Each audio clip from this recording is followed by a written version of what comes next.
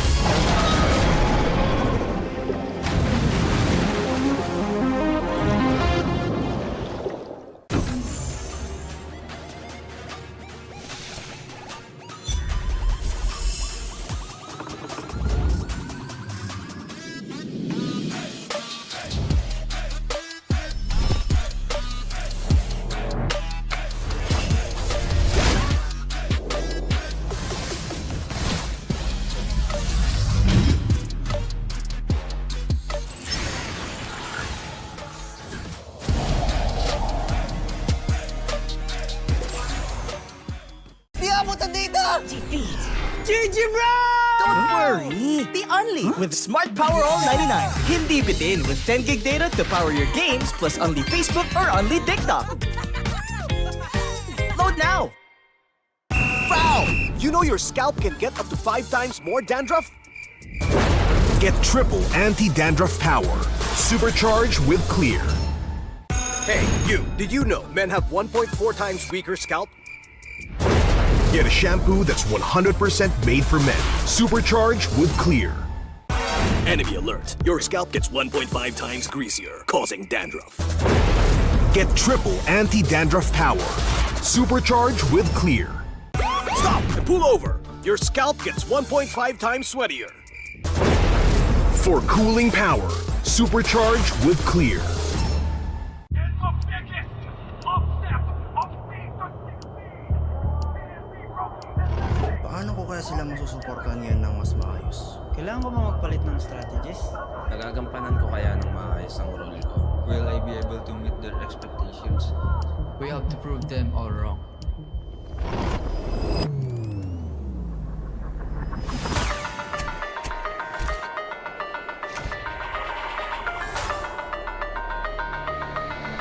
It's time to win.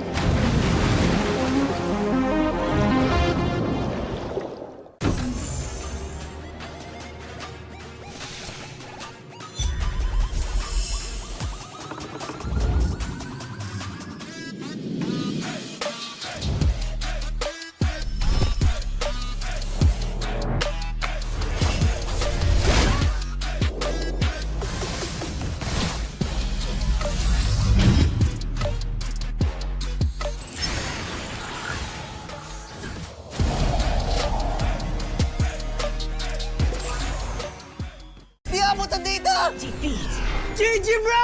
Don't worry! The Only with Smart Power All 99. Hindi bitin with 10 gig data to...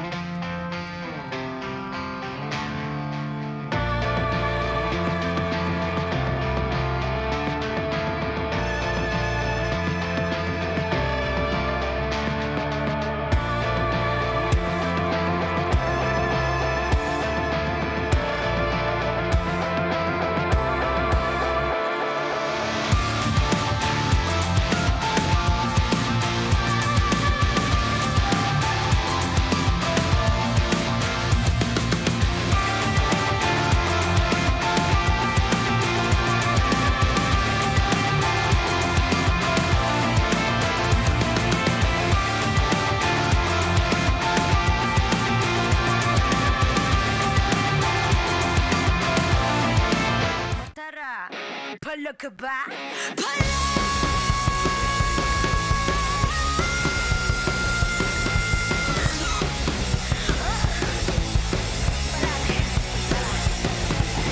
Handa sa laban, sanda ka sa aking kamay. Watch when my click, might be fire in the eyes. Yeah, I walk with my head held high. Ano ba yung takot kong tore ang aking gabay?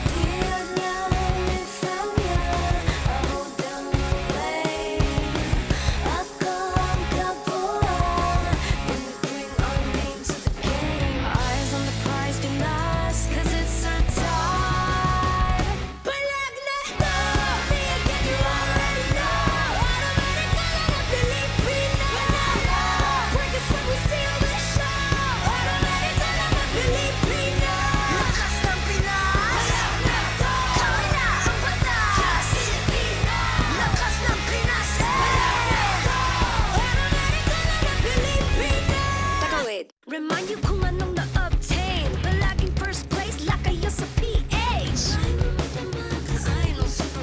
I'm here cause I got God, my team is super fast. Eyes on the prize, finesse, cause it's our time. Palag na to, me again, you already know.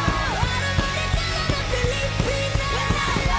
Pwede sa mo steal the show. Automatic ka na ng Pilipina. Lakas ng Pinas.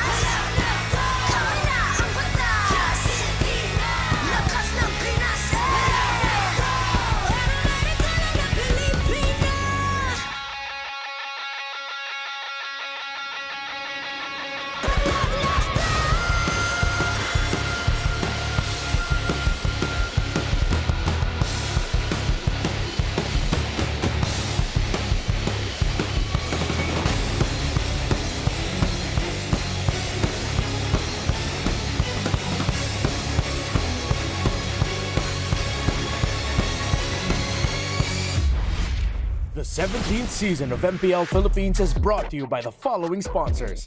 Infinix, the official gaming phone partner, the power behind every madlang gamer. Smart, the simply reliable connectivity partner of the MPL.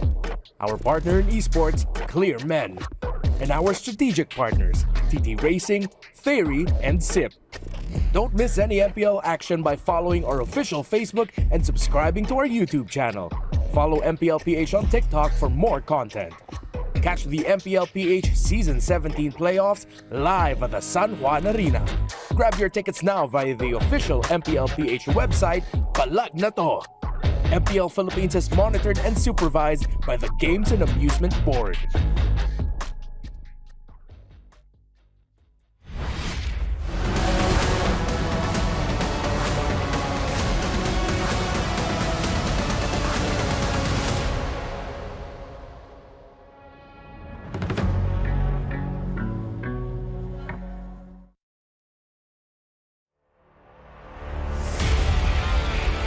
Face ng ating best of 5 ngayong araw na ito para sa ating upper bracket finals. Wala pa namang malalaglag ngayong hapon ito, pero makikita na natin kung sino ang aangat patungo sa grand finals.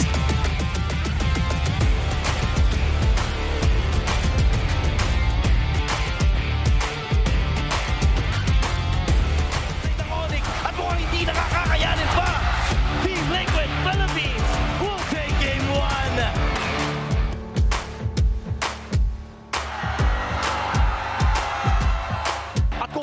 Natin ang ating regular season standoffs between these two teams. Lahat nakapabor sa TLPH. Medyo mahirap ang tatahakin ng ONIC Philippines.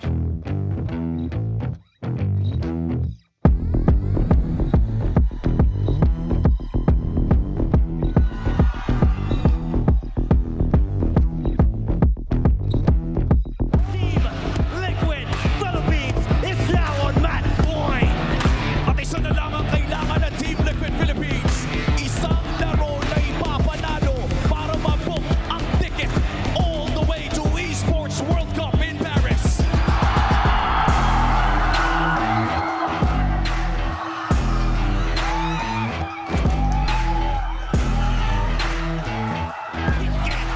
Si Zamero susubukan kumibenta, pero it's over. Ang oras pupunta sa Paris ay ang Team Liquid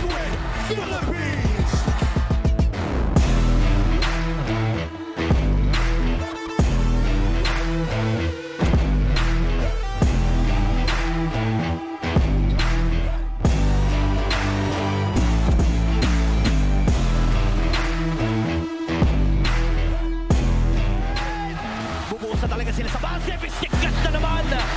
Literal na bitaw. Kung bitaw, walang pagtitipid na magmumula sa Team Falcons. At pilit na depensa ang dalawang miyembro. Ngunit may mga minions na kasama. At maaari nga nilang madaliin itong Game 1. Ng bagya, pero si Nelly ang tumatrapaw. At siya daw pala ang naatasan na kumitil sa buhay ni Supermark. Nagiging enough. Team Falcons tuloy sa pagpitaw. Lahat na pwedeng ibigay ay kanilang ibinibigay. May mga minions pa naman silang kasama. Pilit dumedepensa ang barangay pero mukhang hindi magiging sapat. Pagkatapos hanapin ang kanilang mga sarili, sila pa rin pala ang mananaig. Loyally part ng Team Falcons, punching their ticket to a rematch against ONIC Philippines. At patutunghayan natin yan bukas, ang huling ticket patungo sa Panis.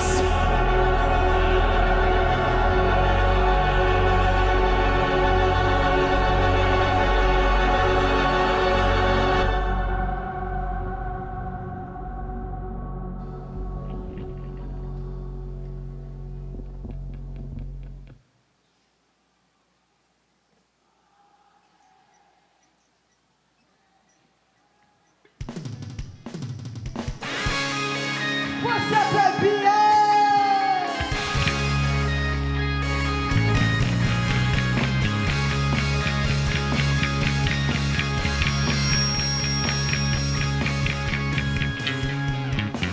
Mga sinubukan, bigat lang sa inisip, dala ko.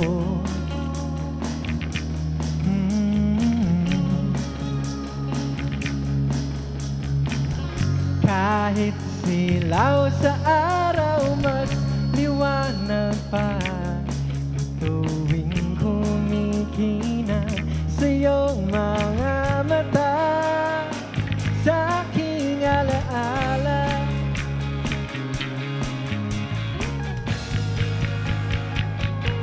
O masakit na malimutan ka, hirap ako tumatakbo.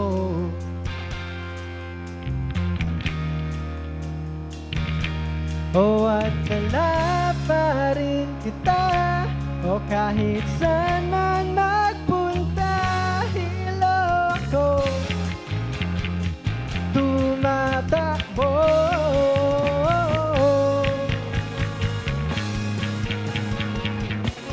Mga sinubukan, paulit-ulit lang tumatakbo sa isip ko, walang nagbago. Kahit ikaw ay mahahanap pa rin kita, sa bituin kumikina sa iyong mga mata, sa aking alaala.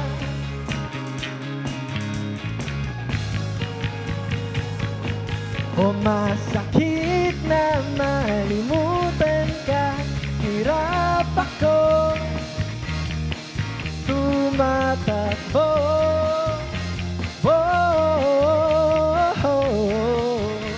O at dala pa rin kita, o kahit saan man magpunta, hilo ako tumatakbo.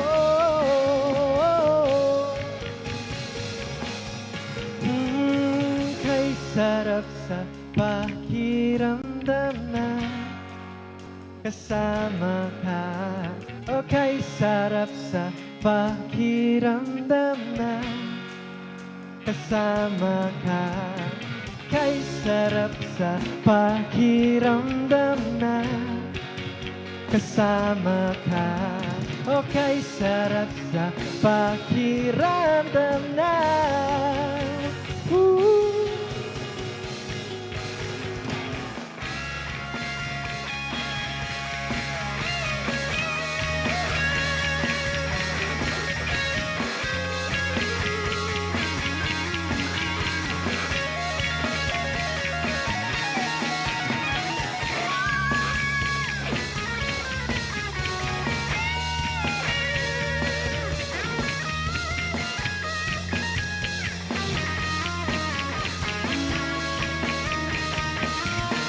O masakit na malimutan ka, hirap ako tumatakbo.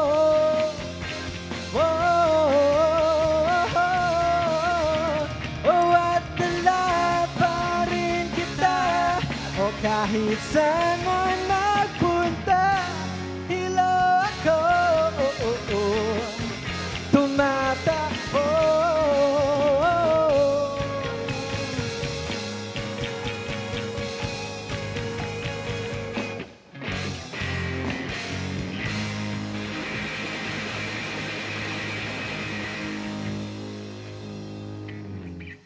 Thank you. What's up, MPL? Make some noise, everybody. Coming up palang off to Neverland, I just want to introduce the band real quick. Ako nga pala si Tim. This is Vince. To my left, bass, Mikey. Drums, Ian. Again, we are Off to Neverland. Follow nyo po Facebook page namin, Off to Neverland or Off to Neverland Music. Nasa Spotify na rin po kami. Thank you so much for inviting us. Super excited kami para sa MPL, guys. Sana excited din kayo. Excited ba kayo lahat? Yeah! This next song is our latest release. It's called Boombox. Hope you love it. Let's go!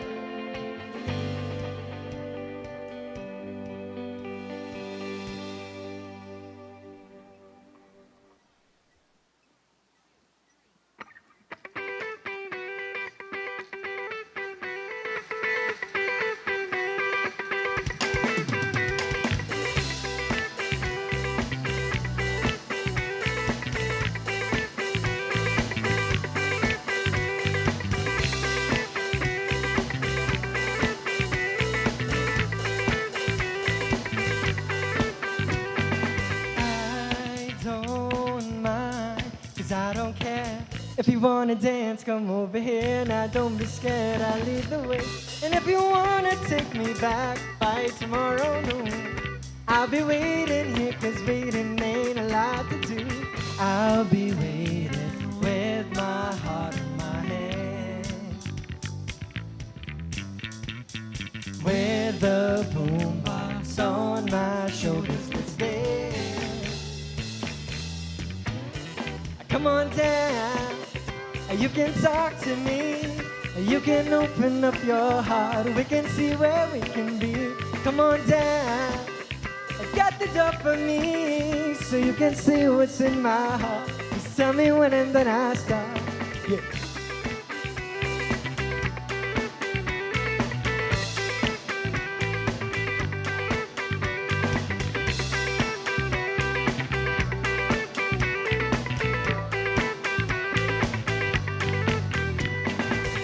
If you can't hear me, I'm feeling lonely, I'm feeling down, down, down. But I don't worry, cause when you're with me, I feel like I'm 2 feet off the ground.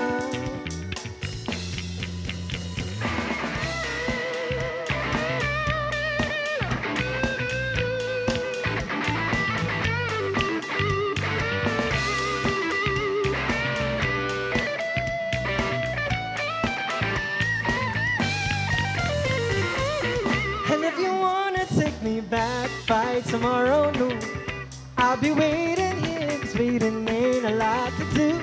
I'll be waiting with my heart in my hand, with the boombox on my shoulders. Let's dance.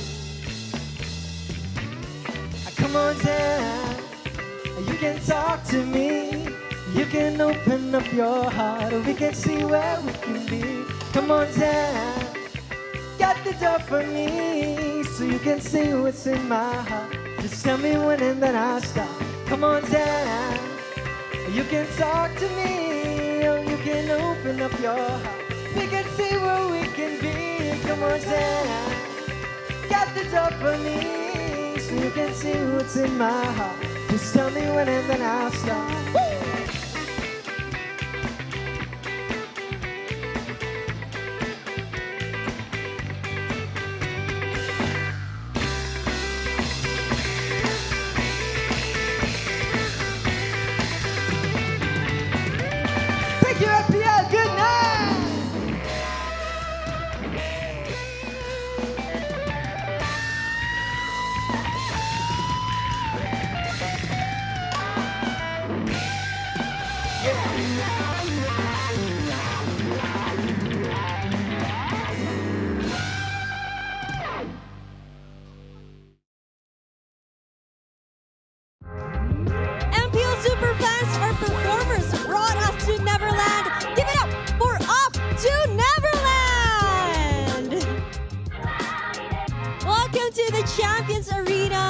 I got so hyped. I love the music that they played today. Hello! Hello, welcome to the Champions Arena. Please introduce yourselves again. Hi, we're Off to Neverland. We're a band from Marikina. I'm Vince, this is Tim, Ian, and si Mike. Okay, they're from Marikina. It's nice having you here. We enjoyed your music so much, but I want to know, kamusta naman? How does it feel to be here in San Juan Arena for the playoffs? Saya kasi hindi namin naakalain na makakapag-play kami sa isang esports event. Bago siya sa amin. Wow. And ako bilang ML player din, it's nice to be here. Dati nanonood lang ako ng live stream, so finally I can watch the live event. And speaking of guys, how does it feel that you're one of the few artists who gets to experience na kayo ang nag-join ng world of esports and music here in one stage? We feel so honored. Ang pinaka-nagustuhan ko rin sa gaming community is how games bring people together like all of us here tonight. Sa OPM din, ganun. So it's a nice feeling na napagsama rin yung OPM pati yung gaming industry. It's nice to have you here, guys. Alam nyo, nakakatuwa lang din, katulad ng sinabi nyo. And si Ian na naglalaro ng ML, ano ba yung main hero mo? Angela? Angela! Joy! Drummer na Angela, man. So, where can we find your music? Saan ba namin pwedeng pakinggan ang pinlay yung music and yung mga nirelease nyo pa? Yeah, so pwede nyo kami i-follow sa internet, Off to Neverland Music, Off to Neverland Music PH. Marami na kami na-release, especially yung latest single namin, Boombox, sa lahat ng music streaming platforms. And stay tuned lang kayo sa page namin for any gigs and updates. I love it. I love their music. Boombox, new music. Ladies and gentlemen, Off to Neverland! Show them some love, MPL Superfans. Maraming salamat muli. If you guys enjoyed their performance, I'm sure you're gonna enjoy what's in store for the playoffs day 4. At kung hindi pa kayo nanonood live here at the San Juan Arena, then this is your sign. And today, we will also find out which legacy will endure in the lower bracket finals sa pagitan ng ONIC Philippines at Team Falcons. Who will be the last grand finalist? Mamaya lahat ng yan, ako po si Denise. This is your host, Thea. And this is your very own Odin. Samahan niyo kami dito lamang sa tahanan ng pinakamalalakas. Ito ang MPL Philippines Season 17, the playoffs. Up to Neverland. When I say lakas ng Pinas, you say Palag Na To. Lakas ng Pinas, Palag Na To! Magandang hapon sa inyo lahat. Welcome. It's the lower bracket finals here. We're ready to kick it off. Thank you so much. We had an amazing night last night.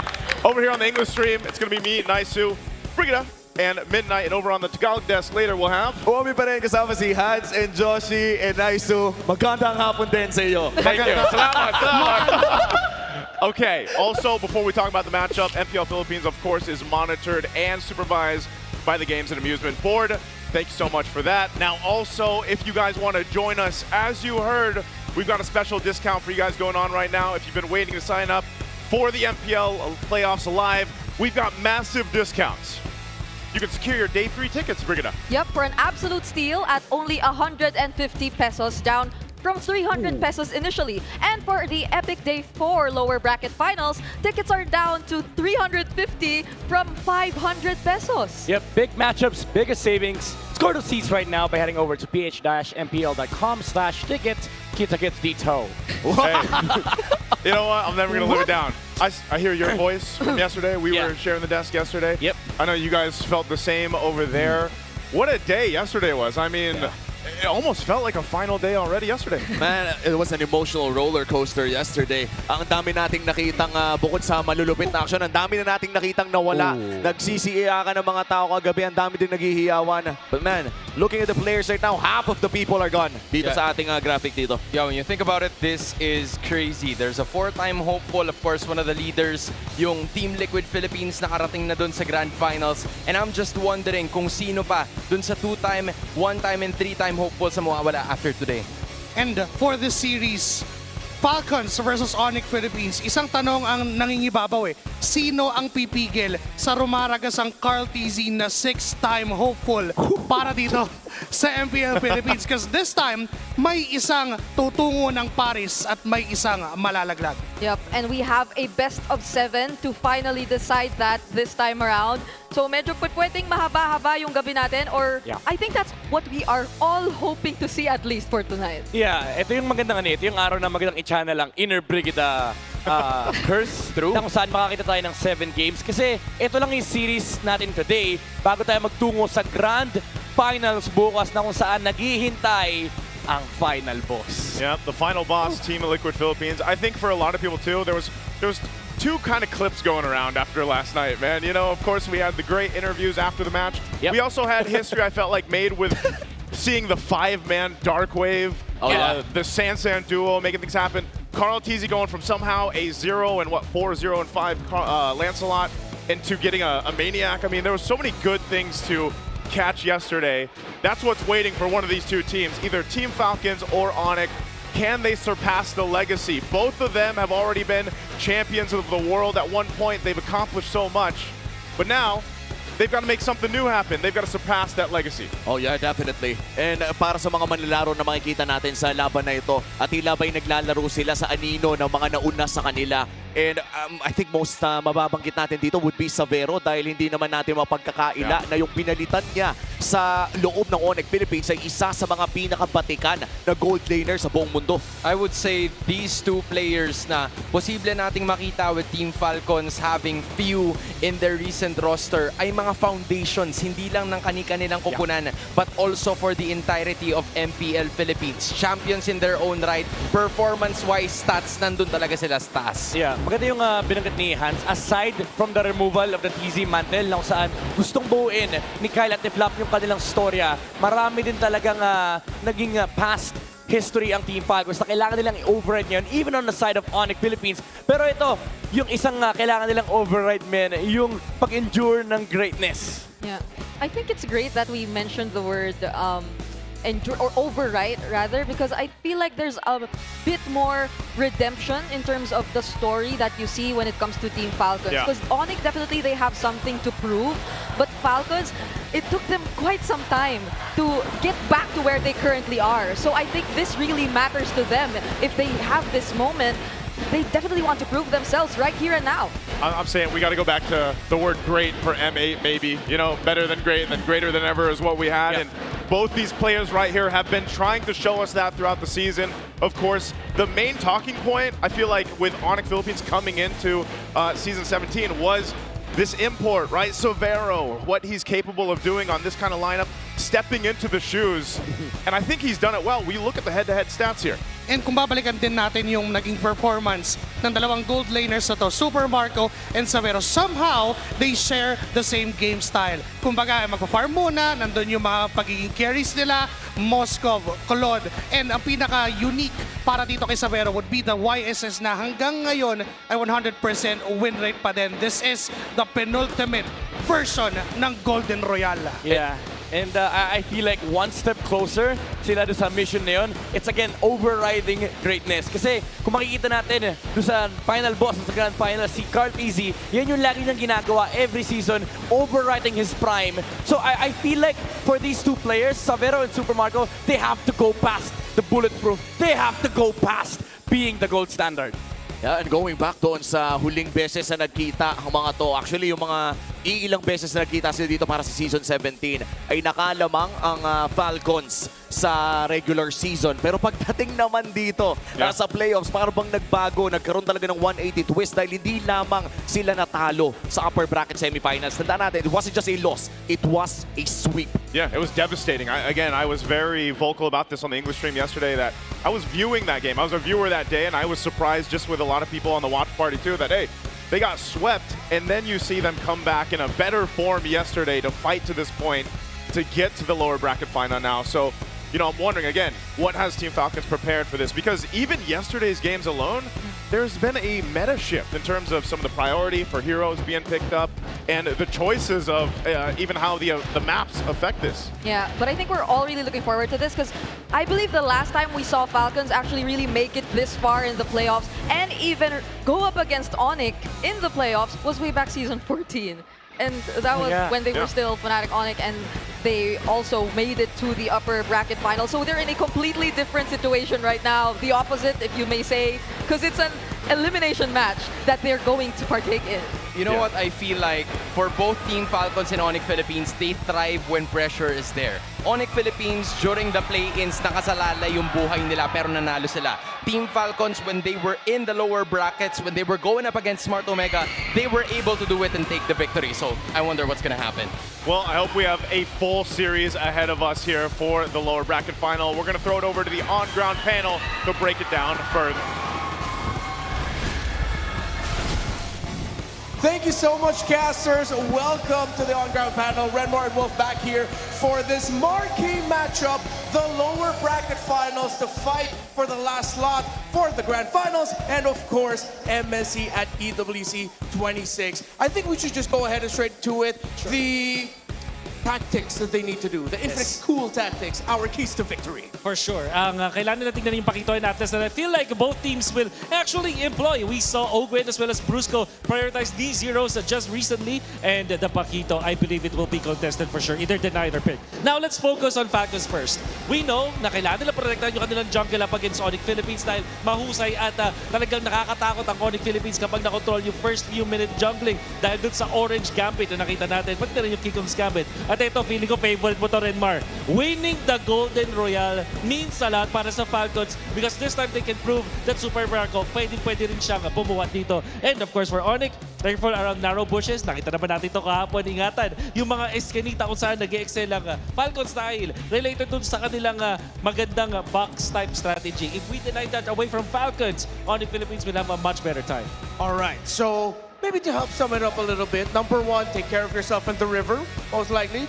Number two, for the picks, Pakito and Atlas, they do really well with messing up boxes for the two teams. You have to watch out for that. And I think, most importantly, for Falcons, you think they have to take better care of their long lanes, their far lanes away from the objectives? 100%. Because I think observable na may map macro na priority yung ONIC recently. Parang yun nakita ko sa kanila, yun yung evolution ng napanood nating games from the regular season now na naglaro sila sa playoffs. If there's one thing that you have to look out for in terms of a specific pick, is it really Pakito or Atlas? Or do you think that there's one we have to watch out for? Wow.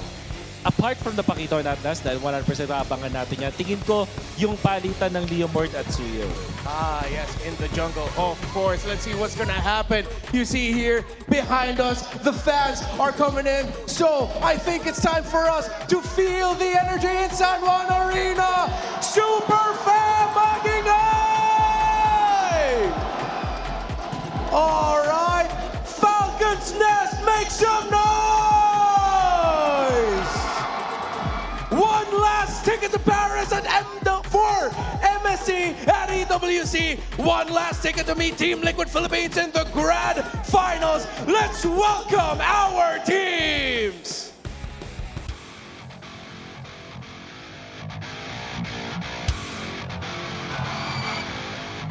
They were brought down to earth, but now they have awoken. Tonight, they seek retribution against the ones who dropped them.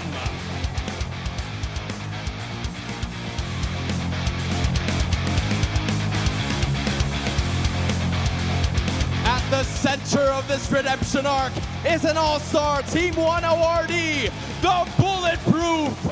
Flex so hard, everybody wanna fight me. It's Super Marco and Team Falcons!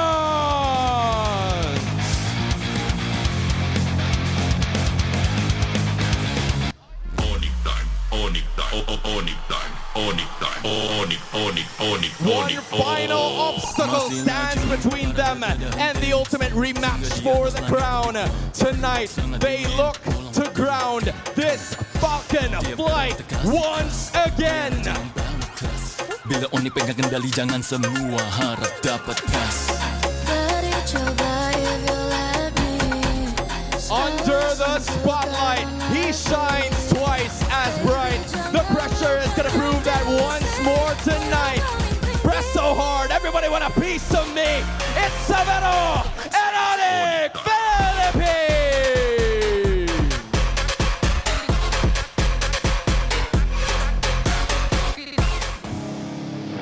To ensure the integrity of the game, please welcome our marshals Nico, Chico, Joshua G, and Luis.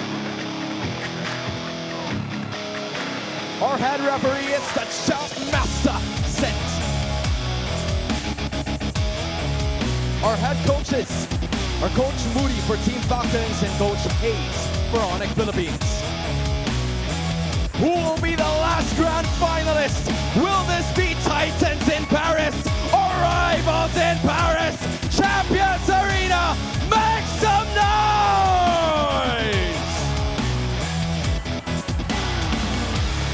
All right, it is electric here in the Champions Arena at San Juan, and let's go ahead and reintroduce Team Falcons. Team Falcons, after losing 0-3 in their opening in the playoffs, have seemed to return yesterday with a much different form. That superior mastery on that box strategy that they've shown us yesterday is something I'll definitely be looking forward to. But just the same, we gotta be careful. ONIC, when activated, they don't let your jungler rest. The pressure is definitely on in this matchup, especially with Severo from ONIC Philippines bringing the pressure up. This guy has been phenomenal on the gold lane. May it be a reference to Standaremas, to being the standard, the golden standard for ONIC Philippines. There's just one task. It's to ground Falcons once more. Yep, they're gonna have to clip the wings if they want to, and we've seen shades of it before, like we mentioned. You know, their run through the regular season, Team Falcons beat them twice. Then they got swept by ONIC earlier into the playoffs. So, you know, when people were asking me, hey, Maisu, who do you think's gonna win this one? I was like, honestly, I don't know. It's kind of a 50-50 for this one. And to kind of get a glimpse at how the players are feeling, let's take a listen and a watch in on the Smart 5G ping test.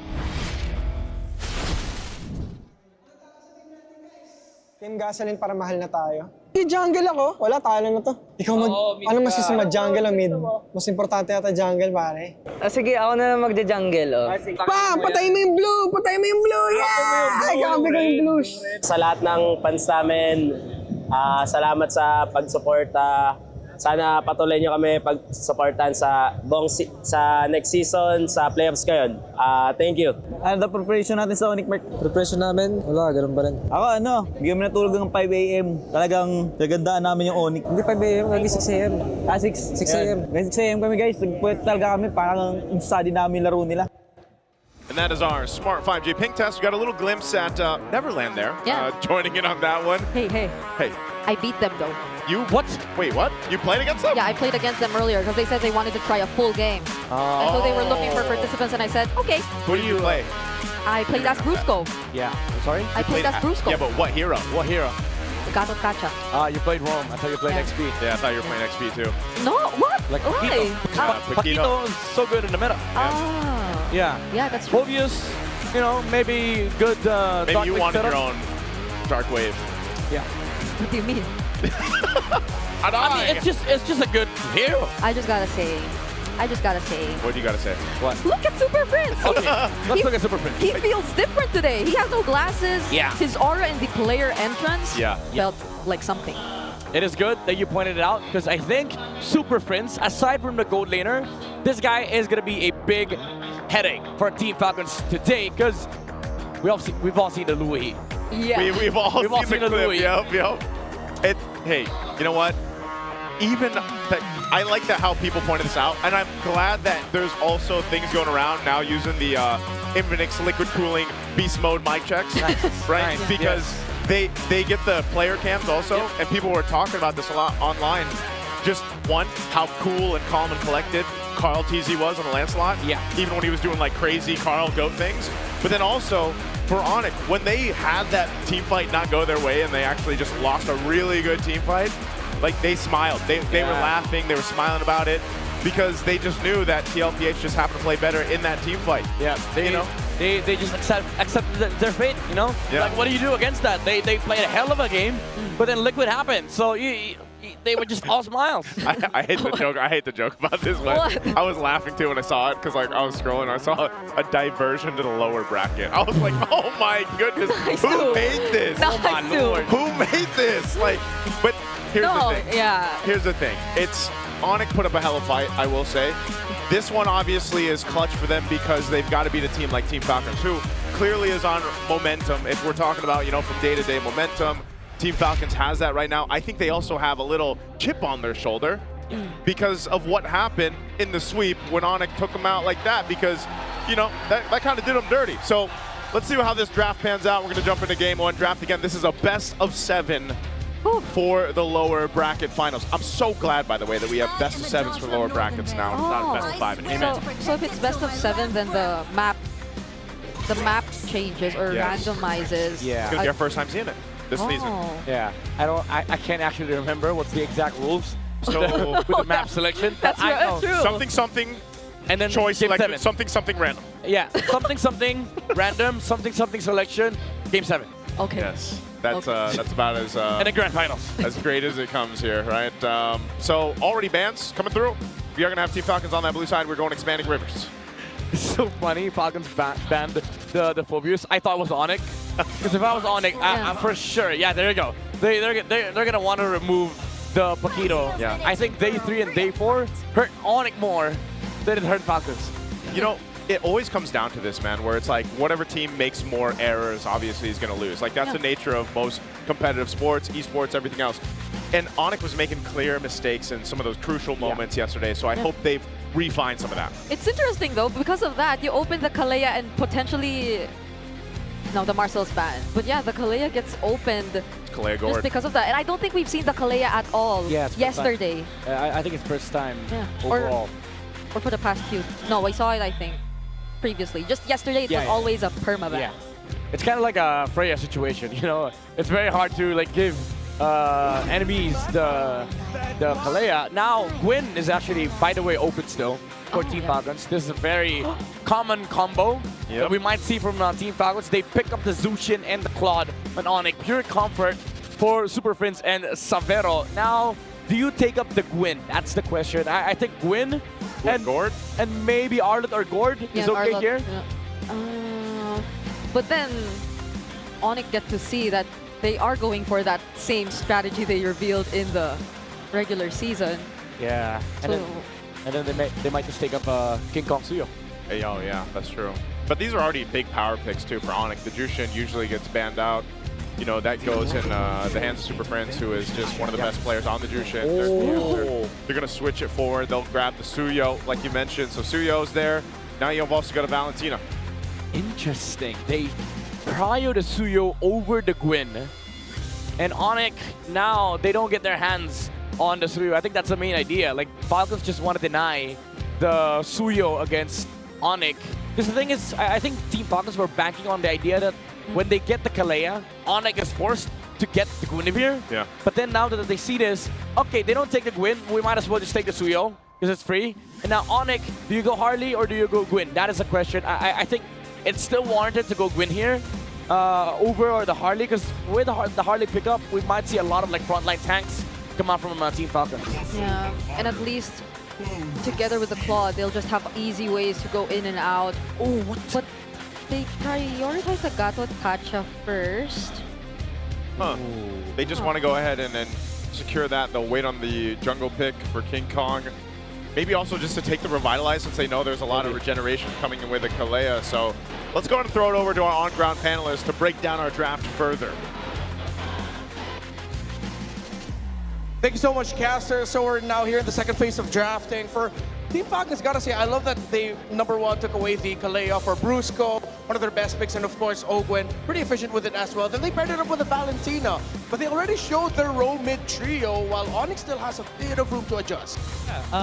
Yun nga lang na-reveal din ng ONIC yung kanilang gatot na sa the Jushin. So medyo alam mo na yung parang MO dito, which is dive ulit para dito sa ONIC Philippines. Meanwhile, for Falcons, hindi pa natin totally sure.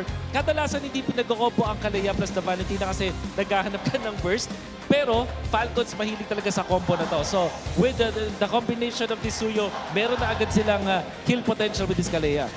Let's see if the playoffs allergy of Falcons towards the Moskov is cured, and they'll probably consider picking it up, unless ONIC decides to ban it, of course.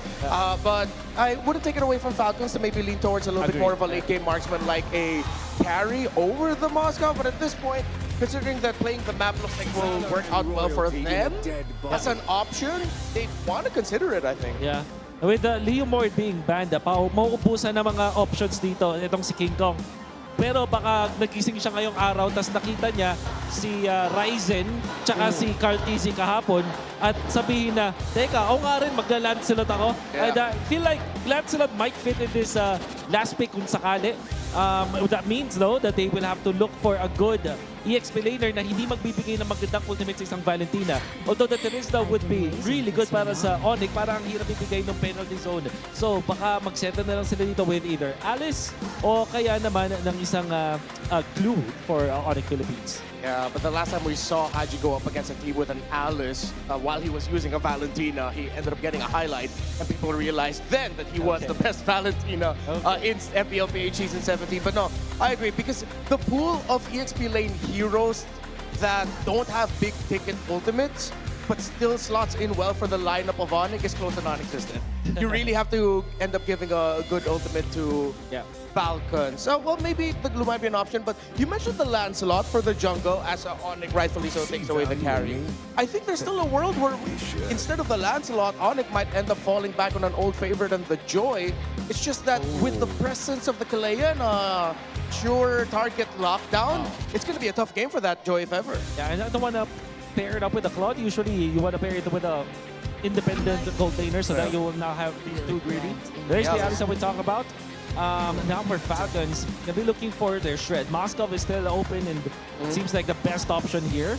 At the same time, I wouldn't mind them going for a Bruno or a Clint even, because you combo that up with a Kalea and you have that synergy. Speaking of an old combo with the Kalea, I'm wondering, with all of the dashes, they might need more dashes. I was thinking maybe they take a page off of Severo's book and end up getting a Beatrix.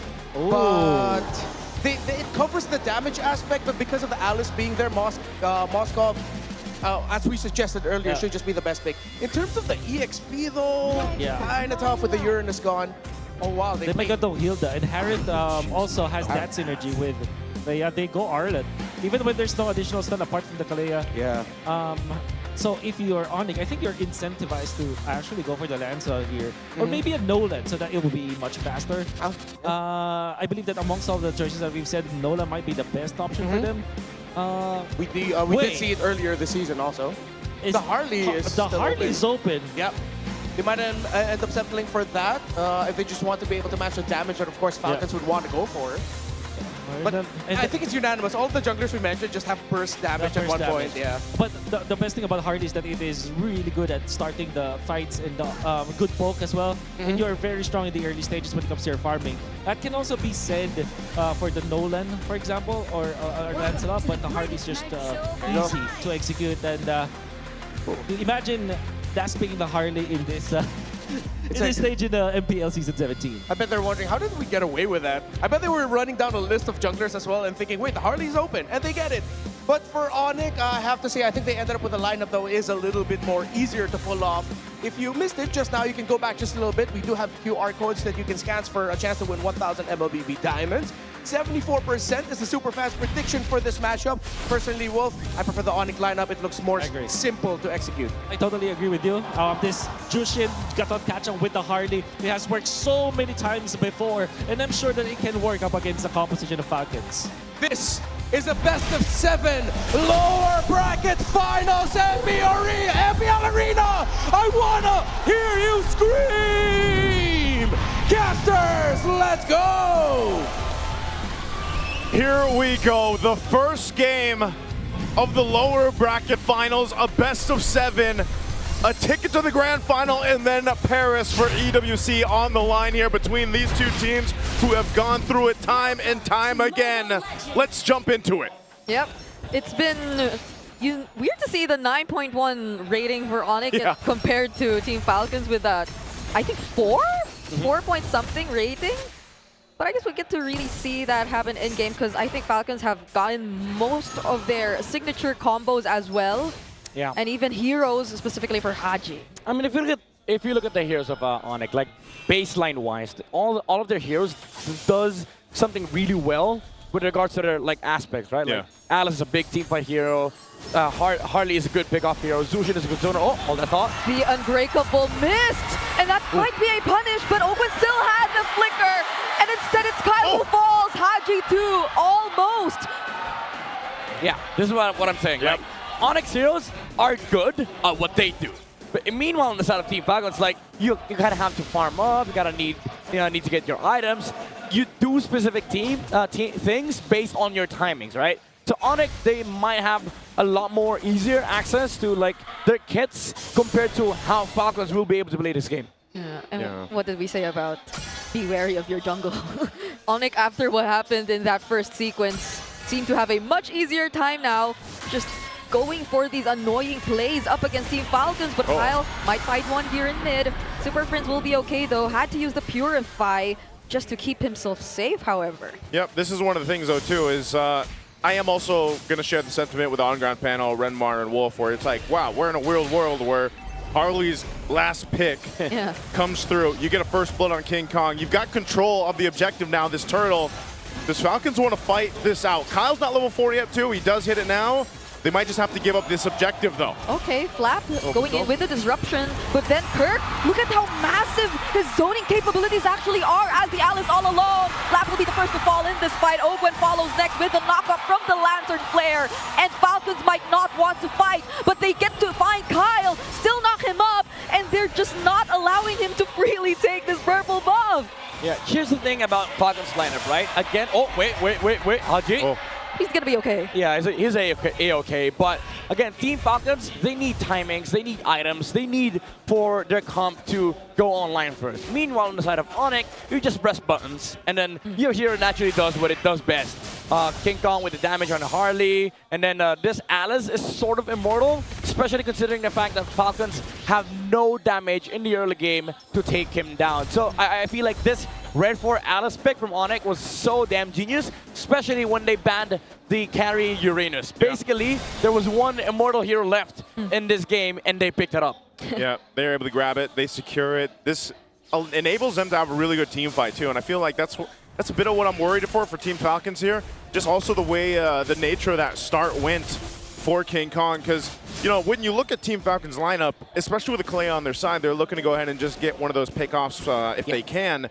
But most likely, it's just going to result in at least a Purify going down. And I feel like that applies not just to one player for ONIC, because even Super Friends, the way he just positions and goes for these plays on the Juicin, feels like he's just playing knowing that there's no threat of burst whatsoever. Yeah, and then you add the problem for Team Falcons that they fight head-on with a commitment from the Zaman Force, the Tsunami Slam, while ONIC can just dance around with the Zushin, with the Claude, even with the Alice. And again, you go back to this Alice problem. You have to wait for the Stardom Sight, the Feather, the Sky Piercer from from the Suyo, and maybe some damage items on Haji. But as it stands right now, they have nothing against Kern. Yeah, they don't have to worry too much. Also, part of this is the success for Team Falcons is what does Haji do here on the Valentina. We've seen it before where sometimes, that Valentina is providing more value than your actual mid lane pick, but most of the time, they can't even contest into these objectives. These turtles, Ogwin has to get out of there, burning the flicker too. So you're seeing what we're talking about here. They just can't really fight face-to-face against ONIC right now. Yeah, I feel like if ever Haji does get an ultimate, hold on, maybe we talk about that later. ONIC are in their face. Yeah, they're going for the invades here in the orange buff, and they do find one with the Tsunami Slam, but Open gets blasted. Brusco has the AOG, and he gets out to safety. You know what? Owen used the Tsunami Slam first to catch Brusco, but he was the guy dying. Yeah. Because guess what? ONIC has so much damage, just even with the Alice alone, and then you add the Deadly Magic, even Savero helping out to, output some little bits of DPS from the Claude. It's just overall lackluster for Team Falcons. They severely need items right now. Yeah, I was also supposed to say, Haji, one option might be the AOG, but it's more of like a secondary crowd control for Falcons, but I don't think they're able to find any openings right now, specifically because of what ONIC has constantly been doing on the map. This is the thing, man. They know his flicker was burned earlier on. It's still on cooldown. You can just continue to go for Ogwin as he's easy pickings. His ultimate wasn't up either, so there's no way he's going to get away from the Lantern of Prince. Prince is already sitting on 3-0-2. Oh, okay. Flap with the final slash. But again, ONIC, I feel like they can't just continuously pressure the game, and Team Falcons have to constantly look for trades because, again, as it stands right now, they don't have the damage. They don't have the Feather of Heaven yet on the Harriet, and then the Suyo decided to finish the Hunter Strike instead of the War Axe. That's the crazy thing too. Severo just quite a bit ahead, 1,000 gold against Super Marco, and you know, with the Claude here, you know that he's building up as fast as he can to that Trinity in terms of items, and then he's already going to be valuable. Well, like Brigitte mentioned, he's already pumping out a little bit of damage in some of these team fights, especially with the way the positioning has been. Yeah. Team Falcons, I don't know if this is, I think they just want to give this one up. They always want to go for Ogwin, and now he used the flicker. Flap responds with a final slash, but will there be a follow-up? He gets bursted down instead. Fortunately, had the flicker, and Falcons are now struggling to get into position. How do you find your entries up against this lineup? Super Marco using the Zaman Force, but will it be enough? ONIC are still gonna go for it. They're prepared to fight post-objective. Kyle has nowhere to go! Haji, no other choice but to go out. Purify from Super Friends. ONIC, again, superior team fight. Massive sustain, massive heals from the Alice with a revitalize from Brusco. And again, you asked the question for Team Falcons, where is the damage? Yeah. Man, Super Prince just wanted to go ahead and purify just because, you know, he's been having a hell of a game. He's been controlling a lot of these fights, a lot of these paces, just because of the beacon that comes with the Jushin, the Lantern that you can keep dragging Falcons to the fight, to their death. Yeah, and Kirk with a trigger as well, very quick on a Throne of Ruin when Flap trying to enter with a Vengeance. He did land the final slash, however, but there was no follow-up from Team Falcons because if they went in, they would have been stunned by the Alice, and it allowed Brusco and Savera to just peel for the Alice and the Harley while King Kong was focusing on the Turtle. And then when they saw the Zaman Force, you saw the commitment as well from ONIC. They were like, oh, wait, Falcons is fighting? Let's fight! Yeah, and even when that was happening, right, Falcons were also behind in terms of levels between their junglers, so it also would have been that great of a situation to be in. That's why I'm saying, even before that fight broke out, I'm like, I don't know if Team Falcons wants to fight this. I don't even know if they want to be near the turtle. Exactly. It's the same scenario as their game against Omega yesterday. Like, just look for trades. But Falcons, they're forcing a lot of things right now. And then again, you see this Alice very immortalized in a team fight. And then you add the sustain from the Revitalize as well. King Kong? Oh, AOG, they finally catch Super Marco. Savero! But Savero will be the one in charge of the back lines. Super Marco. Oh my goodness! That was a cutoff right there. That's the real cool and beast moves that we're seeing from ONIC. Yeah, it's a good map play from ONIC Philippines. They cut off the exit from Team Falcons because they know they have so much layers of engage. You have the Alice, you have the jump from the Gatot Kacha, and you have the mobility from the Harley and the Claude. Wherever Falcons is, they're gonna walk by if you're ONIC. Oh man, Lord security for ONIC. They've controlled pretty much the game from the start. Prince just getting the Sky Piercer now. He's built up pretty solid, just statistically, damage-wise, and he's a big threat on why I'm saying Team Falcons, how do they follow through in these team fights? Yeah, and let me pose another problem for you, ladies and gentlemen. There's a Sky Piercer on the Zushin. So again, Team Falcons, even though they have some scaling on their side, we're way past that point because ONIC Philippines, they have all the time in the world to scale up on Savero. This is why I felt something different about that player entrance and him not wearing glasses. There was something. It was the aura. You could feel the aura. Oh, yeah, that's aura! Kirk goes in with a Throne of Ruin, his follow-up AOG!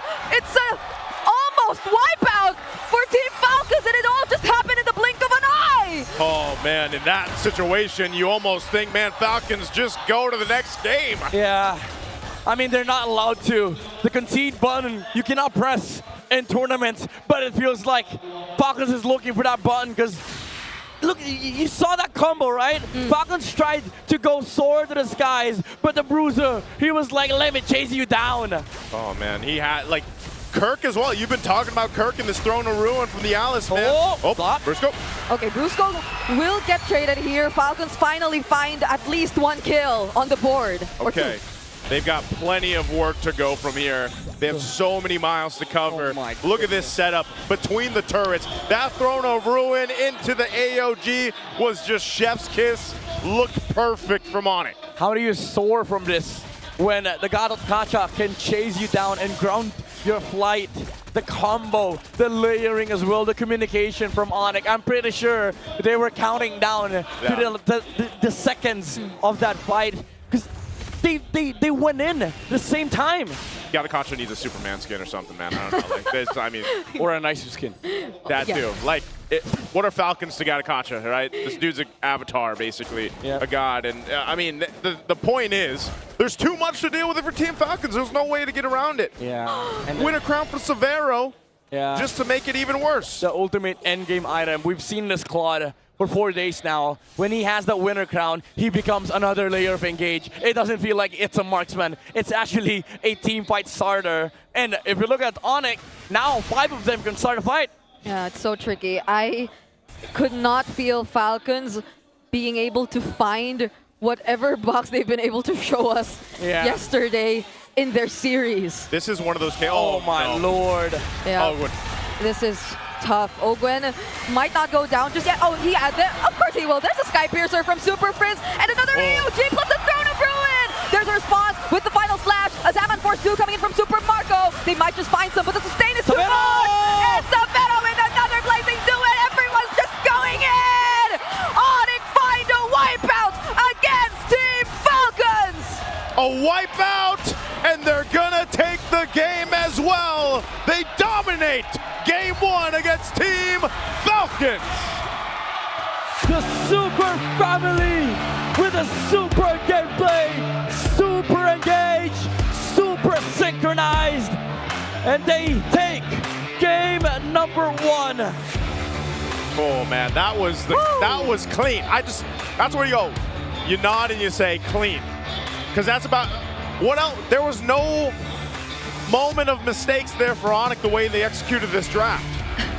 I'm so happy. I used the Gadot Kacha in a practice match using Brusco's name, and it happened in game number 1. Oh, you blessed him. Oh, is that That's what happened? That was foreshadowing. That's a Brigade buff. That's a Brigade buff. Wait, I mean... That's why. Hey, you better make sure that whoever goes to the grand finals, you're not buffing the wrong. I'm joking. Aww. Oh man. I'm so speechless, man. Like ONIC, something clicked within this team, and then they realized, guys, we can actually play team fights together. Because this is one of my issues with ONIC in the regular season. Like they play individually super good, especially on Super Friends, and now they layer their stuff with each other, and we get to see a super performance from the Super Family. 9-0-8, my guy, my dude, 100% KP. This is crazy because this is just that's why I was saying in the draft, like they got the Claude and the Jushin right off the bat. So it's already, you know, okay, these are honest picks, they're rocking with it. And MVP performance, especially those that here throughout the game 1.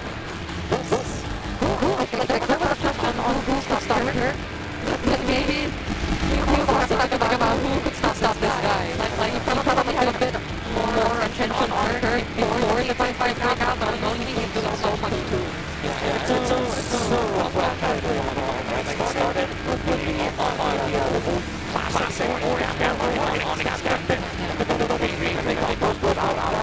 they just felt out Alice, and then the Alice became immortal in the team fight, especially with their lives from Brusco. The amount of sustain was crazy from the Super Family, and it allowed to with the amount of damage that he brings to the team fight, and it also allowed the Zushin to just be able to open up the map, especially with his Purify, and then he got enough items to the point that he could actually just rush the Sky Piercer, and that changed the overall tempo, the flow of the game, because now you have a hero that is almost unkillable, and then 4 people that can just move around the fights. If you get down to low end of HP, then you just get popped with a Sky Piercer. Also quite devastating to think that the only time we get to see the Kalea finally decisively picked up first. Yeah. You don't really get to synergize with it He as didn't get much. to play. Even the panelists mentioned it. You don't really see a Kalea Valentina together that often. And so we probably saw the lack of hero synergy from Falcon. Yeah, that's why, like in my mind, we were talking about this behind the scenes. Yeah. Why no Gwyn? Yeah. Why no go full combo? This is the duo that actually beat Liquid in the regular season. The Kalea and the Guinevere. Guinevere, yeah. So where was it? I think the steal, the deny against King Kong. Yeah, it's cute, but King Kong has shown himself to be able to play heroes like Baxia. Yeah. Fredrin. He's now willing to go past his prime of just Suyos and Leomorts. And that's why I was expecting him to be picked up too, because you can't rely on Ogwyn just to be playing entirely that front to look for those picks. That's why the Guinevere works so well, because you can help go ahead and alleviate some of that pressure or that responsibility where you go and set things up with the spatial migration, you get the little knock up, and then Ogwyn, because this is completely Ogwyn, or it's Flap to get a final slash. But when the team has this kind of lead, brother, you don't want to final slash them into your team because that's just a death sentence. You know what I mean? So it's like your plan just falls apart. Yeah, that happened actually bot side. That's what I'm saying. Yeah. It happened, right? So Brusco went in, Kirk went in. They were like, okay, let's final slash under the tower, and they got Kirk almost down to I think 5% HP, and then the Revitalize kicked in. 3 people from Falcons tried to like finish the job and take down the Alice. Yeah. Guess what? 3 seconds later, he's back to half HP. He's back to half HP, man. That's why I know we had our on-ground panel talking about picks, but I know Midnight you were mentioning especially too, like the Alice pick was going to be clutch here for ONIC. It happened to be so, and it was just a really good draft. Again, when you look at situations like this, and there are certain games, because I know some people watching, they're like, man, it's so ONIC, it's so ONIC. Well, in this situation, especially with the draft and the way things were going, the chances of Team Falcons turning this game around are very, very slim because of the draft difference also, and just the way the game started. And that's why drafting is so important. Yeah, and it's weird because like they saw the Uranus and carry ban, and if you've been watching the past 3 days of the playoffs, when a team does that, they're threatening the exchange between the Alice and the Uranus. And then they saw both Uranus and then carry. If you're Team Falcons, there's a Alice coming red 4. Yeah. And then they bet Fredrin. Yeah, I don't know. I don't, Yeah. I don't agree with the Fredrin ban, but hey, it's done. Because honestly, even the Leomord ban was something I kind of pointed out because they already had the Valentina in their hands anyway, and that would have made things very difficult for the Leomord to come up. So I guess there was a bit too, like, it's weird because I think the first time they went up against ONIC, a lot of their focus was on Savero. But this time it feels like it's a bit too much on King Kong this time. Yeah, it's tough, but let's take a little breather from that one. MPL fans, we have a new beast on the Land of Dawn with the Infinix GT Watch 5 Pro on your wrist, the GT5 buds in your ears, and the GT50 Pro in your hands. You can now unleash the liquid cooling beast powered by the HydroFlow liquid cooling and 144 FPS MOBB certified performance, no lag, no heat.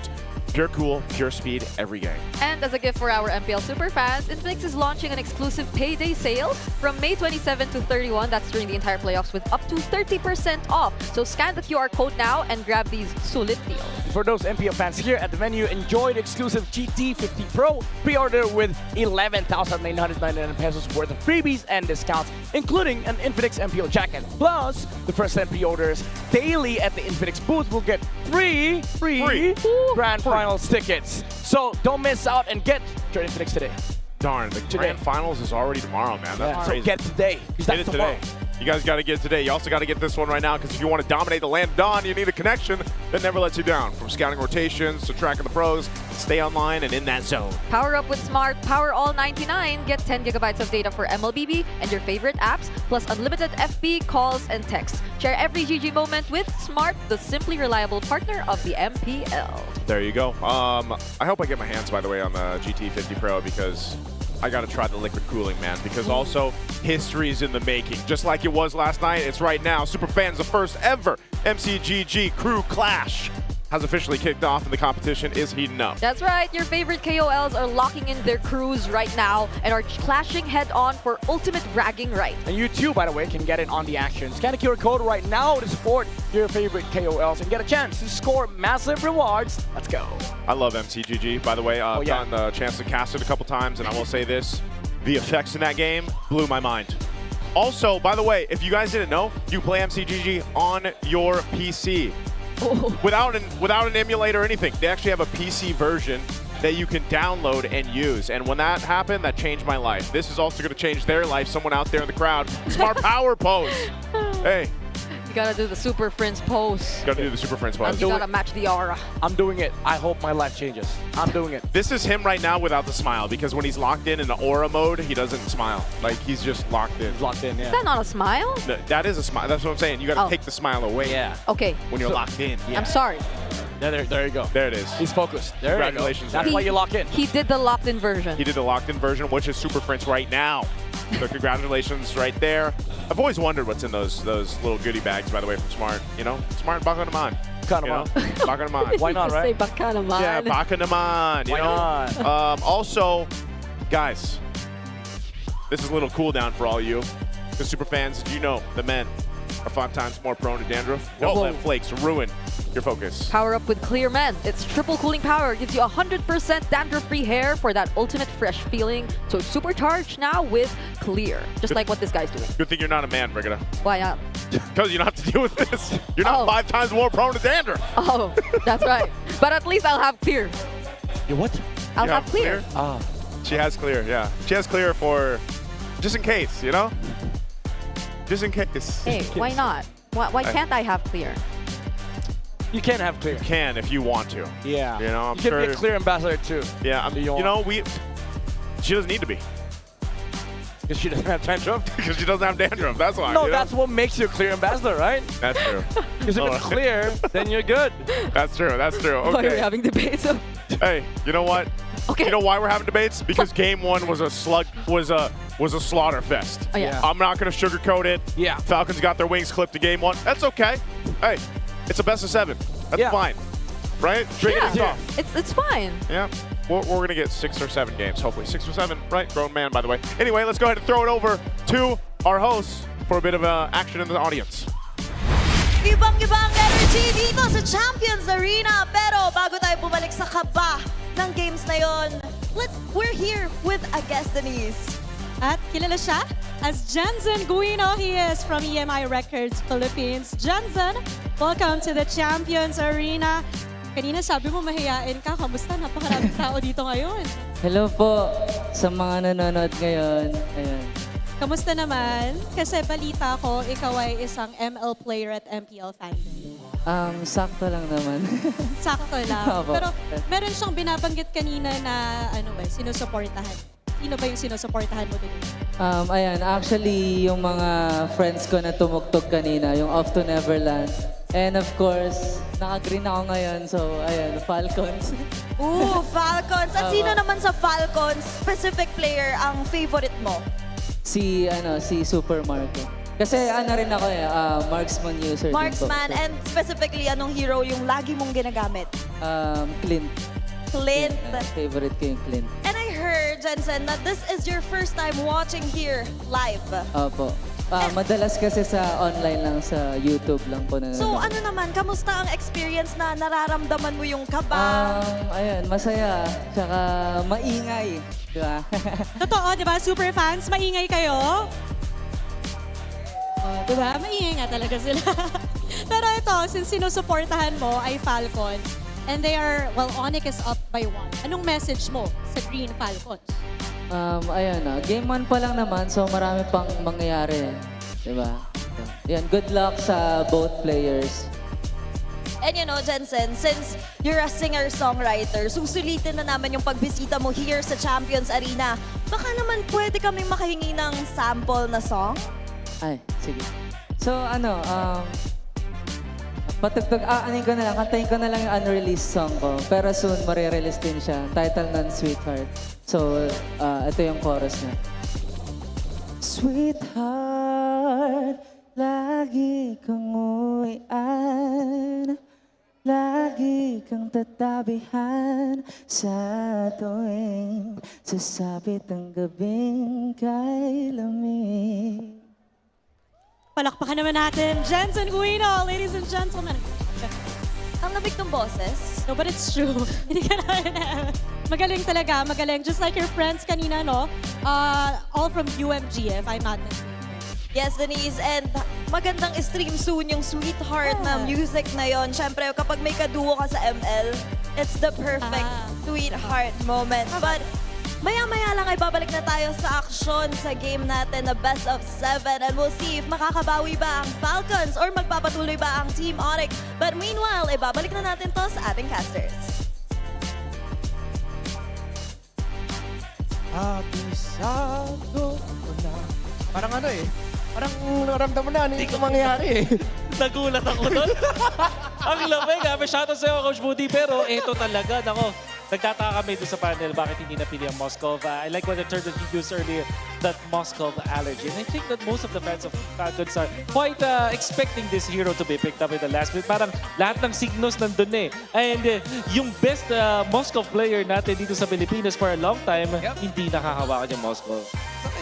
Well, I mean, you could see though what Falcons were thinking about with the Arlott, with the Harris. Pero yung ngayon sinasabi namin, mas mahirap siya i-pull off. It's so much more demanding to make work. So let's see some clips that would maybe help supplement that, or at the same time get a good feel as to how ONIC Philippines took care of that really quickly. So tinignan natin dito yung bandang 9-minute senses. Although lamang naman yung ONIC Philippines at this point. Pero papakitaan nila tayo ng symphony of skills as Coach Kenji would say. Ayun no, napakagandang initiation coming out from Kirk, but the backup was even better. Kaso nga lang yung mga ganito play, hindi ito yung parang pwede natin sabihin na talagang matindi. Kasi parang ginalingan lang ng ONIC Philippines, but this one, somebody is stepping up once again. We talked about how the Golden Real needs to be won by Falcons, but this time, yung mga initiation na naman, at syempre, yung blazing duet that eventually will come from Savero, yung timing talaga ditong ating import mula sa Indonesia, really impeccable at all times. There's really not much to explain on that, pero yung fact na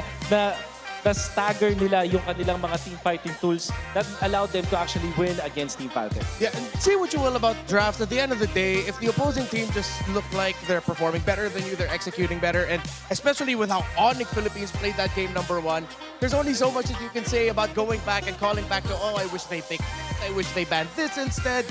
We have to acknowledge ONIC Philippines just look really great today. Yeah.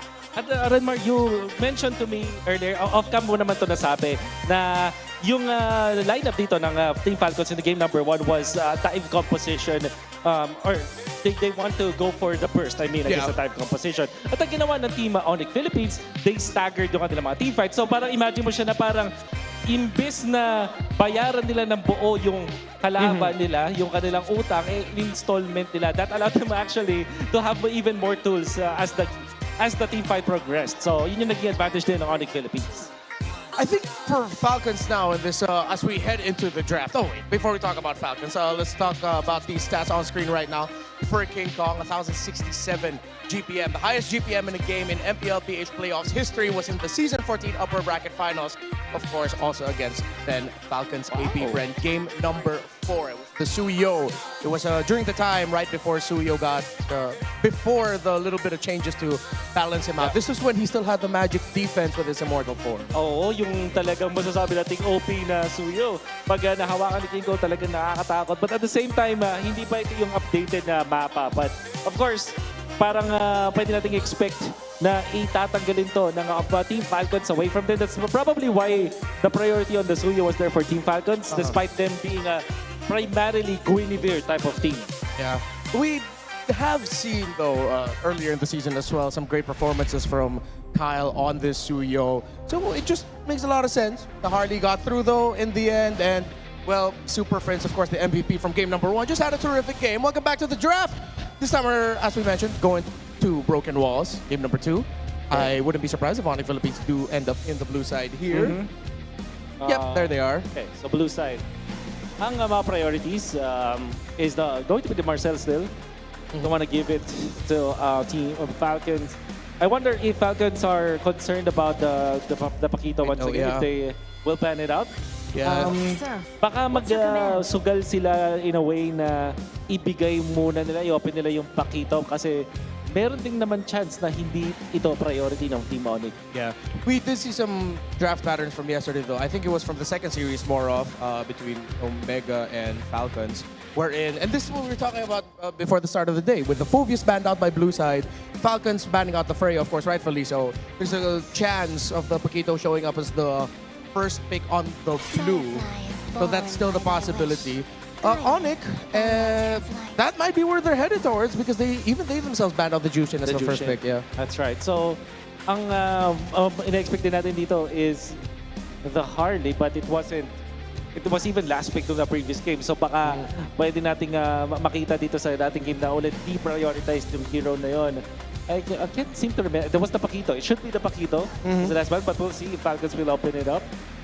So far, it's the Fanny. If I'm seeing that correctly, yes, it is the Fanny. Yeah. Okay, so last ban, expecting natin is Paquito, but many things can happen. It's the playoffs. It's a best of 7 nga pala. So, may chance na mag-open pa yung mga teams natin. Yeah, that's true. With the longer series, you have a chance to usually open things that you don't usually open. So yeah, they'd rather ban out the box show. Rightfully so. I think it's a well-warranted respect ban towards King Kong and ONIC Philippines as a whole team to take it out. And as expected, that's we were talking about it. There's the Paquito. Falcons though, let's see if they'll go for a faster roam. They'll get the Claude most likely. Yep, and maybe the Kalea as well. Yep, Claude Kalea. So still no Moscow for Falcons, pero tingin ko yung mga first pick na Claude, understandable. I think I can, you can pass. All right. So Falcons, ONIC, without the back shot, they can move back dun sa kanilang mga priorities earlier, pero wala kasing Jushin ngayon na available, so they might just go for a Gord or a Valentina. And what if i-prioritize din nila yung Atlas na ngayon ay pinangsasagot sa Kalea? So what if this is like Gord Atlas or Eve Atlas as the secondary picks wala sa ONIC?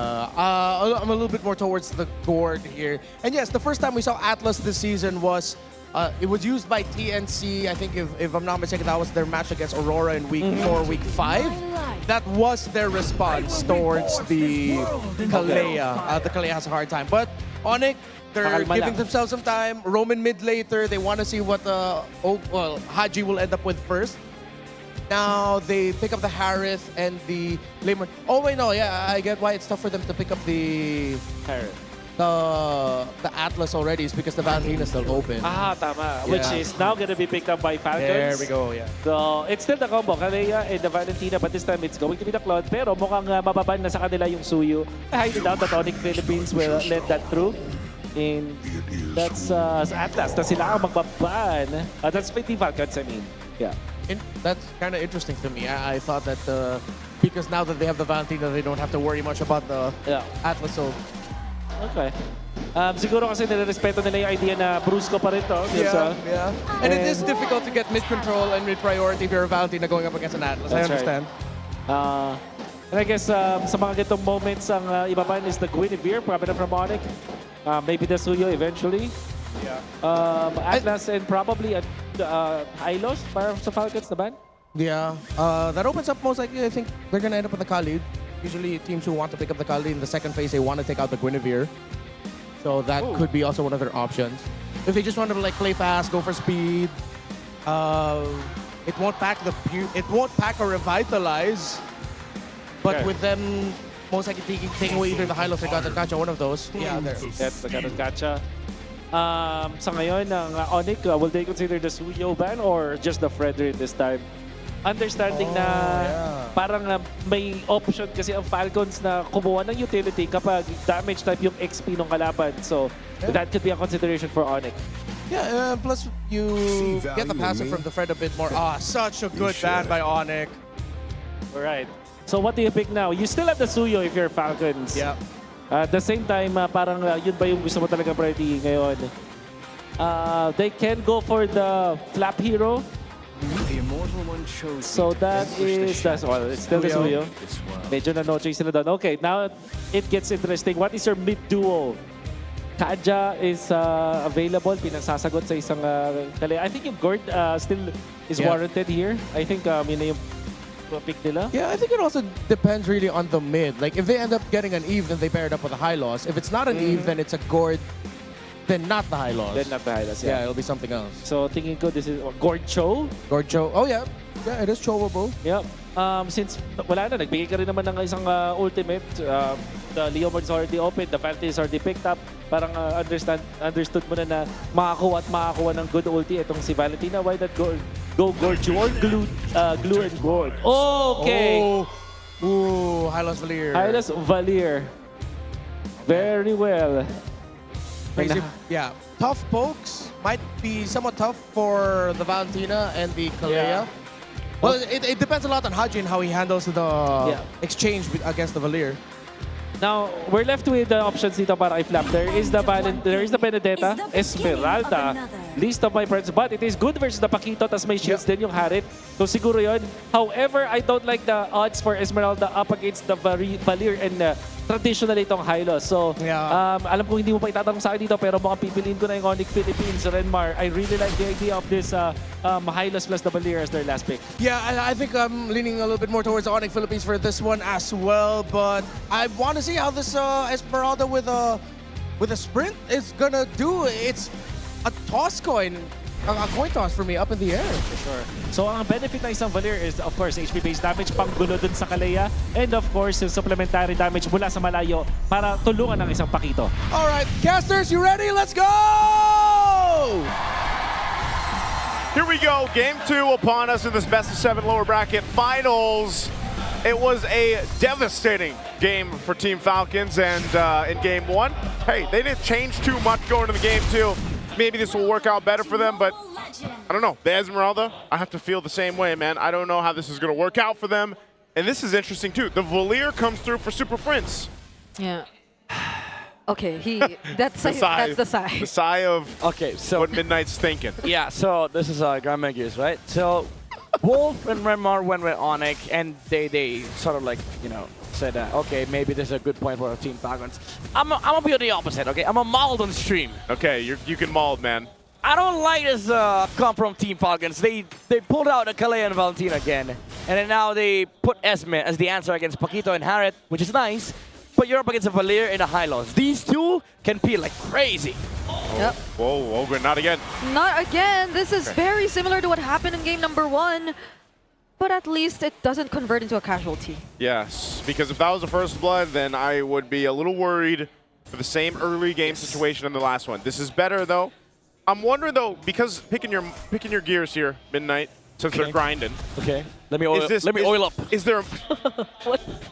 Not too much. Is there a way that this could work, though, for Team Falcons, even though it hasn't changed too much? There is, but this Suyo has to overperform to the point where he can slow the game down and Super Marco gets F-bomb, that this Valier and Hylos becomes a non-problem. But my biggest worry is that even in fights, like let's say you have a lot of items for Team Falcons, the heroes on the side of ONIC have a lot of utilities. They don't even have to deal damage. They just have to control heroes and then let the Leomord and then Harit take over the team fights. Yeah, and I think something we saw previously too, the way that Kirk can just choose to not be as active when it comes to the team fights first and just constantly keep the pressure along the sides.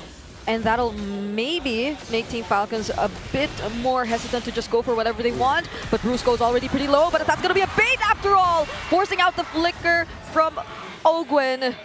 Now ONIC have found themselves in position for the objective alongside a first blood from King Kong. I'm surprised he was able to go ahead and get that. Haji looking for his own, though. Okay, Flap will find Brusco. Could they punish Flap? They might not have enough answers just yet. Falcons win Turtle number 1. It's kind of expected for Team Falcons. Good in course. Oh, almost took out Super Friends, but at least Team Falcons, they do take first turtle. They do have Prio, however. That's sort of expected from their lineup, but ONIC, they've managed to somehow find a trade, force the flicker on Ogwen, took a kill for King Kong, and they also forced the sprint on Flap. So overall, ONIC is in a very good positioning, considering that they just had to wait for mid-game, wait for the Leomord and the Harit timing, power spike in the mid-game. Yeah, this is I don't want to say a much better start, but a better start for Team Falcons anyway, at least. You know, you get yourself in a situation where you got the first turtle on your hands, you got the first blood over to Flap, and the Esmeralda could be a way to make this work better against, like what we're talking about, all the shields that would come through for ONIC. I think one of the other interesting caveats to this lineup for Team Falcons is Haji. Again, anytime the Valentina's in play, you're sitting here wondering, you know, what's the best course of action of ultimate that you want to go ahead and take. You do see this a lot, though. When a Leomord is across from you, you're going to have your own Phantom Steed. You're gonna ride in and make that happen. But he could also take a couple of their ultimates here and take them and utilize them in these team fights. Yeah, and it's just very fitting for Haji to use that if not him being the guy to really introduce this kind of approach to using the Valentina whenever it's up against the Leomord. Yeah. So at least they're really keeping things in place for now. But let's see. Oh, mid lane. Are they going to go for this? Okay. Ooh, ouch. Ouch. Ouchie. Okay. Yeah, good little, Yeah, good little this stop there. This is my concern with the draft of Team Packers, right? Like, yeah, sure, for the first 3 neutral objectives of the game, first throw, maybe you find good angles to force fights. But when it comes down to actual map play, where teams are sort of like looking for team fight setups, right? How do you fight into ONIC? They don't have enough of decent frontlining, especially for Team Packers, because they don't have tank in the front line.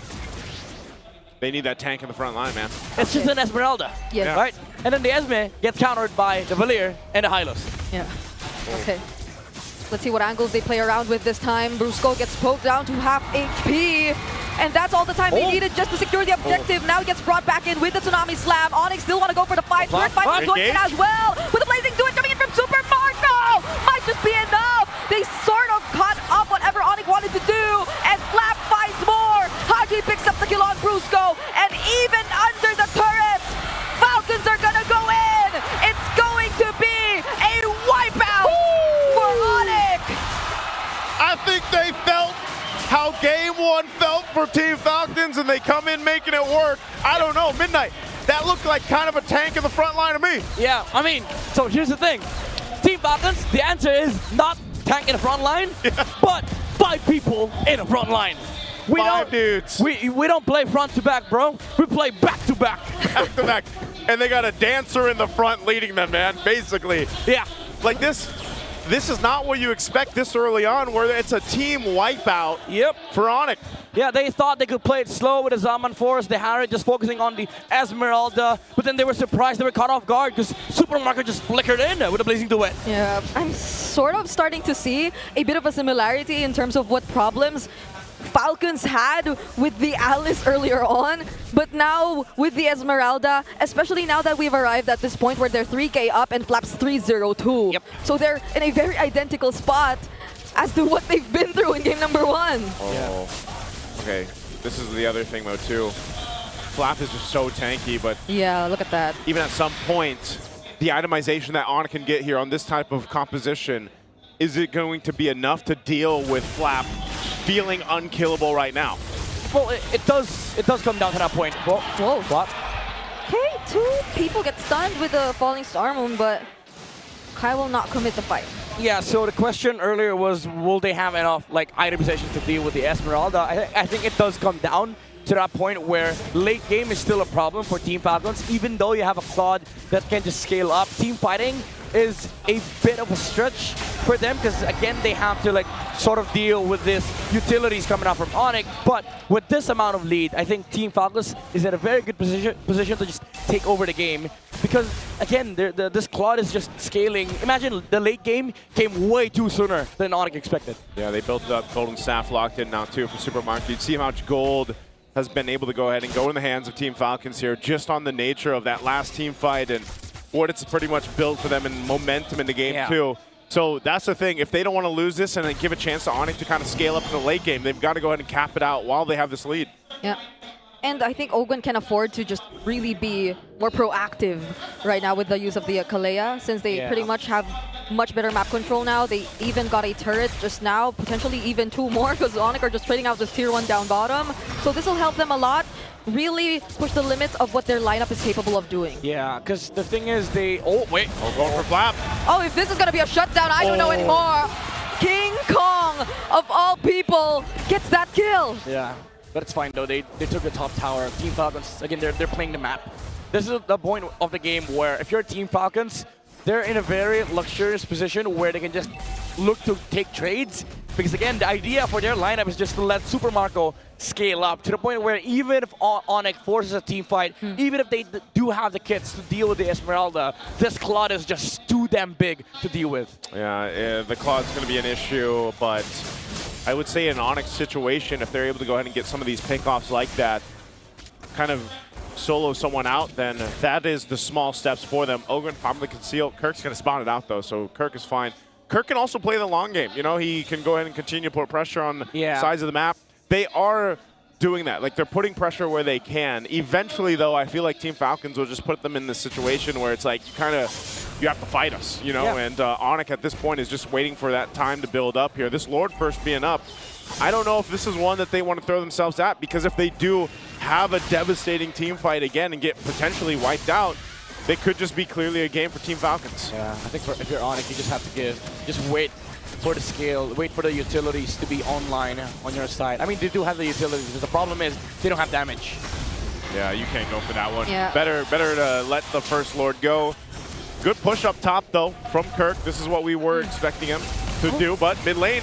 Falcons actually want to fight still after that objective. Lap doesn't land. The Falling Star Moon onto anyone with ill will be enough to get that tier 1 in mid. Kirk. That's probably all they wanted. Kirk, though, he gets found out. Kyle and Haji force out the flicker. Dude, did you see that knockout strike? Yeah. To dodge the blade surge from Kyle. Who does that? Yeah. Like, you would think Paquito would just use second skill, but the problem was he didn't have the second skill at that moment, so he had to improvise just to escape the clutches of the Suyo. But then, again, ONIC, you saw the amount of utility they had earlier. They're able to deal with the composition of Team Falcons, but now they have to defend Lord. This is a crucial Lord to defend. If ONIC can buy time, then maybe they get a better chance of fighting the next team fight against Team Falcons. Yeah, you know, I see this 5,000 gold lead, which is the majority of that is in the jungle right now for Team Falcons. So ONIC across the board here isn't too far behind when it comes to lane, and that's why that threat, that potential threat of ONIC turning things around is still there. That's why I'm saying Team Falcons doesn't want to let this go on too long. Yep. They will take out the tier 2 turrets. They still have this first Lord jumping into the base here. They want to defend. Okay, Glorious Pathway already laid down. The Lord gets taken care of by ONIC. Falcons are not forcing a fight just yet. This searing torrent from Super Friends is annoying for Team Falcons. Like, how do you actually go in? Somebody has to suicide, and even with the stolen Glorious Pathway for Haji, it still feels a bit awkward. So I feel like the biggest spike for Team Falcons, for them to actually take a team fight convincingly, is the winner crown from Super Marco. Well, keep an eye on Ogren. 20 seconds for the flicker here. They're going to go ahead and assault the base anyway. Oh, a slightly off angle. OG, Glorious Pathway. Yeah, it's just keeping them on their toes, Yeah. you know? Nonetheless, it's still, it's the lead for Team Falcons. They get some of the shields down to work with. They're clearly stronger in the team fight. Yeah. You're looking at the itemization here too. Severo, I'd say he's ready to fight. I mean, on the Harith, this is probably the best that he can do. Look, Super Marco, he knows this as well. Like, the way to end this game is a winner crown. He's not even going for the prolific gun. They know that they have to force the team fight in the next, 3 minutes of this game. They cannot afford ONIC to buy time, because again, even if they don't have the infinite scaling composition, even if they don't have the same amount of damage that Team Falcons has, what they do have is insane amount of utility. Yeah, that's the thing working against them. There's the winner crown.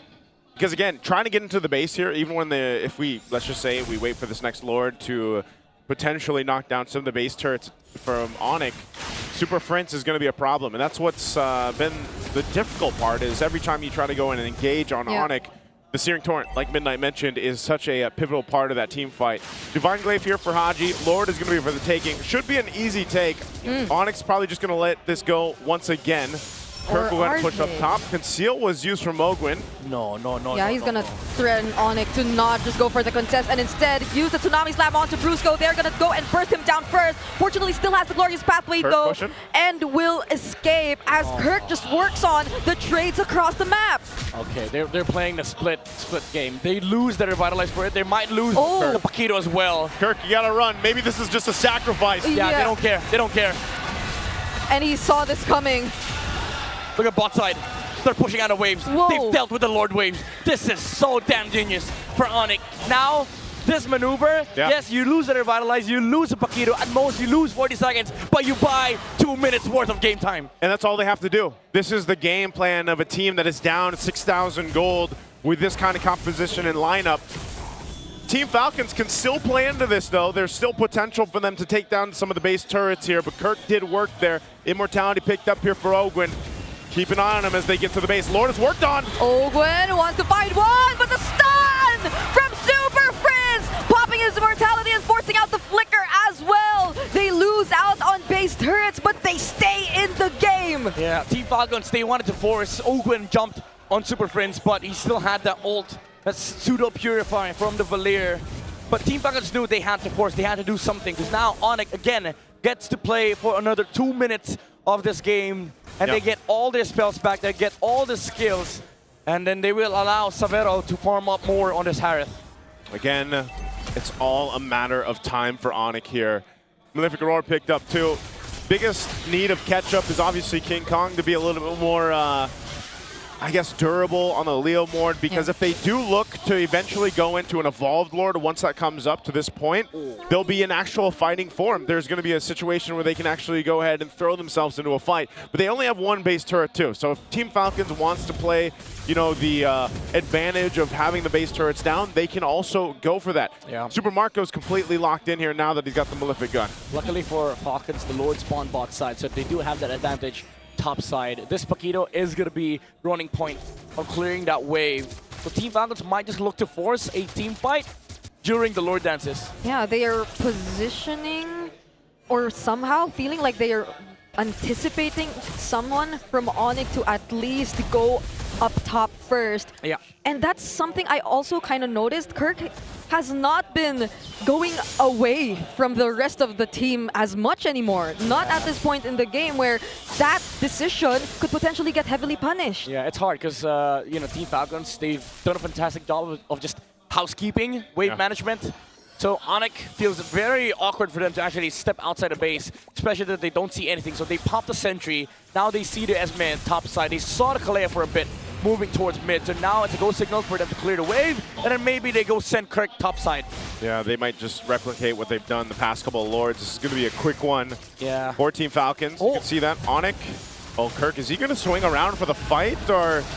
Oh, Brusco. Yeah, they were too quick to burst that objective. Brusco using the Revitalize, but the Tsunami Slam gets committed just to make sure that he goes down. Kirk too will have to disengage. ONIC lose one. Bit of indecisiveness there from ONIC. The other members thought they were going to fight. Brusco committed with the Revitalize and the Glorious Pathway. Unfortunately, the Leomord couldn't reach with the Phantom Stage, so Falcons just took a free kill onto the Hylos. Yeah, that's why I was wondering, you know, maybe you just let this one go again, or maybe they just see what they can do defending in the base. They're going to have to deal with this last base turret being pushed down here. Team Falcons looking to cap it out. Oh, great force on the flicker for Super Prince. Even popping the ultimate as well. So a lot of resources were already burned by the Super Fab. Severo doesn't have to use the Zaman Force just yet, but Falcons are already in the base. They don't want to fight. They just want to equalize the series. Super counter for Team Falcons. They find the solution against the composition of ONIC, the Esmeralda, the Filipino cannon with an explosive answer. A great answer in a game that Team Falcons needed here. Again, you know, coming through into the series, you're expecting this back and forth, and this isn't what we get now 2 games in. Team Falcons brought a composition, didn't change things too much. The Esmeralda, we questioned if this would be able to work through it. Well, the answer is yes. Flap was able to have a great performance from the start, making this Esmeralda be an obstacle that ONIC couldn't get past. He was part of that front line. Haji too. Great usage from the Phantom Steed there. Super Mars, by the way, cheering on for Super Marco, man. And Marco, what a hell of a game. That's Super Mars. Cheer for Super Marco. Super Mars. And yeah, I did feel like ONIC were definitely played to, or forced to play the more passive game, despite this lineup possibly being used both ways. Okay. I don't know why, by the way, I don't know why when we were seeing that draft and I had that image right there that just happened on screen in my mind. Like, what if they win and it's Flap MVP and he does like kind of a dance move and he does it? You manifested it. I manifested it. It was inevitable. It was inevitable. This guy would be doing, you know, He can impersonate any hero. He can. Yeah. Oh man, this is, and by the way, wasn't Esmeralda sitting on a 0% win rate? Like, it's only picked once. Yeah. Now it's picked twice. Yeah. It's got its first win, so. Yeah. The thing is, there's a lot of like question marks still in this gameplay, but the downside of the Esmeralda pick was very much covered by how Falcons just took over this fight. This was the turning point, I would say. Like, even after the first few aggressions from Team Falcons, that's kind of all right, because ONIC are just waiting for, timings on their lineup, especially with the items on the Harriet, the items on the Leomord.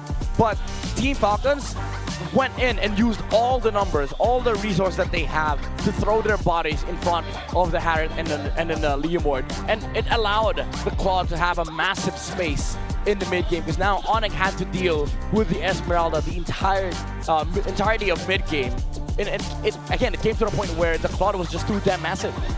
Yeah, that's I mean, there wasn't much that we saw here in this game, just like it was for Team Falcons game 1 that ONIC could do to handle it. It just felt like they were buckled in for the ride and that Team Falcons was taking them for, And it'll paint an interesting picture as we go through the next game draft even, because there's just a couple things, like when you look at this is, where did it falter for ONIC? Was it the decision to go ahead and, bring out this Valier? Was it not successful enough? Or was it just the start that Team Falcons has? That's why a lot of times when we're also talking about, the early game, the early objectives being the first turtle, sometimes, hate to say it, but that first turtle is so crucial for certain compositions to scale out of control or not. Yeah, more so for ONIC, because we're so used to seeing them really play the consistent post-objective fights. But you could expect the same from Team Falcons. Now that they've been able to win out on that first objective, they completely denied ONIC of what they were supposed to do. Yeah, and I truly believe that ONIC just lost their sights on what is important in this game, because you saw how they played Turtle 1, right? Like, I actually think that's the way to play neutral objectives. You play for punish. You don't play for the turtle. You play to punish heroes on the side of Team Falcons, so that you lessen the numbers. You allow yourself to have tempo, and then you reduce the amount of moves that they can make after taking neutral objectives. But then, second turtle happened. They actually contested Team Falcons, and then it was the other way around. Team Falcons looked to punish. When they went in with a Zaman Force, Phantom Steed, they were dealt by the Esmeralda. And then they were like, okay, maybe we can fight the Esmeralda. And then came in Super Marco with the Blazing Duet on the backside, under the Zaman Force, mind you. And they didn't have enough, resources to deal with it, because, they contested. Yeah. So I think it was just a big lapse of judgment on the side of ONIC, that they forgot what was supposed to happen in this game. Especially considering their lineup, which I feel are mostly just really ultimate dependent. So a single mistake and miscalculation when it comes to fighting out these objectives would really cost them a lot. It's just really Kirk, I guess, who can afford to be really in their face a lot of times, trying to just scout them out or even deal a bit of poke damage if he wanted to. But for the rest of the members, or even Savero wanting to join in, that's the thing. You just really have to make sure that by the time you use either your Zaman Force or your Phantom Steed, you're pretty much committed to that fight. But I think there were also a couple of times we just felt the hesitation. Yes. That one time where Brusco used the Glorious Pathway, but you don't really see ONIC deciding to do the same together with him. Yeah, it was all, it makes sense. They talked about it in the draft. Esmeralda's great with, playing into all these shields, especially the Paquito. Now the Paquito's raising back up into the meta. Harith, obviously, Gold Lane's been Gold Lane, Claude Harith, nothing new there, but definitely something that can work. And Team Falcons, decisive game too. So now we've got 1-1 in this best of 7. I'm happy about that, but we might have to call some backup here. Good thing I have my trusty Infinix GT50 Pro. Let me call the host here. Let me see. Hello? Hello? Somebody speak English over there? Yes, hello? Hello? Yes. Denise. Nasabi sa akin na may sorpresa daw sa screen. At kailangan din natin isama yung mga super fans kung ano nga bang makikita nating surprise. Okay. Let's take a look at our screen.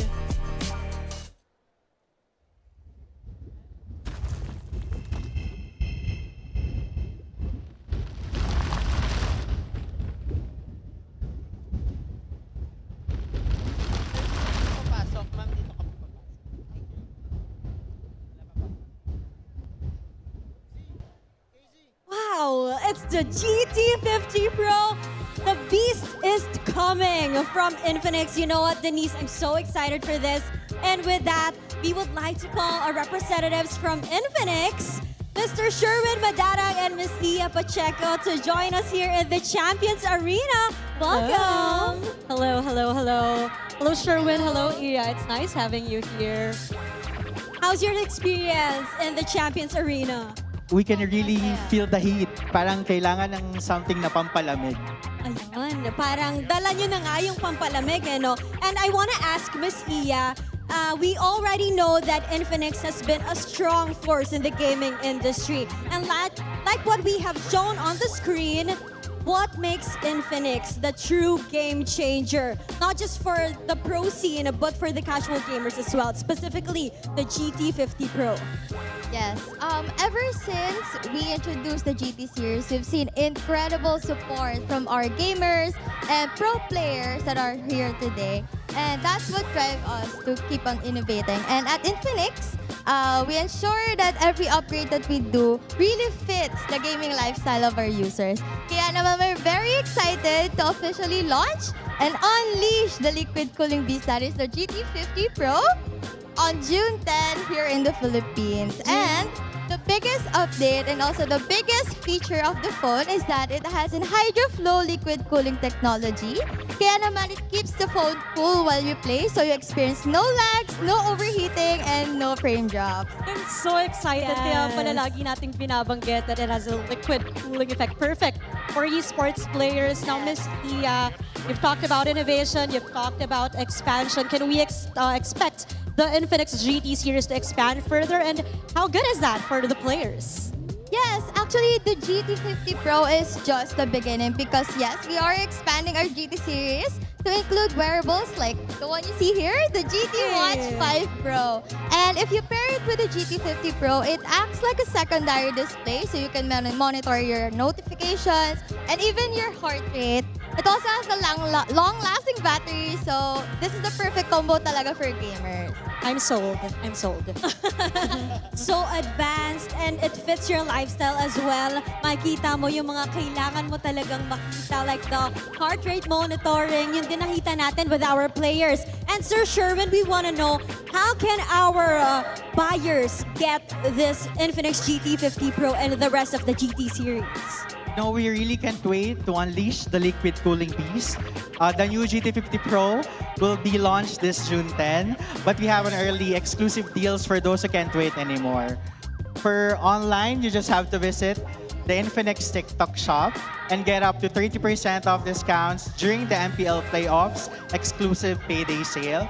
For offline naman, you just have to visit any Infinix stores nationwide for you to enjoy all the gifts and promos, discounts worth up to 11,999. And syempre, hindi naman natin pwede kalimutan, for all the MPL fans here in the arena, you just have to visit our Infinix booth outside for you to get the exclusive GT jacket.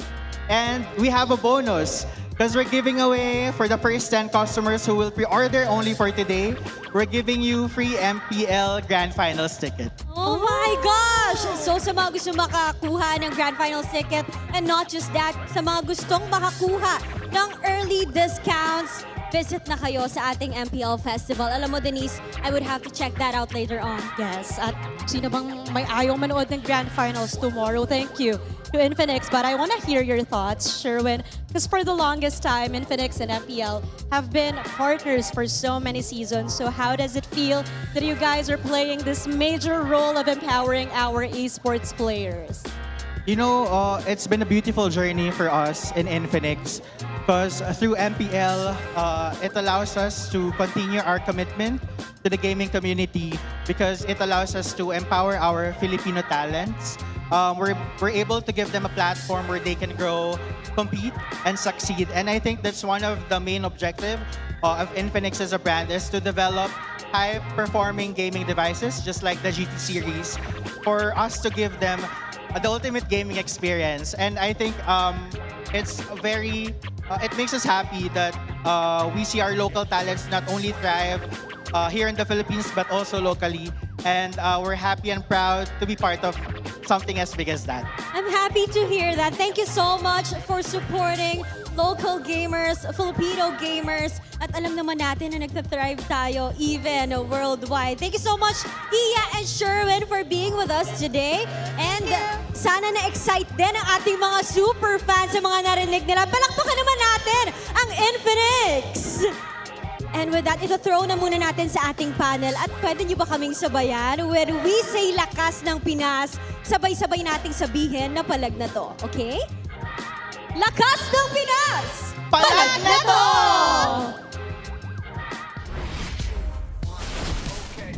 Thank you, Odin and Denise, and of course to Infinix with the launch of the GT50 Pro. Really excited to get my hands on that, and wait, you might see a few of us starting to show that off too. So, Falcons got to show off a comeback in that previous game, and it was the two picks that we highlighted. Of course, we had our doubts towards the Esmeralda, but Flap made it work.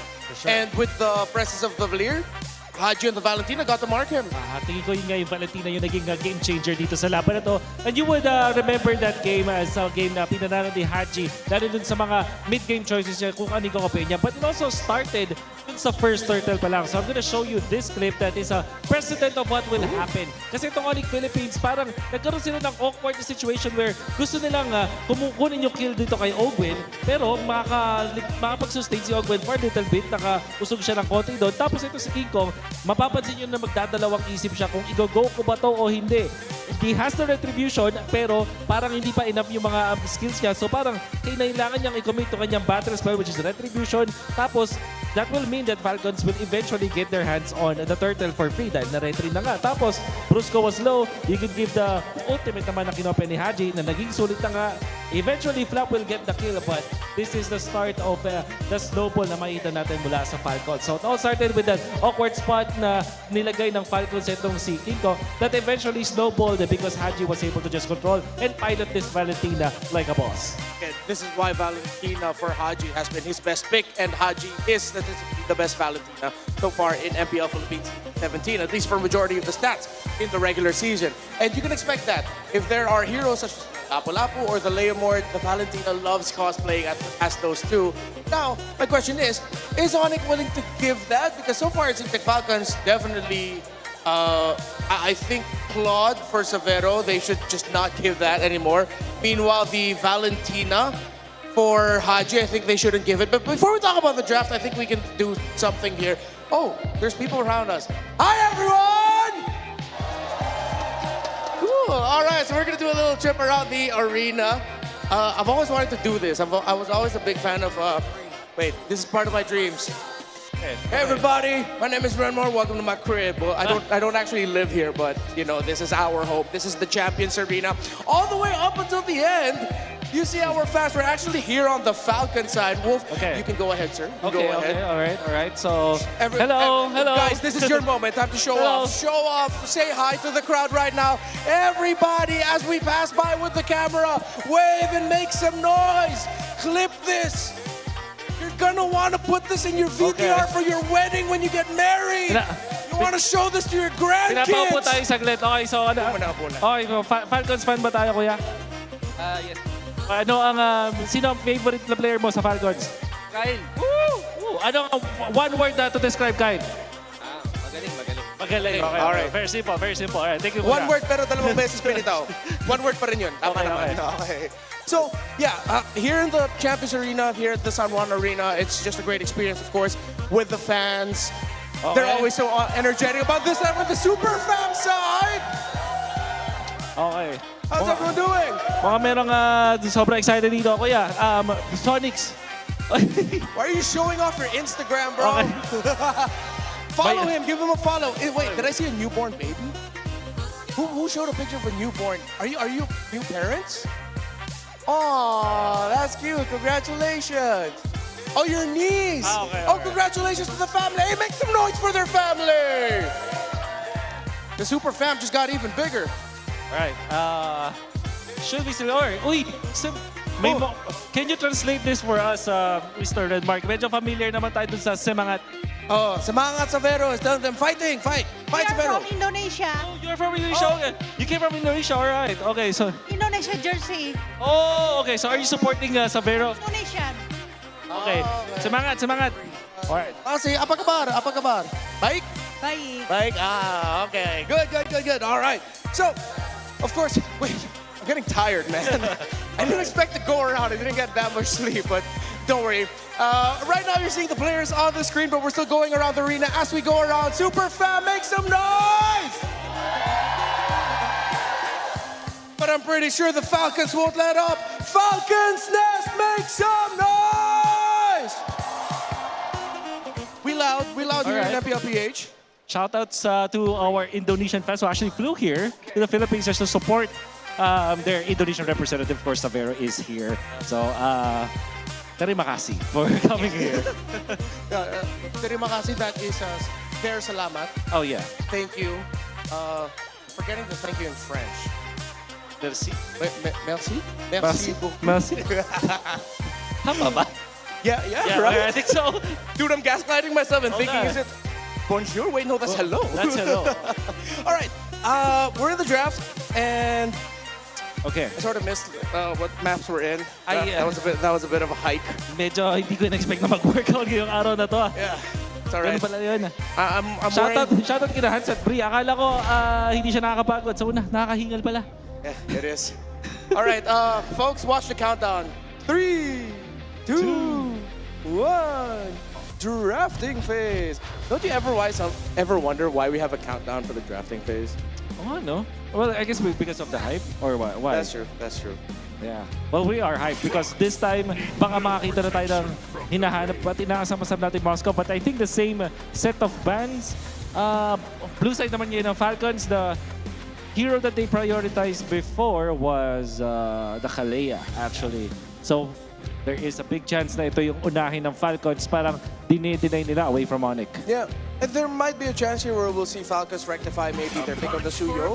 Maybe this time they'll go for the Gwyn, the Galea Gwyn combo we've been talking about. Atin na nga yung Kalea. So this is what? Jushin and Claude for ONIC.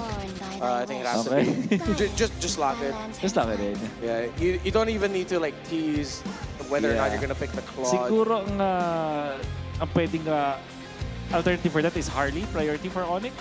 But I doubt it. Tingin ko yung Claude yung safest. Kasi parang tinake away mo na siya sa Falcons. Tapos pwede pa matago yung jungle options mo because there's so many jungle options left. There's still the Suyo, Leomord, as well as the Harley.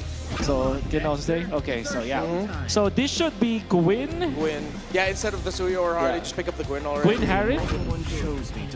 Suyo Valentina. Okay, they just wanna see if they can attempt what happened in game number.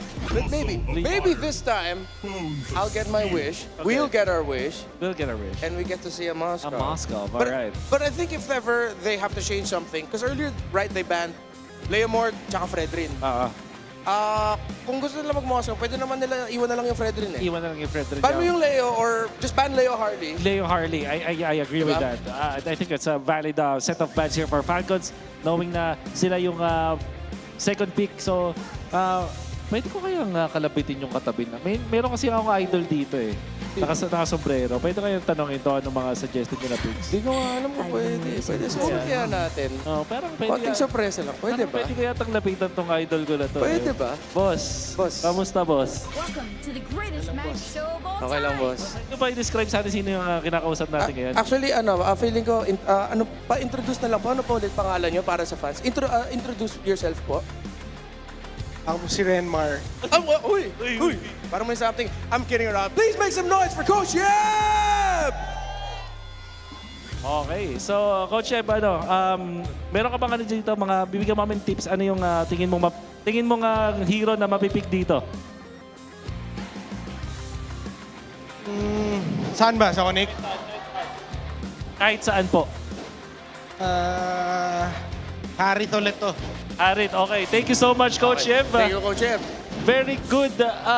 Actually, I like that input. Instead of the Moscow na gusto natin, Harit daw ang in-expect. So ano ang benefit ng Harit, Renmar? It's a good combination with the Kalea because pag Moscow kasi, pag late game ka pa makakuha ng pantunaw mo na combination with the Kalea. But with Harit, in the early stage pa lang, yung Synchro Vision is already enough for the damage output. So maybe if ever they're gonna adjust something, it's the Arlot pick from earlier. Yes. Again, we did get to see, but it's just kanina, yung Falcons, hindi nila napatawid yung gusto nila na mangyari na mas maaga. Okay, this I like. They still open up the Leomord and the potential Fredrin, but it's most likely gonna be a Leomord here. Kasi fourth pick ito ng ONIC kanina. So, yeah, I like that ban. Yeah, and looking back, maybe this might make the Arlot and Harith work better than it did in Game 1. I agree.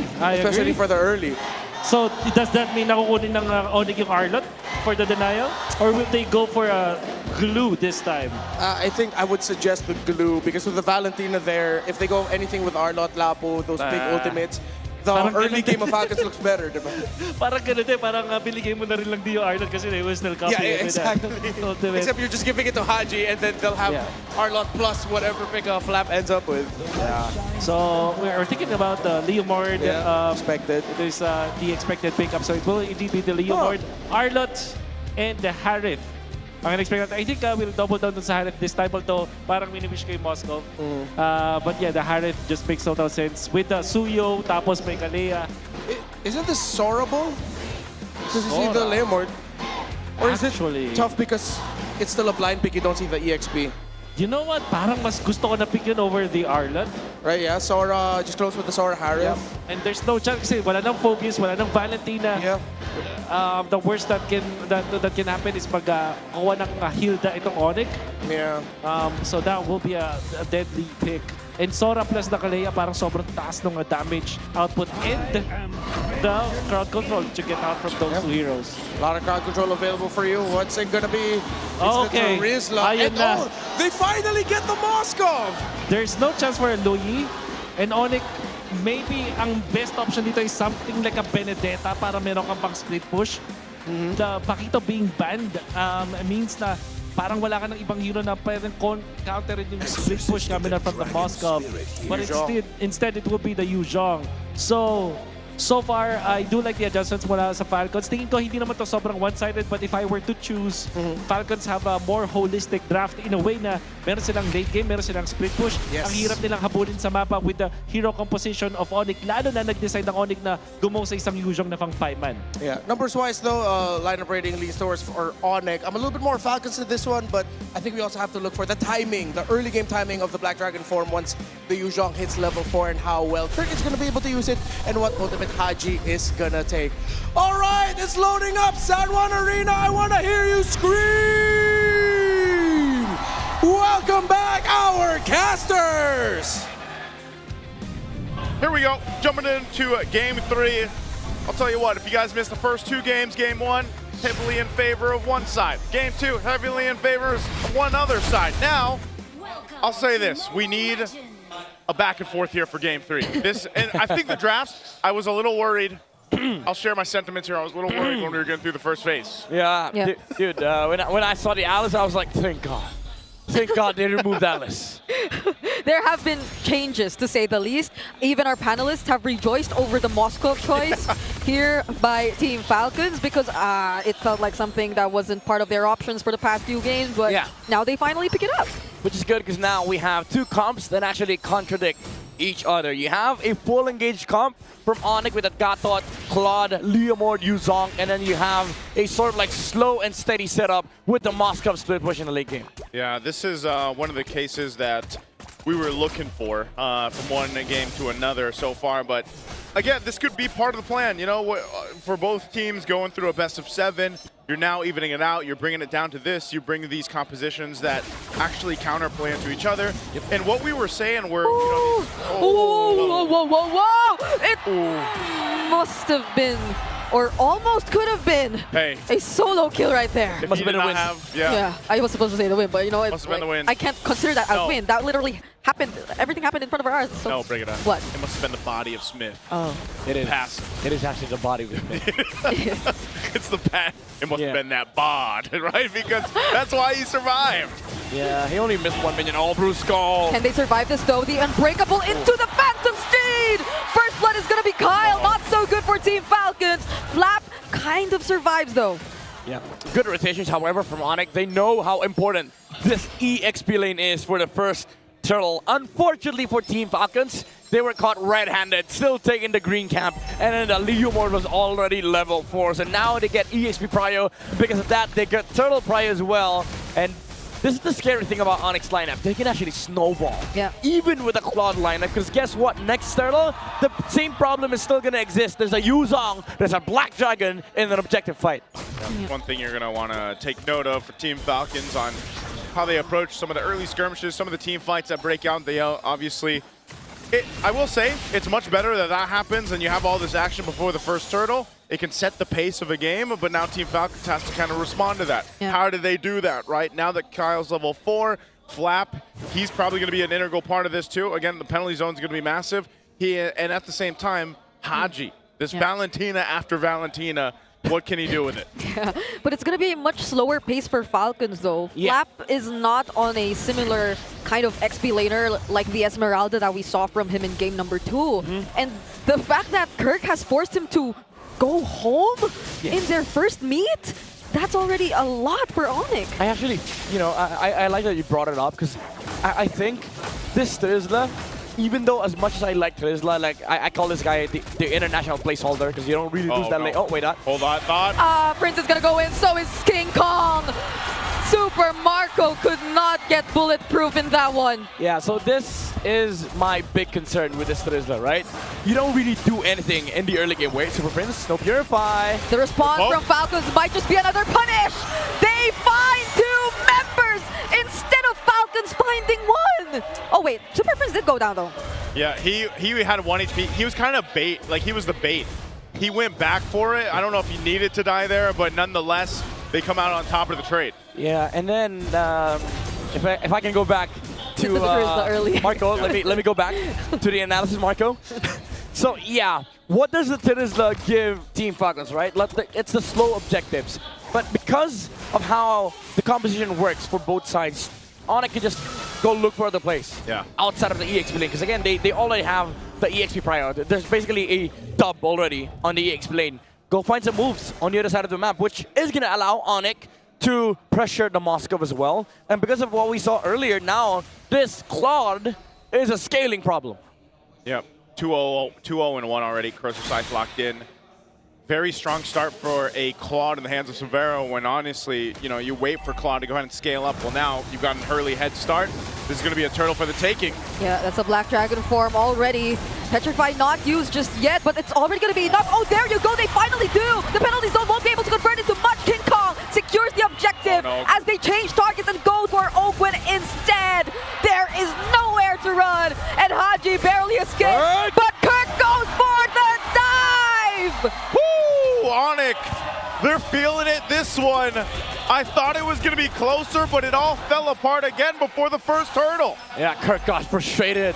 I wanted to play Paquito last game, but then you picked it wrong. Marco! Oh my goodness, Severo actually made it to that fight. He got the gold. You know what? ONIC, they got frustrated, man. They're styling on Falcons. Yeah, after game 2, they were like, okay, Flop might have been able to dance around us on game number 2. Now what does the Trizla do? Yeah. With you on Trizla, there's no explosive movements coming out from Team Falcons. So ONIC, they can just move around the map, constantly look for pickups. Yep, they're going for this turret first. Ogwen can wait. And now that they've taken this turret, Ogwen is looking to fall next. Kyle, Flap, and Super Marco will be here, but ONIC, that's all they wanted to take. This feels like Team Falcons just can't keep up with the ONIC Flash is what we called it, you know, when they went through that sweep too. And it's just, they're everywhere they need to be at the right time, and Team Falcons lineup is moving a little bit slow to respond against ONIC. And it's not really their fault, because their lineup has to check for a lot of things, right? Number 1, where's the Leomord? Yeah. But even step number 1, they can't even check the box, because the first guy that they see, the first contact is always the Yuzong or the Gacha, which becomes a little bit problematic for Flap, because even if he finds the Leomord, even if he counter-engages, the Yuzong just destroys the backline. Okay, Brusco, could he be taken out here? Won't even use the AOG, he's just gonna stand in front of everyone from Falcons, and I agree, even that one moment where we saw Flap potentially might find an angle, they were just like waiting for him. Yeah. They were forcing him to use the penalty zone, but then he still goes down. And there's no follow-up, right? Because again, Kirk is just on the backside, dealing with the other damage dealers on the side of Team Falcons. Again, look at this. No first contact for Team Falcons. Who do you jump if you're Flap? Who do you use the penalty zone on? Yeah, this is one of the things though too. You know, he just got the War Axe locked in. He's about 1,000 gold behind Kirk. And Kirk has had a hell of a game already so far throughout this Yuzhong. And even if he's not getting a bunch of kills, it's just the threat of the Dragon form, and they're doing this for the purple buff. So Team Falcons, that's a Tsunami Slam committed, but Ogwen nearly went down yet again. A stun from Kyle, but it forces out the third life from Severo, and Kirk! He finds the Oh, even with the jump, even with the first engage, they cannot deal with his overwhelming frontline survivability of ONIC. Kirk though, okay. It's gonna be a trade for Falcons, and they hold on to their tier 2 in mid. All right, both XP laners go down. That's a trade. I don't know if that needed to happen, but it did, and it's a kill for Team Falcons. Yeah, I mean, they overstayed a bit on the side of Team for ONIC Philippines, but I don't think they're gonna be sad about it, because look at Savero.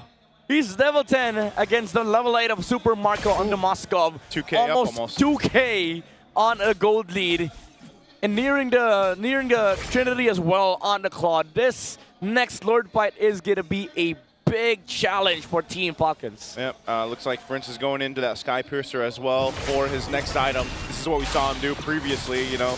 Gets the utility that a glowing wand also provides him, and that's enough to make it work and be successful. Fight for the buff. Oh. Tsunami Slam and Penalty Zone get used on Brusco, but was that the right choice? ONIC are just prepared to fight back, even under the turn, because the Venom's going in! Blazing Duet! And they're just pushed back to their base, because ONIC is just in their face! Oh, Prince! He got one more! Don't give this guy the juice shit anymore. He also just got the Sky Piercer. Yeah, and guess what? Almost same draft from game number 1. Yeah. Same outcome. And Kirk again, what a counter engage. It feels like there's no answer from Team Falcons. This Yuzong last pick is just destroying all reinforcements from Team Falcons. How do you follow up with the Tsunami Slam when there's a big black dragon destroying your back line? Hey man, you gotta watch out for those dragons from Kirk and anybody else. It's just so threatening to deal with, and now Lord is secured. Wow. Yeah, they barely got any turrets too. They just got one tier 1 up top, and that's about it. It's not even a lineup you could also really just convincingly get out of your base with this kind of lead that already exists between you and ONIC. I mean, they do have Super Marco, but it feels like you need Super Marco to get online. Oh, wait. Okay, Purify at least. They force out on Savero. They do get a Purify out, so Savero might want to keep things in control. Doesn't have a defensive item just yet, but they do have free reign to go ahead and knock down some of these base turrets of Team Falcons. They get it low enough. Lord's going to be walking in. Oh, not looking good for Flap. Uses the penalty zone to escape. But the Sky Piercer and the AOG just blocks off their exit once more. They get to dodge the Petrify from Kirk, but ONIC are in the base. They still have the Lord, and they don't want to mind anything else, anyone else. They see nothing but the base as they secure game number 3. Once again, ONIC showcases mastery, dominance, in the House of the Dragon from the House of Kirk. Season 4. That's what we're going to. No, wait, sorry, that's Season 3. That was Season 3, yeah. Hey, we're going to Season 4. But man, I'll tell you what, that was as dominant as we saw in Game 1 for them. I thought it'd be a different result because of the draft, man, but no. It doesn't matter, they still come in through with the ONIC Flash. Yeah, we did get the Moskov, but I don't know about the Terizla. Again, it just opened up the game for Savero. He became too massive. Same story as in game number 1, and Kirk again on this Yuzong just completely dismantling the front lines, allowing the Claw to just free hit Savero as well. So active with the blazing duets, even sometimes diving the backline alongside the Yuzong, which gives a lot of space and a lot of playing room for the Super family. Yeah, I swear this last pick Yuzong changes so much of what we expected to happen in this game. Yeah, this is, I like to see it too. Savero's gonna be MVP here. He's got him. Oh, man, I've been loving Savero. I'm so glad he's here in the MPL Philippines. Yeah, dude. 5-0-9. This guy. While keeping the pace. He always does. That's what. So it's like a little thing that I just noticed with Savero. Like every time he gets MVP or every time he has this moment with the camera, it's like you see him smile and be really happy, but then he like goes back to serious. It's so, I don't know, it's just so warming to see. Yeah. I feel like he's really set into the super fam kind of environment and culture there. It's a good character, right? Like, you get that outside of the game and inside the game. 'Cause Yeah. guess what? He plays the same way in game. He smiles, okay, I'll join team fight, and I go back to farming. I go back to brushing wave. I go back to, you know, split pushing. And then, oh, I see a team fight again. Let me smile, blazing through it, and then I go back. He's a very chill guy. Because that's his default. That's his default pace. Yeah. Yeah, I love it, man. All season long, I've noticed that, and I'm just like, man, that makes me so happy to see. It also just makes me happy to see him, you know, perform like this, get to a point where he's like, you know, because every single time a Claude is picked up, and the reason why Claude is so dominant throughout our you know, our picks and the draft is because Claude scales up really well. Well, hell, when you start early like this, it doesn't really matter. I mean, you're still going to scale up, but you just hit that timing way faster here. And also, I would say you know, maybe my second MVP for this was actually Kirk. The Black Dragon form, the way that it started too against Flap that's so solid because, hey, I will say we saw Kirk make some mistakes yesterday. Today he's playing out of his mind in a very important match to get to the grand final. Yeah, and to be fair, even game 2, like, he was playing okay.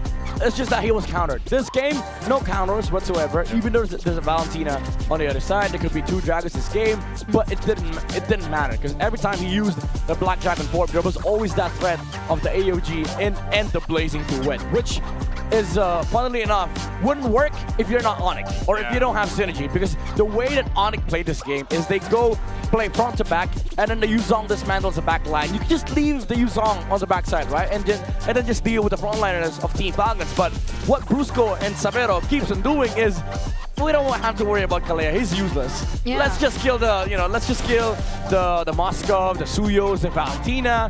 And because of that, there's no other way for Team Falcons to actually follow up with the, you know, with the engage from Flap, which also made the game awkward for the Rizla. Because again, when do you actually use the penalty zone? Yeah. Yeah, that's the thing. I feel like before we got into the game, both drafts were relatively honest. Yeah. Like you knew that they would most likely go for that front-to-back approach nonetheless, but... Same picks we see in first Yeah, phase. it's almost the same picks as well for Falcons, but... This is a 10 and 35, by the way. That's the thing, like... We barely, like, they just had, what, 1 Lord? Yeah, this is why I'm saying this is the ONIC Flash, man. Yeah. Season 14. Yeah. How's it, Kirk? What is going on? And that's the last time they met too. Imagine that. Oh, in the... In the playoffs. In the playoffs, yeah. Damn. This is so, I mean, now it's weird because 3 games in a row we've had very one-sided games. Yeah. And this is so different also just from what we saw yesterday. One good note for Team Falcons, I guess, moving forward in the series, this is Zushin Claude. A big no-no. Yeah, right? yeah, especially the Jushin, I would say. Yeah. Yep. No, just... And maybe, wait, isn't that back-to-back-to-back games for Ogun on the Kalea? Or no? Yes. Yes. Thinking right? Yeah. The second one won, but the first and third did not. Yeah, but it's not because of the Kalea. It's because of the Esme. Yeah, the Esme on the... And also Super Mario flickering in. Yeah. And it's always been the Kalea balance. Yeah. Yeah, I don't know why. Where's my Kalea Gwyn? Hello. After Haji played so many different mid-lane picks too, I'm so surprised that we're just getting Valentine. Dude, in regular season, we saw a lot of like Gwyn, years of grinding, Kalea, and Farsa from Team Falcons. That's why I love them. Like they just knew how to build comps, right? And coming direct to playoff, they go play Kalea Guinevere, Kalea Valentina into nothing. Hey. To be fair, I think there was an attempt from Falcons to be just as creative in their opening match in the playoffs too. That's true, yeah. But that's the problem. Like whatever they've been trying hasn't been working as much, and they're not really sticking to what has worked for them. Yeah. Midnight, I'm gonna give you this. This is sure. Thank you, sir. From Sip. Because Thank you. As soon as I hear dude, and I see I hear the gears grinding, you need that. It's purified water that's filtered through volcanic rocks for a crisp, clean taste.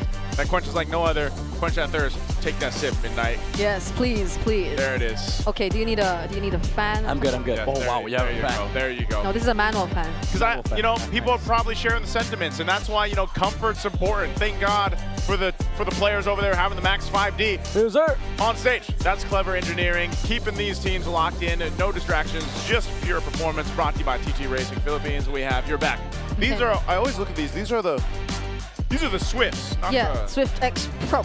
Yeah, Swift X Pro. Make sure you guys get those as well. There's tons of pairs to choose from. Also, we're calling all the super fans. If you guys want to go ahead and connect with the most passionate community out there, most passionate out there, scan those QR codes. MPL Philippines official Facebook group, the Superfan channel, and the MLBB official Discord. That's all for you guys. Get your all-access pass to exclusive content, the latest news, and community discussions. You can lead the conversation and have a chance to be featured as our super fan of the month. Be part of the MPL Philippines family. Scan the QR code right now on your screens and join the conversation.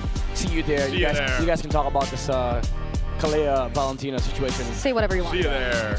Go. I'm sure people, you know, discuss. if you feel the same way Midnight does, just start with, dude. No. I'm just saying discuss. Dude. You don't fight. Just discuss. Don't. Okay. Yeah, just start. discuss. Don't start a conversation with dude. I mean, that's what you do. It's so abrupt. Sorry. Right? That's what he does. Am I wrong? No. You know that Midnight's about to make a point if he starts with, dude. Like, that's just how it is, right? I know someone else wants to make a point. I think later we got a special guest. Let's throw it over to our on-ground panel. Evas, maraming salamat, Womi, and of course the casters as well on the English broadcast. Redbarn Wolf still here. Before we loop in a important guest, I think we just have to ask real quick for Wolf, thoughts on the execution, because I feel like drafts were all right with it, but the execution was kind of off. Parang tingin ko kasi lumaban sila dun sa time na parang safe na safe siya for the side of ONIC Philippines. Parang yung play nung ONIC Philippines ay 5-man. Tapos parang tinipilit nila yung bakbakan dun sa gantong klaseng realm. So ibig sabihin, yung ONIC Philippines, nakuha nila yung game na gusto nilang laruin. Yeah, and I think now we have to address a big elephant in the room, which is, no, not me and my obsession with Moskov, but Super Friends on this Juicin has been stopping a lot of the aggression that Falcons wants to do in the early game, and in 2 games now has led to Ogwen and or Kyle getting taken down very early. I think yung Jushin, isang hero na nung pagkakalabas pa lang gamit na gamit agad ni Super Friends, automatically banned against them. And the reason why the Jushin wasn't picked there by ONIC Philippines in game number 2 was because of the bans. Tingin ko dahil sa red side doon yung ONIC Philippines, blue side. Now ngayon nasa red side sila, nagkaroon sila ng chance na kunin yung hero na yon at sobrang masterful nga naman ni Super Friends. I think yung way niya na paglaro ng isang Jushin is sobrang aggressive. Nakita naman natin na mataas yung river control nila because of the aggression coming out of from Super Friends. That's why even with just the Gatot Kacha, parang napaka-oppressive nila from the mid lane. Yeah, and that was in the keys to victory earlier, where we said that river control is very important here to be managed, especially on the Falcon side, because that's been one of ONIC's biggest strengths, not just in the... Well, we didn't see that much of it in the regular season. Back then, it was the jumping pattern. It was really in the playoffs. But the more we talk about this, I feel like it's time for us to loop in our very special guest live from a very iconic setup in Indonesia. It's our good friend Mirko joining us on the broadcast as we loop in. What's up, boy? Yo! Hey, what's up, boy? How you doing, boys? How you doing? We're doing good. Loud. Sorry. No, but we're doing good. Yeah, we're doing good. All right, so as everyone knows, MPL ID is taking a break. Their playoffs are going to be in the upcoming week, but we just want to get your thoughts on a few things here. First off, how are you enjoying the MPL PH playoffs, man? Thoughts on it so far? Hey, dude, I mean, it's great. So far, I've been really enjoying it. You know, the viewers have been enjoying it as well on the restream. It's fantastic. I always enjoy MPL Philippines, and this season especially, we're 100% mirror blessed. I got all the predictions right. So far, it's also very close in the lower bracket finals. ONIC and Falcons are definitely competitive, just trading a lot of one-sided victories. But of course, one of the biggest headlines heading into this preseason is, of course, that big trade. Kelra going to Indonesia, Severo coming here to the Philippines. How has, for people who may have missed out on the action in Indonesia, how has Kelra been? Dude, Kelra's been horrible, you know. No, I'm joking. Dude. He's Kelra, you know. Like, any team he joins, he's going to pop off in, especially because he's an ONIC. He's already in the best team in Indonesia by a long shot, so Kelra is popping off as expected. I think it's more surprising that Severo is connected with the rest of the team quickly. And speaking of Severo, he's the first import player in MPL PH, and I'm personally impressed about his performance. But how about you? Are you impressed about his performance? What are your thoughts about Severo so far? Oh, dude, I'm very impressed. I wanted to make a joke, but no, seriously, this guy is special. Like, he's very, very good. Even in Season 15, when he debuted, we were hyping him up so much. We were talking about his potential. But unfortunately, in Scene 16, right, ONIC ID decided to go for a ready gold laner. A gold laner who was already matured, who was already complete. And that's why they got Skylar. But yeah, I think Severo, even from Scene 15, all of us were saying, the analysts, the coaches, that he can have a higher peak than even Skylar. He's always been the richest when it comes to the gold lane. So how do you feel about being the richest caster, Mirko? Don't answer that question. I feel like these. You are the richest caster, Wolf. Pinaka rich. You are Pinaka rich right now. And so another Pinaka, if you know, you know. So this is what it feels like with two rich people talking, and me as a normie, I'm just here. I'm just like, all right, you guys duke it out. Oh yeah, kidding aside, Mirko. MPL ID has been, I guess, interesting is the word that I would use. It's just making it very chaotic. But what are your thoughts about the regular season of MPL ID? Dude, it's been amazing. And honestly, I think this is the best regular season we've ever had in ID. Everything was so close except for number 1 and number 9. Unfortunately, those were decided very early. ONIC are clearly the best team. Arcure clearly the worst team this season. But number 2 to number 8, it was close all the way to the final day. We even had a tiebreaker scenario. The fight continued all the way to day number 3 of week number 9. Navi versus Geek Fan to make it a playoff. So regular season ID is amazing. I just hope that the playoffs gives us similar vibes. I hope it's not just ONIC trashing on all the other teams, as usual. All right, since you already touched on the playoffs, and we know ONIC being ONIC in Indonesia, who's the one team that we should watch out for in the MPL ID playoffs? Renmar. What is this question, man? What is this question? You have the green robots right there. You know, they're choking all the time. We have the red robots in Indo, bro. Bigatron, my goats. Hey. The goats? Hey, let me tell you about Bigatron. Let me tell you about Bigatron, all right?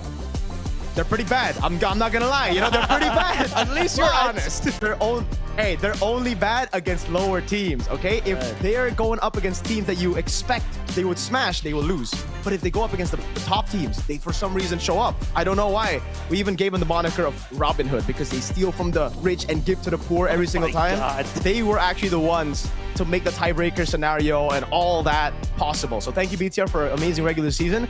Horrible win rate, but again, as I said, it's about beating the top teams. And guess what? No other team is worse than Bigatron right now. So they're going to win everything, Wolf, Renmar. Seems like it's going to be a really tense time for the fans of Bigatron by Vitality. But hey, it's time for us to wrap this up just in a bit because the draft's about to start. So this is a two-part question real quick for the lower bracket finals. What's your mere bless? Since you said it's been a bless so far for your predictions. Okay, so far, predictions have actually been 100%, so I'm gonna go with the same prediction as the video. Falcons 4-3. That's sad because I want ONIC, you know, I want Severo, I want King Kong to make it. But let's just leave it at that. I don't want to curse anybody. I love both teams. They're amazing. And MPL PH are already in grand final, so it's okay. All right, so let's see if that'll be a mere curse or bless. One last. Personally, who do you want to see move forward? Predictions aside, analysis aside, who do you want to see move forward and face off against Liquid and get that ticket to MSC and EWC? ONIC Philippines. I think I want to see that. After yesterday, like, dude, what the heck? Come on, yeah. I mean, the Sonics are amazing. That's one. And then to see them in the grand finals. Plus, Game 4. Was that not the best game of playoffs so far? And it was ONIC TL, so we got to get a rematch. Right. Well, thank you so much, Mirko. I know you have to get back to the watch party, but it's always great to have you here in MPL Philippines. Thank you. Say bye while waving and give us a big smile. See you, GOAT. There you go. My GOAT's Bigatron. They're gonna win everything. That's my GOAT, Mirko! Okay, thank you so much, Mirko. At syempre, ipapunta na tayo sa ika-4 na laro ng ating series na to. And he did say that it will be ONIC Philippines that he wants to see. And I don't doubt that because I think he's a Severo. He's from Indonesia. Severo's from Indonesia. True. It's easy to really correlate that. And I feel like itong ONIC Philippines, nagbago sila sa playoffs, Redmar. Hindi ito yung ONIC Philippines na nakita natin ng regular season. Yeah, well, what ONIC is showing here has been a lot of growth. Whatever the results of their scrims has been leading into the playoffs, I feel like this is what we're seeing. We put a lot of focus on their jungling pattern during the regular season. Here, it's just that surprised, unabashed aggression in the river. Manggugulat lang sila na biglang magpipick off sila, magpo-force sila ng mga laban na 4v2, 4v3. parang nakakagulat lang ata para sa Falcons. And even for the teams that faced off against ONIC PH so far in this playoffs, that where is this aggression coming from? And why can't we read them? Yeah, I think it's coming from comfort. Kasi, I say that because they're picking heroes that they have worked with before, like Katot Kacha, tapos meron kang Jushin.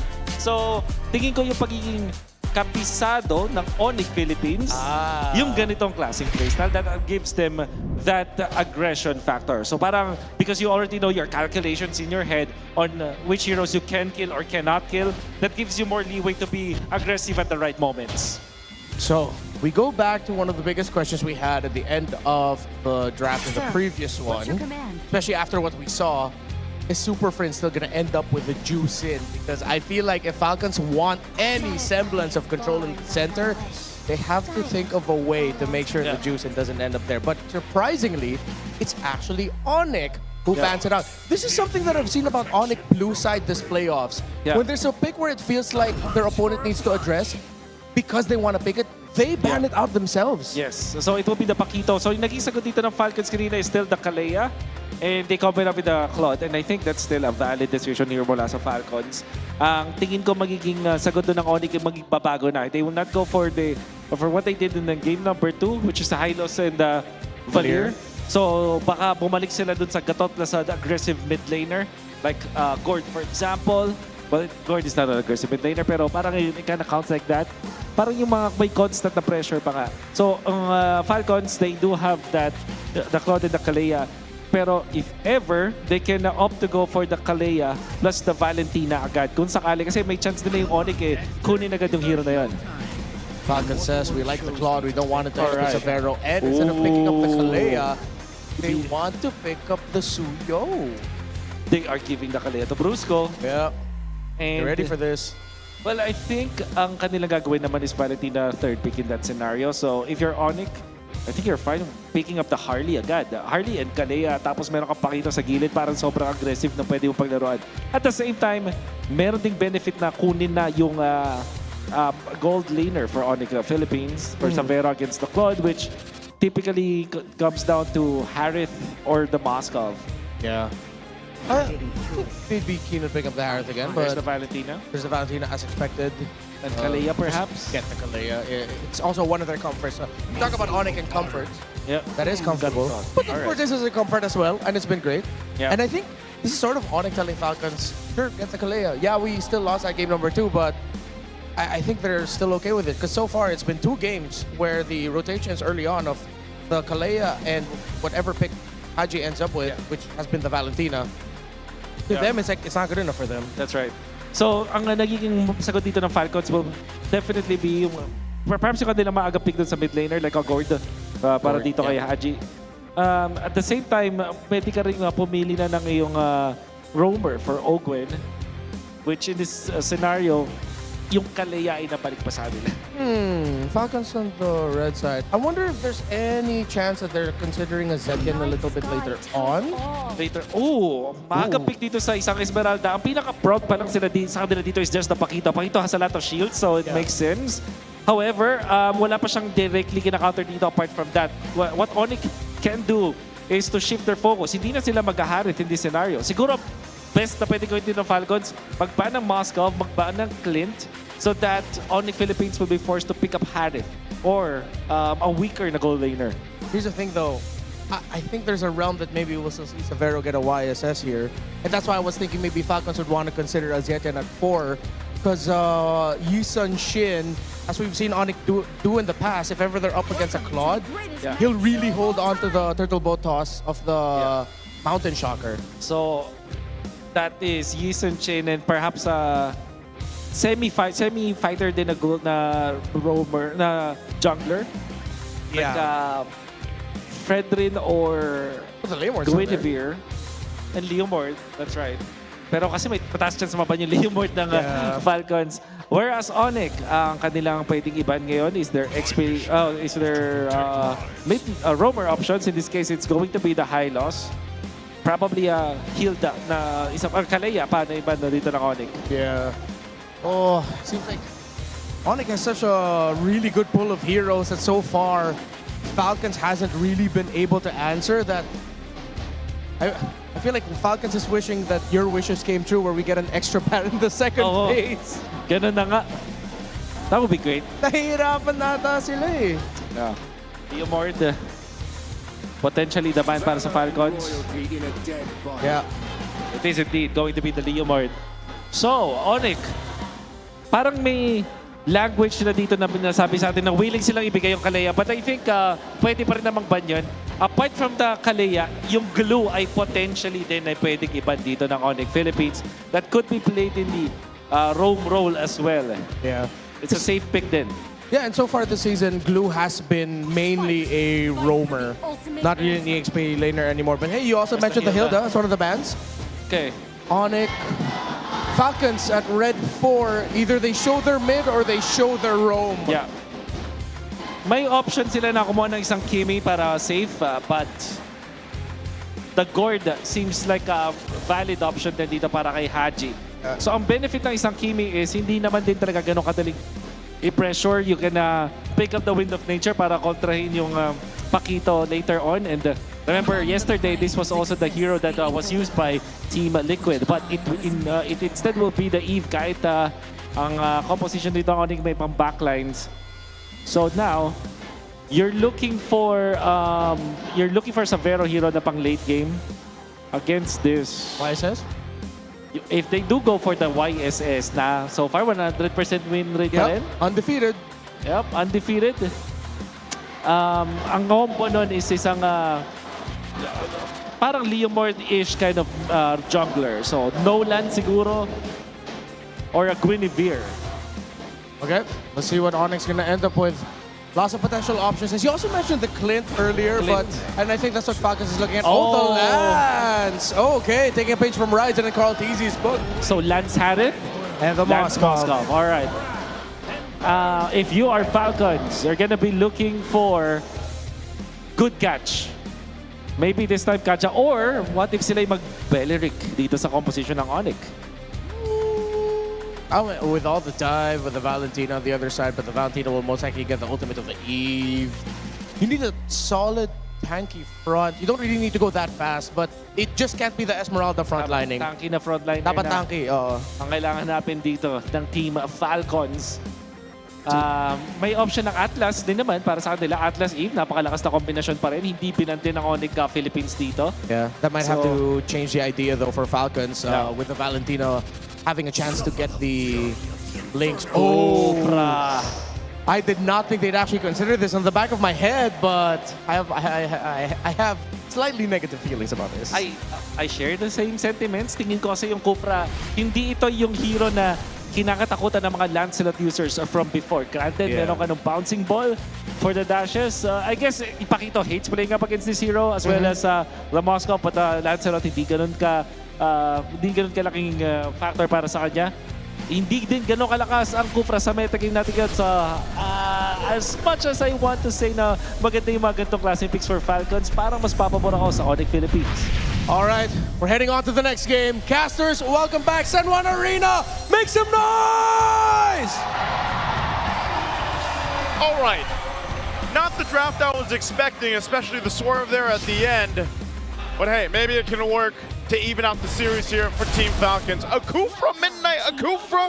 Yeah, they dove too deep here on the side of Team Falcons. Like, I have a preview of like the top 5 best roamers that they could have picked up. It's the Kalea, the Khalid, the Glucho, and Kaja. We went past the glue and then went straight to Kaja. What list are we? Where's the Kufra sit there? Kufra's sitting at top 10. Like, literally right at the edge. It's really for what? The Lancelot mostly? Yeah. The thing is, even though I do agree with Wolf, like there's a lot of like downsides with picking up this Kufra, but I do think having this tank in the front line with the Esmeralda that opens up the map, you are kind of okay just getting counter engaged on the roam. And I just love tanks in the front line, you know, because that's the way you got to play it sometimes. Yeah, because you need somebody to open up the map, right? Yeah. Okay. And this Kufra allows for counter engage against the Paquitos, the Valentinas, even the Moscow. Okay.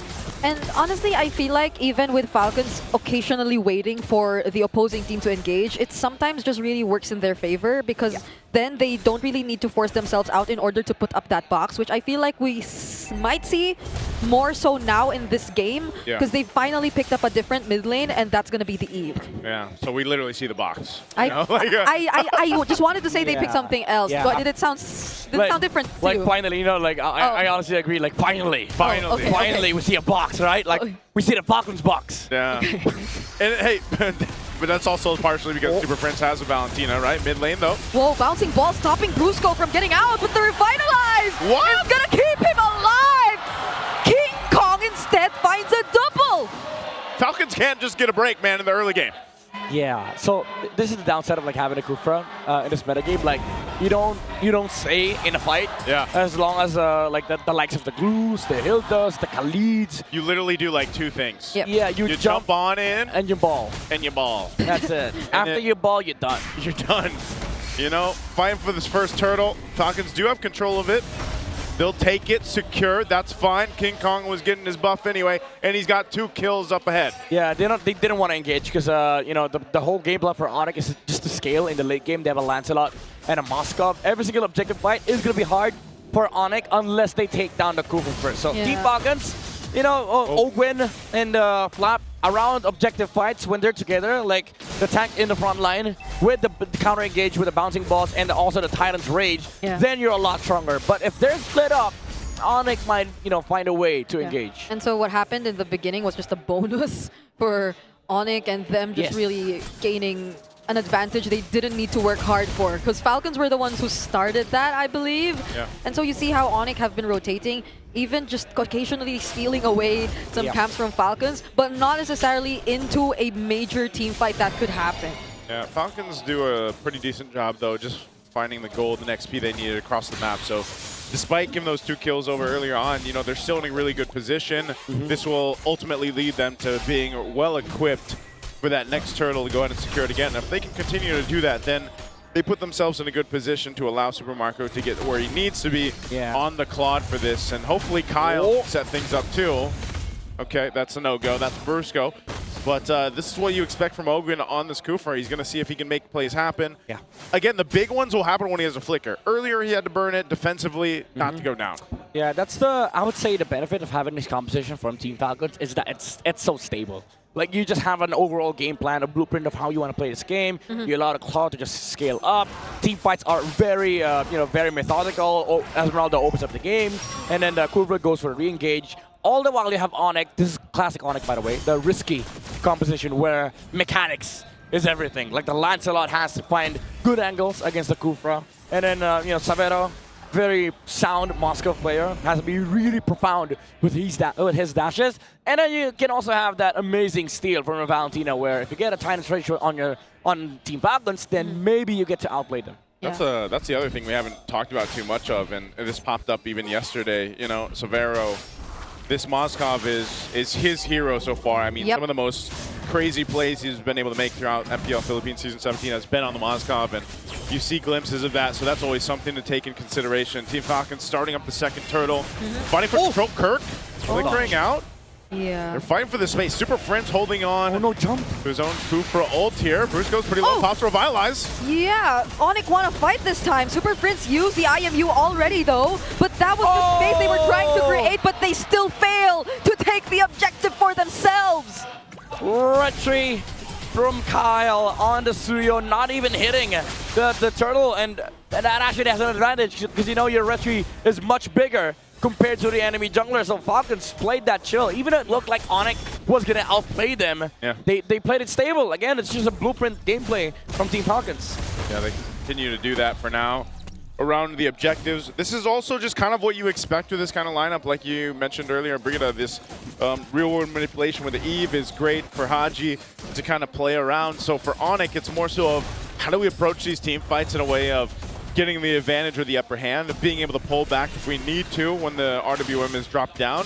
And, that's something that can help them secure a team fight. Also, they got to get in position to be able to do that. Now, yeah, Lancelot can go ahead and maneuver through those fights and everything else, but that's why potentially this Kufra is such a good pick, the counter pick, to kind of help alleviate some of that pressure that a Lancelot will do, even to an extent the Kirk on the Paquito. Which makes the choice for Super Prince much more interesting, I feel. Because earlier when he picked up the Tyrant's Rage, I think it was just a way to get more space or buy time, but not directly through like creating space. It was just holding down one member. Yep. And speaking of holding down one member, Brusco, forced to use the Revitalize, gets to take the Unbreakable and stun Flap, but Flap is still alive! King Kong goes for the chase, though here's an SOD from Severo, joining in at the perfect moment. Kyle looking to be next, but he gets back to safety. Dude, so Severo doesn't miss these SODs, and another double kill for King Kong. Yeah, this is again the advantage of this comp from ONIC, the outplay potential. Even though it looked like Falcons were the ones dictating that tempo of that fight, Brusco held on. He was like, guys, I can sustain, I can regenerate, we can fight. Yeah. And then the SOD came out from the Golden Boy. Oh my lord, the outplays are actually real. Team Falcons, they're now starting to feel the pressure. Okay, no SOD for Severo this time, but they get a turret even before this objective, which ONIC might have just let go. Yeah, I don't care. It's just Brusco right here. Olwyn doesn't have the Tyrant's Rage either. So that was just about it. A bit of info, but they still split up. Yeah, look at top lane though. They don't care. Again, they're just looking to trade here for ONIC. They're waiting to scale up as well. So from the POV of ONIC, if you want to farm, sure, let's go farm. Because again, we get to the point where we can outplay you with this Moskov from Severo. And we've seen that even up against MPL PH. This is not a problem for ONIC. Kirk could be in trouble? Oh, no. Oh. Massive, okay, SOD doesn't laugh at the Tyrant's Rage! Coming in from Ogwin, made sure that Kirk could no longer run. Brusco getting slowed down, but he will still survive. Kyle? Yep, great pickup. Kyle, oh, he's going for Severo, not going to be able to get him. Good pickup by Falcons, RWM. Whoa, that's a stolen RWM, but they see Ogwin charging, would not want to risk it. Yeah, that's a good force on the side of Team Falcons. Even though ONIC sort of overcommitted onto forcing that trade with the SOD, I don't think it would have been a good choice anyway. They would have been fine with just split pushing the map, put Moscow on top lane, let the Lancelot farm. And Team Falcons, again, this is the way they want to play this game. They just go play Blueprint. Oh, Force. Brusco didn't land that AOG onto anyone. Wasn't even able to create enough space. Kyle will go in. They take that tier 1 in mid, and Super Marco will find Kirk. Wait, what was the play there? I mean, you got both splits happening on top and bottom. I'm wondering what did he just want to clear out the waves and maintain the turret or what? I don't know, man. Again, they're losing sight on what is important. Just farm King Kong, though. Oh, the dodge! Kyle will be okay. Falling Star Moon from Flap, but the fight ends there. All right, fight ends there. Again, mistake made by ONIC. So in this case, Falcons keeps control of the map, keeps things in pace for them, and they're built up for a really good take of this first Lord, unless ONIC wants to fight it. Again, Team Falcons, they can actually just force any fight that they want. They have all the kits in the world. The real-world manipulation, Esmeralda opening up, and the Kufra with a counter-engage. They just have to be wary of the outplay potential from ONIC, especially with the dodges from King Kong. He dodged one Tyrant's Revenge on the Kufra earlier, so should just, be on point. Wait the time against OD though. Okay. It's still going to be Falcons taking this first Lord. Brusco doesn't look like he'll get out of this. King Kong 2 will get punished. Winter Crown already committed. Brusco somehow finds his way out as Kirk will just try to clear out this mid wave. Severo's he's knocking down turrets though. This is one thing that Falcons have to maintain. Yeah. That's a shield that gets bursted down too with that push that Severo's able to make happen. They want to make sure that they keep tabs on him. Yes, they've got the Lord. They can charge in towards the base here. But someone's going to have to go ahead and deal with this split pushing that's happening. Yeah, I thought Ogwin was going to flicker on to the Moskov earlier. This guy has no Purify, by the way, so ONIC should be careful and should be concerned where the Kufra is coming from. Because again, there's a lot of ways for Falcons to just force a fight, engage, and jump on targets that they want to go for. Yeah, Brusco has to really block off these Tyrant Revenge jumps. Oh, they got the box. From Ogwin. Super Marco is massive right now too. 2,000 gold ahead of Severo. He's looking to go guns blazing when these team fights happen. So shield will go down in the mid. Super Marco also picks up the Wind of Nature now. So they're in great fighting form, and this lineup is going to let them kind of force a fight into the base if they want to. Haji using the RWM. King Kong goes in, Phantom Execution, AOG2 only lands on one, and the Unbreakable on Kyle as well. And they hold on to their tier 3 in mid. That's just a few hits away from being taken down though. Yeah, bit of an, I would say over defense from ONIC. They committed the AOG with stolen real word manipulation to clear the wave. They didn't punish the Kufra. However, they did force out the flicker on Haji. So maybe they use this time to force Falcons, but the thing is, again, this block from the Esmeralda is kind of annoying. Oh, Thornrose gets to dodge that Tyrant's Revenge! Ogun might get punished here, but Super Marksman then goes in! He gets pushed back just a bit and is forced to BMI out, but the SOD makes it inside the battle in the play! He finds the kill on Super Marco, and he almost made it out of there alive! There's King Kong. He can go back. AOG gets dodged by Kyle. Kyle is still alive, but Kirk goes in with a knockout strike. But Kyle is in for the outplay! Without Severo, ONIC falls apart in the team fight. Oh, King Kong! Touches it with the Thornrose. But it's King Kong all alone. Super Friends will make it though, but they'll probably lose all, or this second base turret down bot. Oh my lord. It was almost an outplay for ONIC. Again, this is the strength of this comp. But Kyle says, no, we can outplay too. That blade surge dodge on the AOG, able to take out Kirk afterwards. And because King Kong didn't have enough HP, he wasn't confident on going back, especially because they lost the vision on Ogwin. Yeah. And now Team Falcons, they get the control back, they get the tempo back, but man, again, this pressure, man, from ONIC Philippines, Team Falcons, they have to be careful with this Sabero Moskov. Oh man, if you fight for this Lord, ONIC's going to just be pushed off of it, so they have to go and find themselves in the defense once again. You know, I almost think, what if Severo had enough itemization for that fight, if he had a win in nature or something else? Eventually he's going to get there. Yep. And Falcons are going to have to watch out for that setup again. Yeah, imagine they had to burn everything. Even Ogwin had to flicker on top of the Moskov because he was dealing too much damage. He was dismantling this formation from Team Falcons after taking out that Claude. So again, these are the things that Falcons has to worry about, the positioning of the Moskov. 10 seconds without flicker though. Okay, Ogwin has an immortality too. Might go for some more riskier plays if he wanted to. And he's gonna jump on King Kong! Thornrose keeps him safe, and now they get to buy enough time to at least deal with the Lord for now. AOG goes in with the AOG though. Is it just more space too that they want to create? Because it seems like they're going in for the punish. There goes the Falling Star One in the real world. Ogwin fights multiple members, but he gets knocked back. Spear of Misery, keeping them safe, and the knockout strike to finish the job on Super Marco! Wanting to find Kirk! He finds him now! SOD against Severo! Severo once again, can he do it this time? He did not! Kyle takes him out! Oh my god, outplays after outplays. Super Marco was able to flicker out, but Falcons, they're not done yet. They're gonna wait to push in. For instance, King Kong! Marco's alive, they jump in. King Kong just wants to make sure the minions are out. He does get taken out alongside them though, and Falcons bring us to a 2-2 score! Falcons still soaring, never giving up, despite the outplays. They come up with a macro and an outplay of their own. We've evened out the series. It's been a back and forth all evening long. A hell of a way for this lower bracket final to break out, man. Whew. Hey, and it was great to see a bit of a different draft here. Yeah, refreshing. A little refreshing, like sip.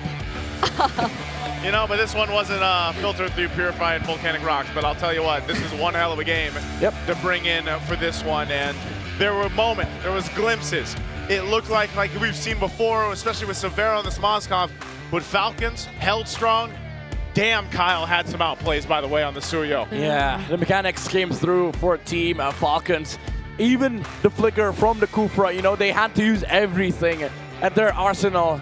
Because the thing is, if they didn't, ONIC would have been able to run away with this game, especially with the amount of outplays Moskov or Savero outputted this game. The pressure was definitely on, but Team Falcons held on. They played the blueprint game, and they went on to protect Super Marco, who is the MVP of game number 4? That was four. It is 4, yeah. I forgot how many games we've had now so far, because this game is amazing. Like, I actually forgot the first 3 games. No, yeah. It's because the entire series has been a back and forth. And yeah, these 2 gold laners we're seeing right now have been pulling off some insane moves all throughout the series. Yeah. There were just so many almost instances for Savero in that last few minutes of that game. That's why I like that we highlight between these two, or just in general, like this whole golden royale going on between all the gold laners right now, because you're really seeing a lot of those moves, a lot of those highlights from the gold laners out there. And Super Marco with a flex, he flexed through this game, and just he pumped out a ton of damage for these team fights for Team Falcons. Yeah. The crazy thing is, like, ONIC, they had a lot of like answers against Falcons, but realistically they were almost all outplays, right? Like it had to come down to micro mechanics. All the while for Team Falcons, everything was so much simpler for them. Like, you just layered a Kufra on top of the Moskov, prevent them from like moving. But even then, despite all that, Savero was able to find good jumps, good positioning, good dashes, good spirit miseries. But it came to the point where the items were also too much for ONIC to deal with, especially with Super Marco juggling through Wind of Nature's, Immortalities. It was this moment, right? Like, ONIC forced the fight against Team Falcons. Even after the reload manipulation, they were still looking for outplays after Brusco jumped. It was that Spirit of Destruction from Savero that landed on the back line. He saw Haji, but he was like, no, you're not the target. The target is Super Marco. He flickered in for the Spirit of Misery to land. But I think that extra dash actually was the downfall of display, because after that, Super Marco was able to flicker out, swapped the items, went for the Wind of Nature, and then bought the Immortality just to make sure that he doesn't die in the fight. Man, what a crazy game. So could it have just been Savero taking out Haji instead and not changing his target on Super Marco? I think he could have taken out the quad if he didn't dash. Still, even if he didn't dash? Because the Wind of Nature was also gone. Like, he used it before. Because it took a time for him to be able to dash out. But if he just continuously hit the Claude, I think he would have been able to take out Marco first, and then maybe Haji. And that's the risk, right? That's the risk you run when you build compositions like this. Like, it comes down to micro mechanics. Yeah, sure, there's macro aspect to this draft from ONIC, like slow push, the opposite lane, and then the re-engage with, the gacha. But you also have to consider that they have to be on point with these jumps, with these outplays. Because for Falcons, it's as simple as like, okay, I press ult, you go. Yeah, that's why you were mentioning, it's this lineup from Team Falcons that's very consistent, very kind of standard the way that it works. Whereas we saw ONIC where a missed jump or a mistimed jump or a missed time in entry point, even from Kirk or King Kong, it just wasn't going to happen against this kind of lineup. And that missed timing ends up, backfiring against them. And it just felt like, again, the majority of the damage that we saw was coming out from Savero, obviously on the Smozkov. But even when you took him out of the picture, it seemed like there was almost no chance for ONIC to win a team fight. That's just kind of the way the nature of the composition felt. And that's why I'm saying, there was a couple moments in that game where it's like they either were trying to hold on to the turret or went in for a jump, and you've got a split happening on both sides of the map. So you're outnumbered. I'm really interested on why ONIC chose to do some of those moments in the game, but nonetheless, great victory over Team Falcons, because they needed to have a bit of a change after the previous game, and I think this was enough. Ogwin making the Kufra work, who's a hero that's not typically on a lot of the top 5 lists, like your own, Yeah. He ends up making it work. Yeah, and it's also on the back of Flap just being that very reliable tank front line for Team Falcons. Because again, like, one of the, I think, issues of course with the Kufra as well, we don't really get to see it because it's a playmaking hero, but it doesn't really allow you to be out there as much. You're always coming from an angle of surprise, and so you have to have someone else to do the job for you, to just be the information taker or to scout. But Flap was reliable. I think we barely got to put any highlight on him either in this game, but he was just consistent all throughout that game. Again, it's a blueprint, right? Like you just go play stable, you jump, you use ult. If they outplay you, it is what it is. You know, Yeah. it's just the sole job of the Kufra, which I think is what we said after the draft, right? After we we broke it down during the on-ground panel. Like there's a reason why this can work. Like you just act the stability or the pillar of stability for Falcons, where you see Lance, you see Paquito, you see Moscow, just jump. If they outplay you, it is what it is. You know, Yeah. good for them. Yeah, it was a different game nonetheless, but still the results are there for Team Falcons. Here's a question. Is it going to be the Titans in Paris or the rivals in Paris? Yeah. Because this is where we're headed with whichever team, Team Falcons or ONIC, that makes it to the grand finals against TLPH. We're down to a best of 3, guys. This is Yeah. the battle for greatness. Yep. For the glory, and after this, for immortality in the grand finals. Because, again, Immortal Cup. Immortal what? Immortal Cup. Immortal Cup. So this is for glory. Battle of greatness. Like, all these players are great, but they have to prove that they deserve the spot to be in the grand finals to deserve the chance to fight against the greatest. Yeah, and the things that they want to prove, they both really have such meaningful backgrounds prior to the season, which really wants to make you root for both of them. Yeah. So it's kind of tricky to be in this spot where you see them in the lower bracket finals, because imagine everything that ONIC has been through preseason, the doubts that they had to prove wrong, and even for Falcons, who've been not soaring that much in the previous seasons. And speaking of soaring, see this is a recap you're seeing right here. This is interesting though. Falcons have not yet won in the lower bracket finals since becoming a best of 7. Yeah, and the last time they won an MPL, if I'm not mistaken, was season 12. Well, yeah, I think season 12. Yeah, since season 11, there's only been 3 champions, which is funnily enough the 3 teams that we have right that are now. left. Yeah. And they weren't really Falcons back then. Yeah, so this is like the legacy that they have to endure, right? Yeah. Like they have to soar past these legacies, even in the storyline that we have with Falcons and ONIC, like going past the TZ mantle, going past the gold standard. They also have to go past the achievements for the last 3 years of MLBB. That's exactly what we were just talking about. This is the triangle of power here that we've had throughout our MPL Philippines seasons. This camera work. The camera is great because you're going to look at all the flags that have been hanging here for all the champions throughout the seasons and the years. And look at that. You know, you're so close to seeing more history made by potentially Team Liquid being the very first team ever to go back to back to back for championships. Yeah, W Prod, by the way. This is amazing. This is amazing camera work. Yeah. Damn.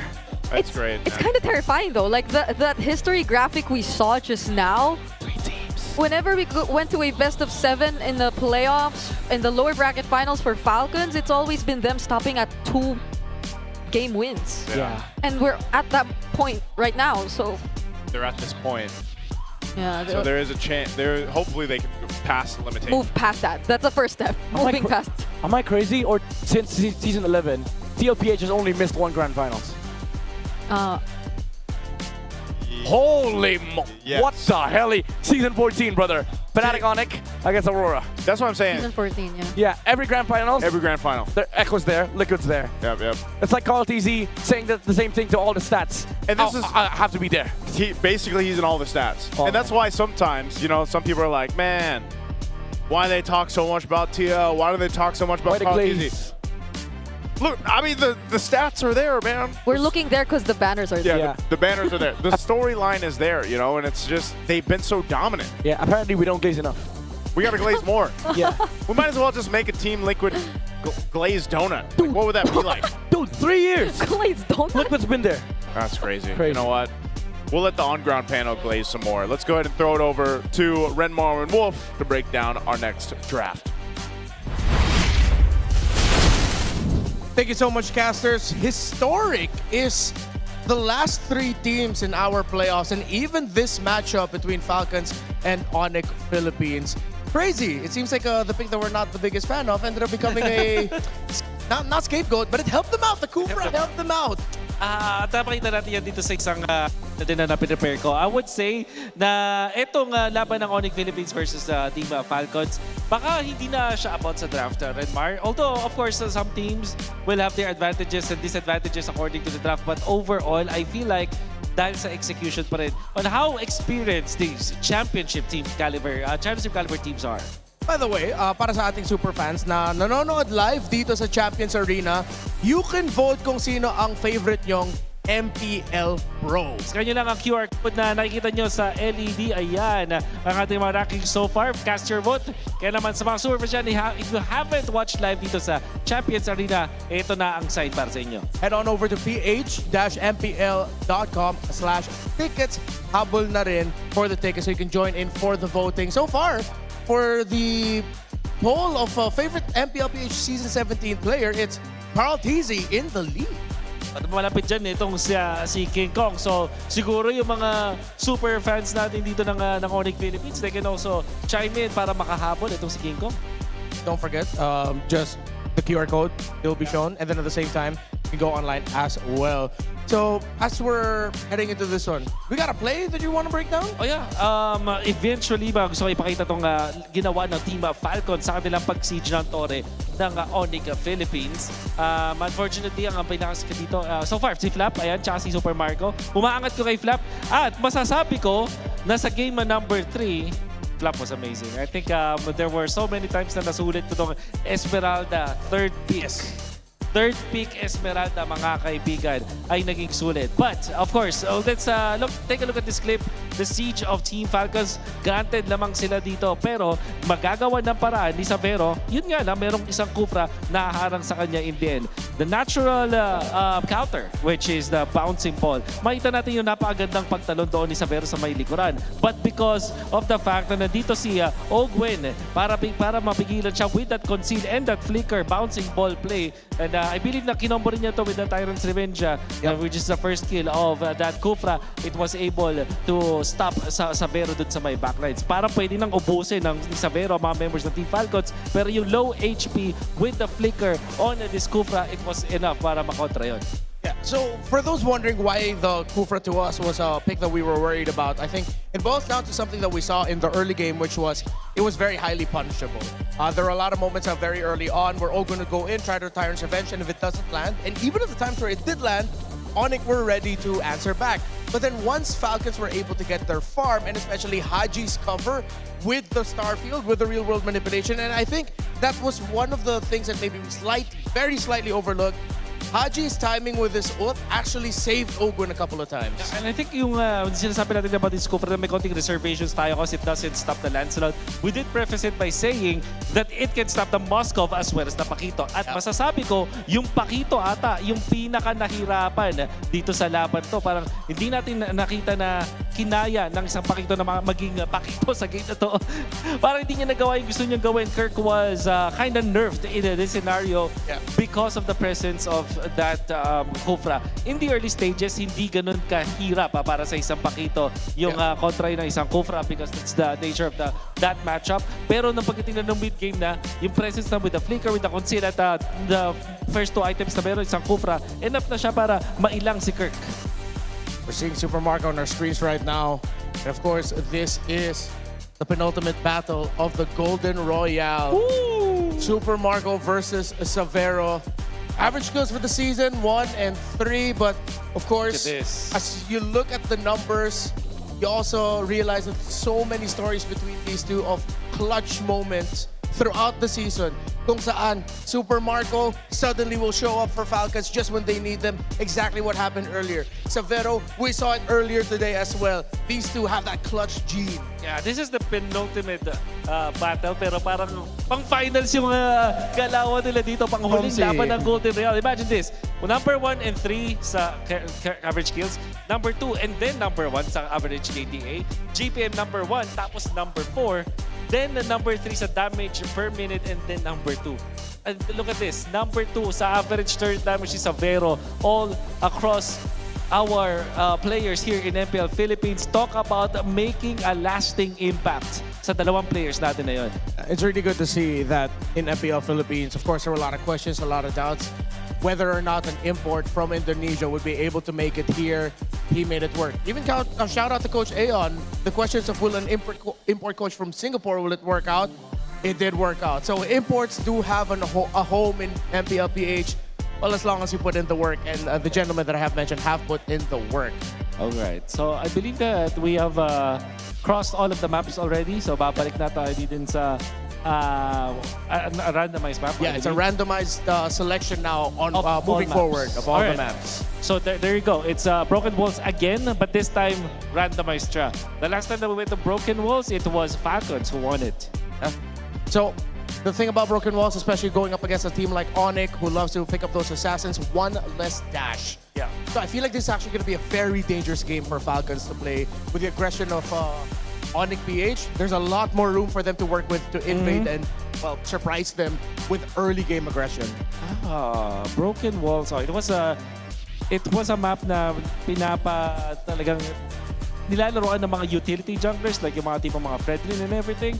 So this could also be that. Pero honestly, pwede mong i-treat kasi yung Broken Walls na parang neutral map eh. Parang wala naman talagang distinct advantage. Or siguro magandang palette cleanser dito para sa dalawang teams natin when it comes to their picks. Alam mo, sana magkaroon ng difference when it comes to the draft patterns of both teams kasi parang parehas na parehas from the past 4 games natin.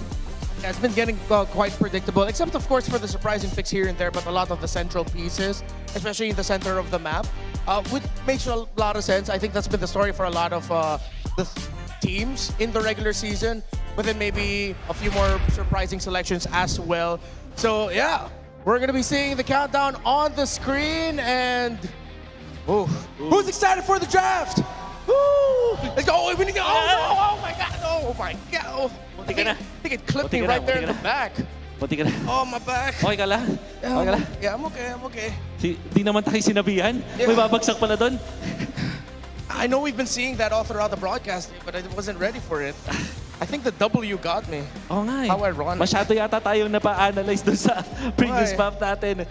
Alright, so heading into this game number 5. What's your command? It's going to be Falcons dun sa may red side, and it's ONIC on the blue side. At what they usually, first pick is the Paquito, but they themselves will ban this out.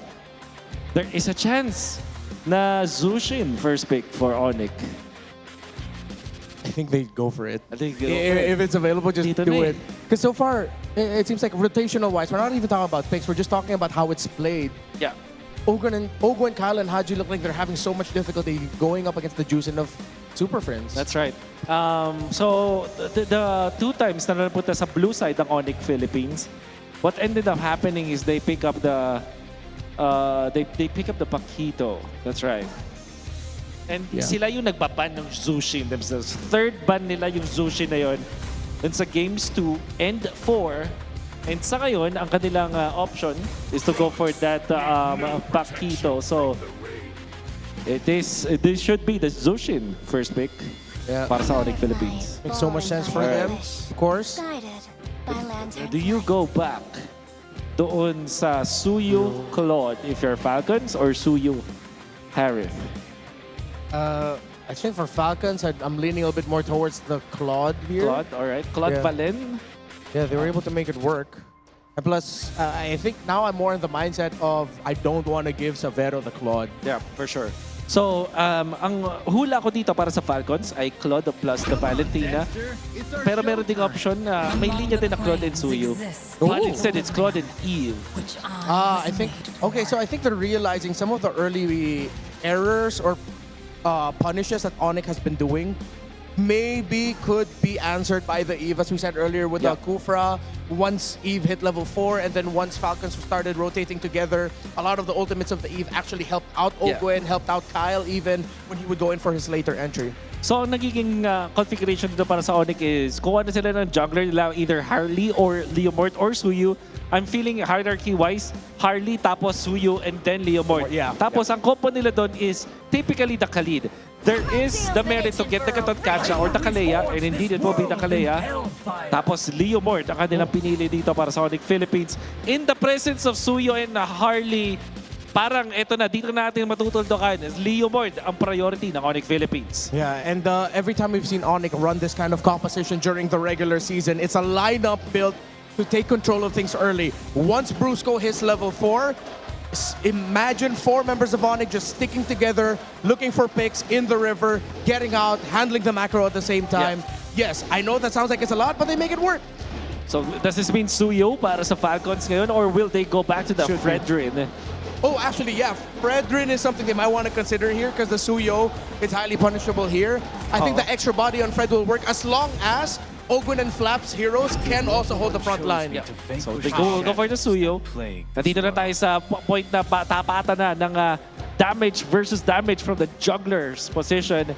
And interestingly, Falcons can now choose to limit yung mga heroes dito ni Savero. So, Moskov and Harith potentially bans para dito sa Falcons. Let them play the hero. They got the usual. Well, yeah. Or with what Kirk did to them earlier on that hero, it's a warranted ban.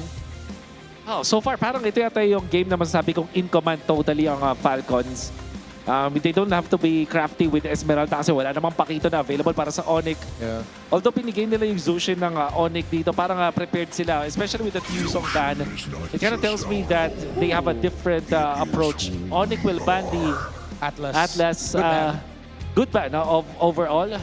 Siyempre, mahihirapan naman yung Zushin at Kalea mamaya kung sakaling Atlas yung mapili dito na Falcons. I think one of the biggest trades here now is whether one of these two will ban out the Alice, Uranus, just so... Oh, wait, no. ONIC doesn't have any room anymore to ban out either because if ever the Alice ends up for Falcons, then you'd want to just put Kirk on the Uranus there, which would be a good thing in the long run for what Falcons wants to be able to achieve with their lineup. There's the Katot Kachaban. Tingin ko pwede yung ONIC na kumuha ng Sora plus the Sora and Moskov kung sakali. But siguro yung medyo delikado na is kapag may Valentina pang available na pwedeng piliin ng Falcons is their last pick at their XP lane. So, that yung Sora pick ni coming out from ONIC, tingin ko mangyari lang pag napili na itong Alice. So now, you do have that go signal para sa ONIC Philippines na kumuha ng Sora in combination of the Moskov here. Yeah, it will be a good dive and it'll force Falcons to just end up picking up something like the high loss, bring down a glorious pathway, either as a means to stop or a means to escape. And then that extra stun is going to help out. Oh, but they go for the Lapu-Lapu instead. Interesting. I mean, technically they do some of the same things. Yeah. Ground control, good damage. At pang dive na rin dito sa may Eve. Yeah. Pero alam mo, yung Sora plus the... yung Lapu-Lapu, it also allows for the Moskov pick for Savero sakali. I just wish that it will be yung mga ganitong klaseng hero. Instead, they will go the carry route. Carry Kalea combo. Yeah. No Gatot Kacha. Ano pa ba yung mga save dito para sa Falcons? High loss. High loss is there. Matutunan ka lang ng... yeah. And I think that's why they pick it. I wonder if they're crazy enough to try pick off here. Maybe something like a Cho or a Kaja. Kufra ulit? Kufra again? Kufra ulit? Pwede naman? Maybe. Beleric for the vengeance. But I think the safest is high loss. Tapos yung Cho, potentially pwede rin naman dito sa side of Falcons. What if they bring out the Beleric here? We mentioned Beleric earlier. Yes. Parang pwede. The taunt works, vengeance works, revitalize works. But the Cho is the safest option. They will go for the glue. And I think this is the time that I would say Falcons really did have a better draft. Napakasolido ng glue. Although may chance na matunaw siya eventually, pero hindi ganun ka-worth it kung ang bubuhusan ng skill ng isang carry is the roamer. All right. So for me, with everything that we've seen so far, even in the regular season with how Ogwin uses this glue, it really depends on how they handle the trades in the center, especially against Super Friends, the Kalea, the Juicin. Because Ogwin has had that tendency to get picked off first. Wow. As much as I want to see more games, pero parang nakuha na ng Falcons yung tamang tipla. Picking up the second phase pick. Red side yung kanilang pinili. Sabay, ito yung heroes sila. They have a really good draft here in game number 5. Whoever wins this goes into match points and one arena. Magingay!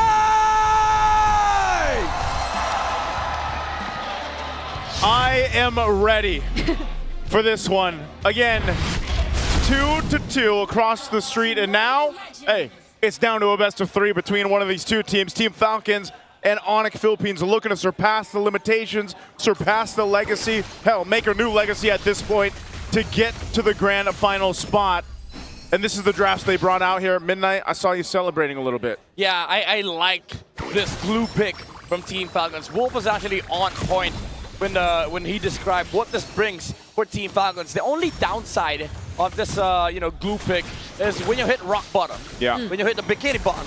Yeah, I The think bikini bottom. we saw Bikini. we saw him hit the bikini bottom yesterday. Yes. When he went We 9 did. deaths. Yes. That was not where you want to be. Yeah, if you lose out an early game mid-prio. But the thing is, in this game, you do have that pass to just die constantly every team fight. Because that's his job in this game. He's basically a body bag for this combo on the side of ONIC. Because if they don't burst the glue down, he can just reset the fight. Yeah, this is one of the things that I would say for most glue roams right now is what you have to deal with, all right? You're living on the edge a little bit here, and that's why the glue roam can work out pretty well. But as we saw yesterday alone, there are situations where it's like, next thing you know, you're dying. You're the body bag for the team. But this can also help activate this lineup once again from Team Falcons, like we've seen throughout the series already. Kyle on the Suyo, you're able to do so many things. Super Marco can scale up quickly. Yes. They just needed somebody that can actually open up the map or open up fights, and that basically is what glue is fitting into this composition because you already have this Alice. Yeah. This Alice, as much as he wants to go frontline, he can, but the thing is, there's the shred from the Kalea combo, so you just needed double body bags. Yeah, and Alice can be also somewhat of a more reliable person to go in for the secondary engage because of the capabilities through the Throne of Ruin. Kirk, though, gets to isolate 2 members. ONIC are starting to work on the turtle, all the while Flap finds a 3-man Throne of Ruin. Enough space has been created for ONIC, though. They secure turtle number 1. Yeah, that was a good way to kind of approach that fight. ONIC was just fighting, kind of feigning to see if they would actually engage against Team Falcons, but nonetheless, it was to secure that first objective, that first turtle for them. Yeah, weird choice for Kyle to actually commit a lot of the dashes that he has to try and burst down Kirk. They lost out on the turtle hold, which King Kong really held on. So this is going to allow the Liam to just constantly pressure the map with the Phantom Steed whenever it's up. And then they also have mid-prio. Now this is where the Kalea starts to become scary. Ooh, Savero. Yeah, I think he just used the BMI. Hold on, though, here in the river. Yeah. Ogwen gets his first death. Yeah, that's probably a preview of what we're going to see about a handful of times throughout this game. Yep. I mean, we just did mention that this is what's going to happen, especially after ONIC took that first turtle. So again, this Kalea is going to become a menace. And this river, nobody can walk past on the side of Team Falcons because they don't have prio for the Suyo, they don't have prio for the Alice, and then they don't really have the the kits yet or the items on the glue for him to be able to do his job as of right now. Yeah. So much information provided by Super Friends there, as you just saw him, using the lantern to go and check the bushes here from Team Falcons, and that's what he does so much. And not only that, but depending if he decides to go ahead and build up it the same way, get the Sky Piercer, second item usually is when we see him build it in. Yeah. Team Falcons is going to want to make sure that he doesn't get the stacks. Yeah, this is the sad part, right? Like Team Falcons, I like the maneuver that they did on mid. They brought in the numbers to sort of take over the mid prio. But then after they cleared the wave, Zulshin just stepped up and he was like, I'm zoning 3 heroes. I'm ready. Yeah, because they haven't really let go of this river control despite what we've been seeing from Falcons and their potential in terms of the lineup. Because ONIC acknowledges the fact that that's really what they have to do. Just hold it down together because it's really waiting up until Savero can be a reliable source of damage that they can just go and commit for the fights. But now it seems like they will still try and start this next turtle. Yeah, they're going to go ahead and start it up. Team Falcons has control of the space. Ogwen? Ooh, that's a flicker from Ogwen, a very aggressive engage at that. Now he finds a grab. It's going to be Brusco, but he gets isolated under the turret just the same. Haji gets the last hit on the objective, but ONIC are going for more. They're forced to flicker out of the RWM though, and Falcons will be okay, but they lose too. It's a bit of an overcommitment from Falcons. The target was right. Ogwen immediately jumped onto Brusco to prevent the jump from ONIC Philippines, essentially delaying the team fight. They have to wait for the glue to step down from the Kalea first, but then Falcons overcommitted with the RWM, with Ogwen diving under the tower as well. And because of that, they lose out on tempo here for Falcons. Yeah, they're gonna, ONIC's gonna play a little bit of tempo now by taking it down at the tier 1. Yeah, they traded out that kill there. Like I said, Ogwen, that's gonna happen to him. And sometimes if you're fighting around that turtle pit, you get dragged to the turret, you're engaged, you know, you're going to go down. But that's what you said, Midnight. This glue works in a sense of you're there to open up the map. You're there to open some of these team fights. But unfortunately, if the team fight isn't kind of centered the way that it needs to be around the objectives, you're just pulled away from the team. Yeah, you don't force it, basically. You slow the game down for ONIC so that they don't get to play fast with the Kalea combo. And Flap already was able to set up. He was able to cut the XP lane, and then they got the turtle set up, their turtle prio, took the position in the bush, but then again, Ogwin tried to force too deep onto Brusco, which spelled this, tempo spill for ONIC. Yeah, it's just so unfortunate because you feel that they also want to be a bit more proactive with the blue, but at the same time, it was just probably not the best target to go for in that particular sequence. So it could have worked differently, maybe if they changed or tweaked it a bit for the upcoming team fight, which might likely happen a few seconds from now. Good gold build up there for Severo. You know, he's had all the time in the world to pretty much just go ahead and farm up. He's got a Corrosive Scythe working into his second item right now, but you know, farm-wise, he's had that experience, and this is the thing we see with the carry picks. You know, eventually, before you know it, your Team Falcons and your front line that's supposed to be tanky is getting shredded down by a carry. So this last turtle of the game, ONIC will all be here for this fight. They center around it to gain control for this. Team Falcons, we'll see if they want to contest it. Super Marco's got the stacks he's looking for on this Claude. Oh, there goes the engage. The real world manipulation 2 laid down as a response, and Flap goes in with the Throne of Ruin. The Blazing 2 and 2. There's just so much AoE from Falcons as they secure the turtle as well, together with a kill on Brusco. Flap gets to be sacrificed, though. It's still 4 members fighting against 4, but they will not push through. What the hell is that reaction from Haji? Yeah, it was so quick. The title strike was on point from Brusco with the flicker. But as soon as he got down, there was already the real world manipulation from the Eve. Couldn't get the Tsunami Slam onto the Eve. So did he press it while he was mid-air or something? I think so. I think he just knew that, you know, he's gonna get jumped on because they grouped up. Ogren and Haji clumped up together. If we can only get an instant replay, it would have been, it's gonna be amazing because again, these are the things that Falcons has to be aware of. The jumps from ONIC, they have to slow this initiations down to the point where even if the Kalea jumps, they prevent the damage dealers from pursuing the fight, from engaging, and that's what the RWM allowed. Severo couldn't really step in. That's why that, you know, now that we've seen it, Team Falcons leaning towards this Eve pick has been so good for them through the games they've brought it out. It allows them to fight the game that they want to, especially if it's around that real world manipulation. Yeah, and especially in that sequence, it's more of also being just a way to avoid or deny ONIC in their plan. Severo, chill. Yeah, this is very, very risky, Severo. Yeah, to be fair though, they do have right side prio, which just means that, you know, Falcons cannot really step over the side of the map because they have all the bush in check for ONIC Philippines. So he's able to play aggressive like that, but it's still a Suyo, you know? Like, you never know. Suyo with Blade Surge, Soul Sever hurts a lot. And he didn't have the flicker too, so... Yeah. You know, so it's like one of those things where it's like, yeah, Giga Chad. Yeah, Giga Chad things. They're up to this point of the tier 2. They're going to do some damage to it, but the rest of the Falcons centering around this. Lord's going to be up here shortly. So once again, we're going to see this fight for the objective come through as both junglers want to go ahead and reset, get the buffs that they need before they actually fight for it. Now, one thing that can happen here is a setup potential from ONIC, you know, utilizing the Kalea. If they want to go for a numbers advantage before even centering on the Lord, they can do that. So Team Falcons has to be a little cautious on how they approach the fight.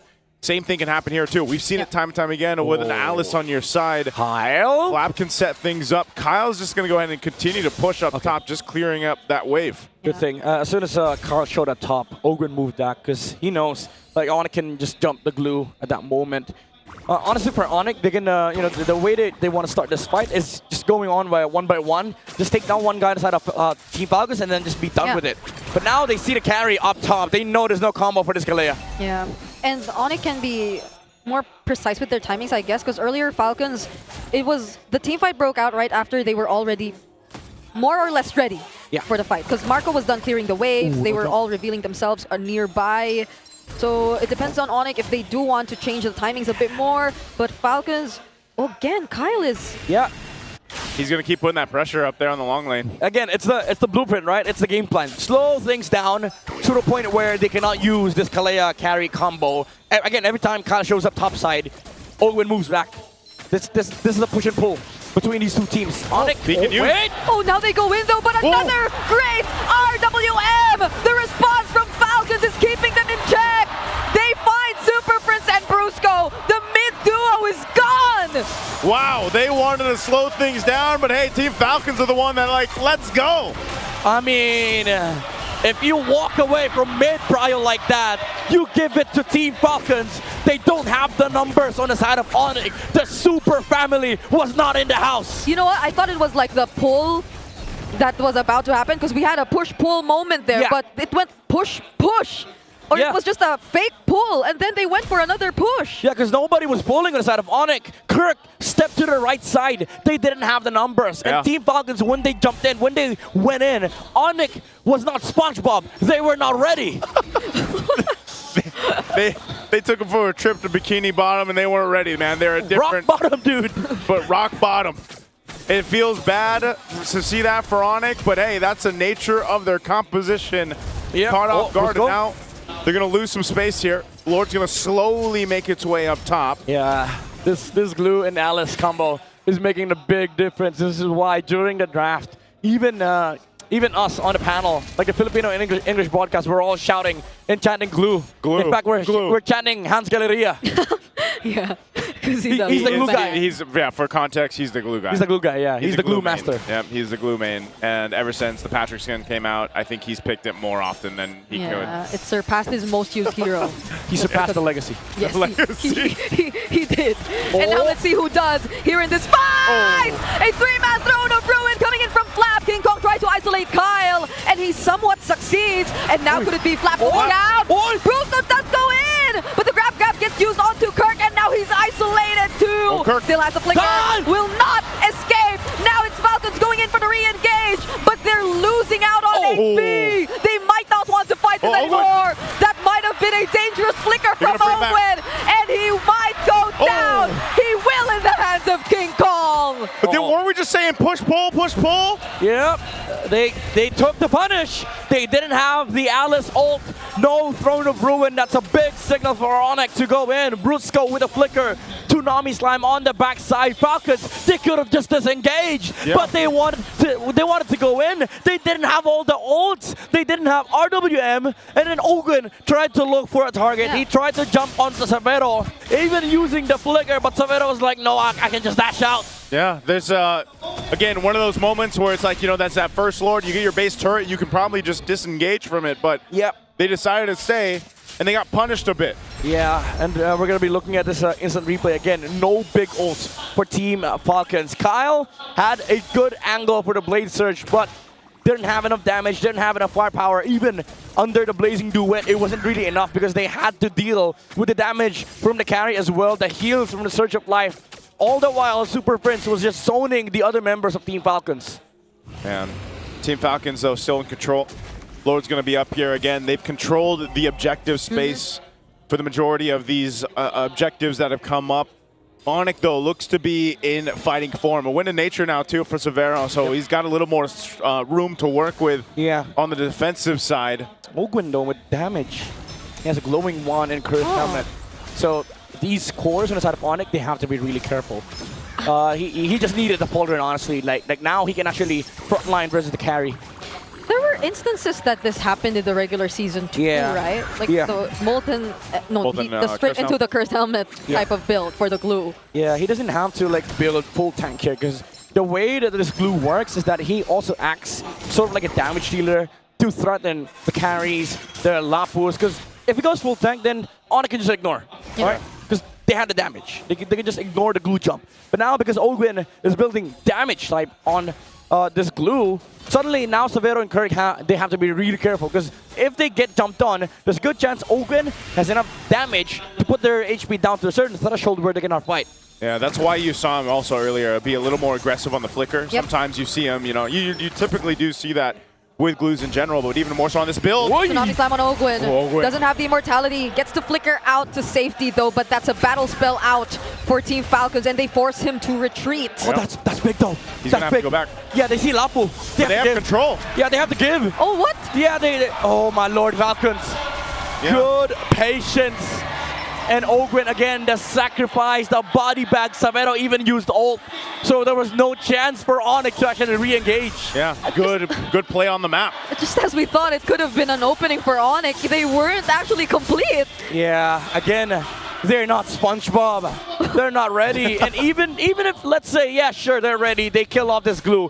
What's next, right? You kill the glue, now you have to deal with the Eve, the Claude, and then the Alice. It's just...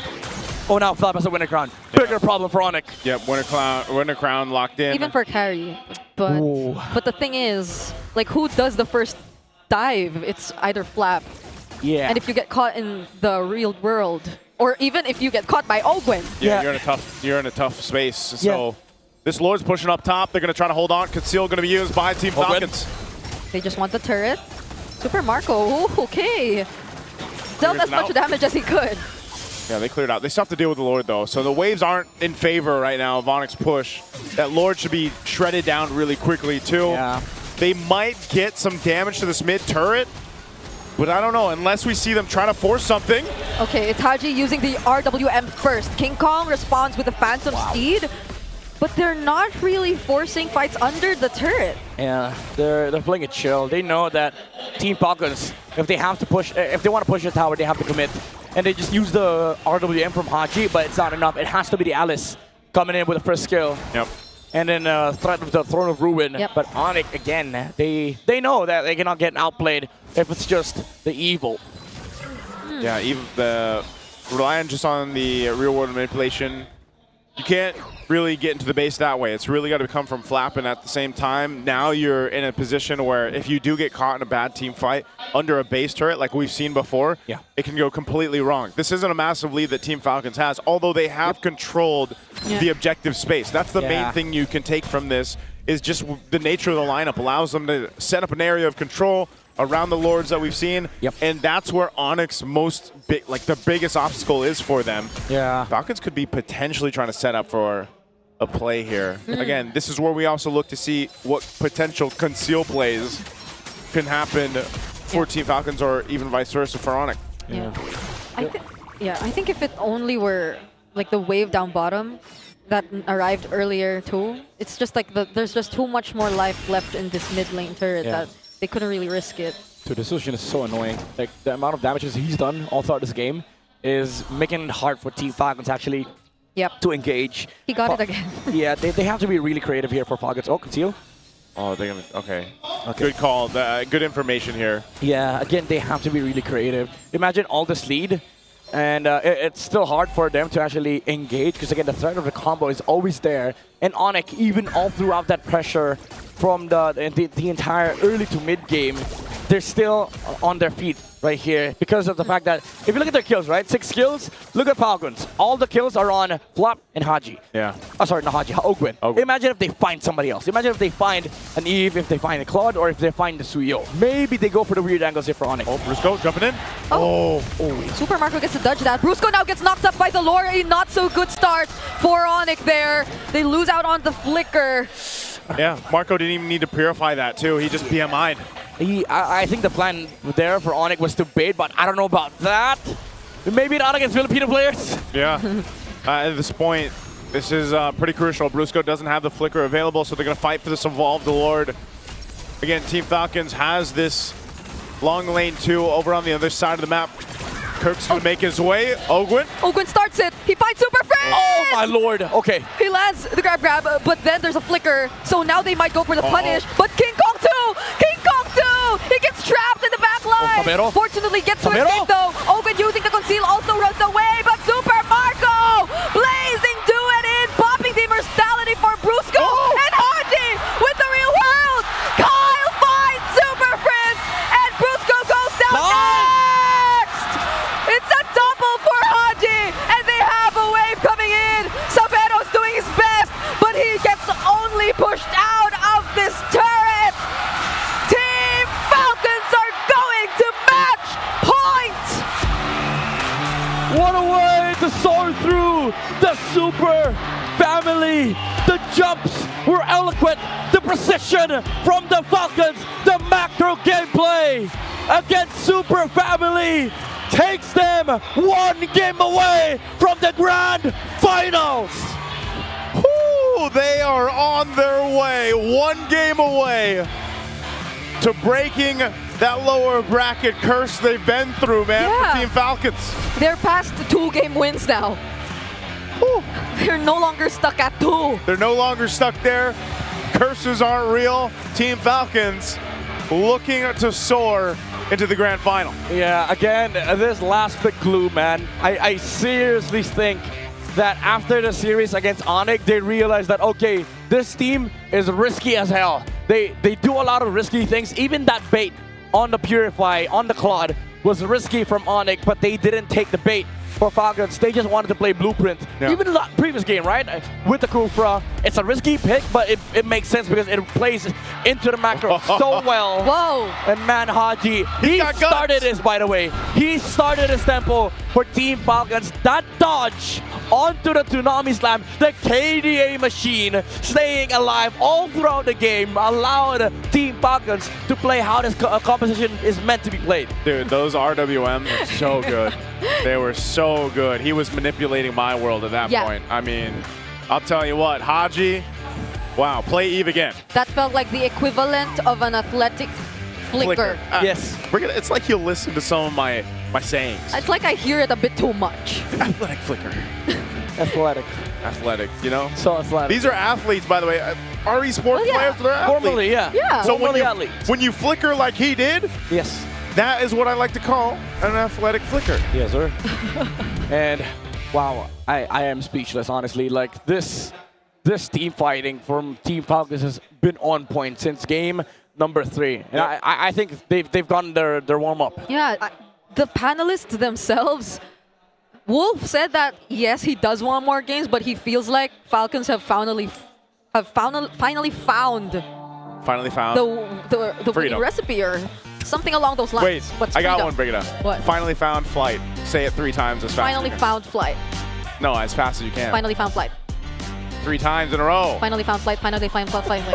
I can't. There you go. I can't. There you go. Hey, if you're watching, sitting at home, you guys try it. Can you guys try it for Finally me? found flight. Finally found flight. Finally found flight. Finally found flight. He can't either. Let's ask the Filipino that's to do it later. We'll ask them to do it later. All right. But yeah. Hey, Team Falcons, they needed this. It took them it was a little shaky in some of the games, but I feel like this was a really clean showing with the composition that they brought out. Obviously, Haji on the Eve was a big part of it, but also this time, you know, Owen, the interesting part of it is how he built this glue. Like you mentioned, Midnight, you know, 20-minute exact game, by the way. Wow. So my qualm with Falcons is, where was this the first 3 games? Where was my classic Falcons, right? Midnight. You know, wait. Let me just say this out loud. I'm gonna let you finish. I know. You're I'm never mouthing. happy. I know I'm mouthing. I know I'm mouthing right now. Even America said I'm streaming on broadcast. Like this is like an actual stream. Okay, but for me, Falcons is a team that builds good comps and play how they're supposed to be played. Yeah. Like they don't stray out of tradition. They play the Blueprint game. This was it, right? Yeah. Even the previous game. First 3 games, what the hell was that? What is going on? Yeah. And their first series too. Their first Not series it. too. I agree. That's true. That was against ONIC. That's true. Yeah. Again. Roger, right? Roger. Hey. Hey. You know what? I was excited too when the Roger came out. I was like, let's go. And then midway through the game, I'm like, never mind. Yeah, I mean, in a world full of Uranuses, Alices, and Fighter Emblems, yeah, it's not a Blueprint. Now you go back to Blueprint. Yeah. The glue pick was a bit questionable, right? Yep. At best, questionable, because you have to play perfect Blueprint gameplay. And guess what Falcons excels at? Perfect Blueprint gameplay. Yep. Build good comps. They are still the master, like they're one of the masters of the objective control. Yes. Like Yes. that is something why, you know, they went off to win their world championship that they did, why they won so many championships around the world. Yeah. Because they have mastered that. Yeah. Haji, he fit into the piece of the puzzle perfectly. Yes. You know, because he's got experience doing that too. Well, hell, you put them into this mode, which is sometimes, it's like you're looking for the Falcons to be a falcon and not a bird. Like that's how it feels sometimes, But man. a falcon is a bird. No, but like a different bird, not a falcon. Yeah. Like a I get your like point. a crow or Yeah. Okay. You're not a normal bird. You're not a normal. Yeah, you have to wait to be a falcon. Yes. Aw. I don't know how nature works, but I feel like it doesn't work that way. Evolution. Evolution, baby. Dude, that's true though. That's true. At some point, the Falcons were just another bird. Oh. Until they became Falcons. Oh, okay. I'm starting to understand. Charles Darwin. But wasn't that like monkey? Who's Remar? I'm just... Wait. For context, that's our director, dude. Yeah, that's our director. All right, sorry, that threw me off. No, big shout out to our director. Hey, we love you. Yeah, but I get what you're saying here, right? Team Falcons. Yes, Charles Darwin was the last. Charles Darwin. Hey, that's actually. He said evolution. Wait. That's actually a beautiful way of putting it, Charles Darwin, because this series evolved into push and pull. Okay. Game 1, Game 2, it was just all about brawling, fighting. That's so true. Now it became okay. Kufra into Lancelot, you bait. This game, you bait. So, and Team Falcons understands how team fight works perfectly. Yeah. To the point where it becomes easier for them to just bait the Kalea and then just go for it. Because you're winning. I'm listening to the philosophy that Midnight's spitting right now. Yeah. And Bait, you're bait, learning. bait. Yeah, that's how you win games. I'm Aristotle. You what? Aristotle, okay. Total. Aristotle, you know what? I believe this is Remar. Let's head on over to the MPL Festival. What you got for us, Remar?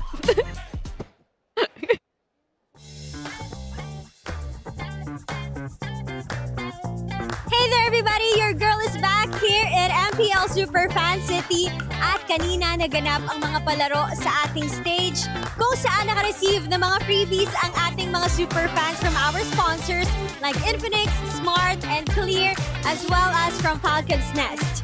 Kanina rin ay ginanap ang Infinix Fancy Cluban semifinal sa pagitan ng The Beast of AB Bread and Sonics of ONIC Philippines kung saan naka 2-0 sweep ang Sonics. Kaya naman bukas ay kahaharapin nila ang Auroras para sa Grand Finals ng Infinix Fancy Cluban.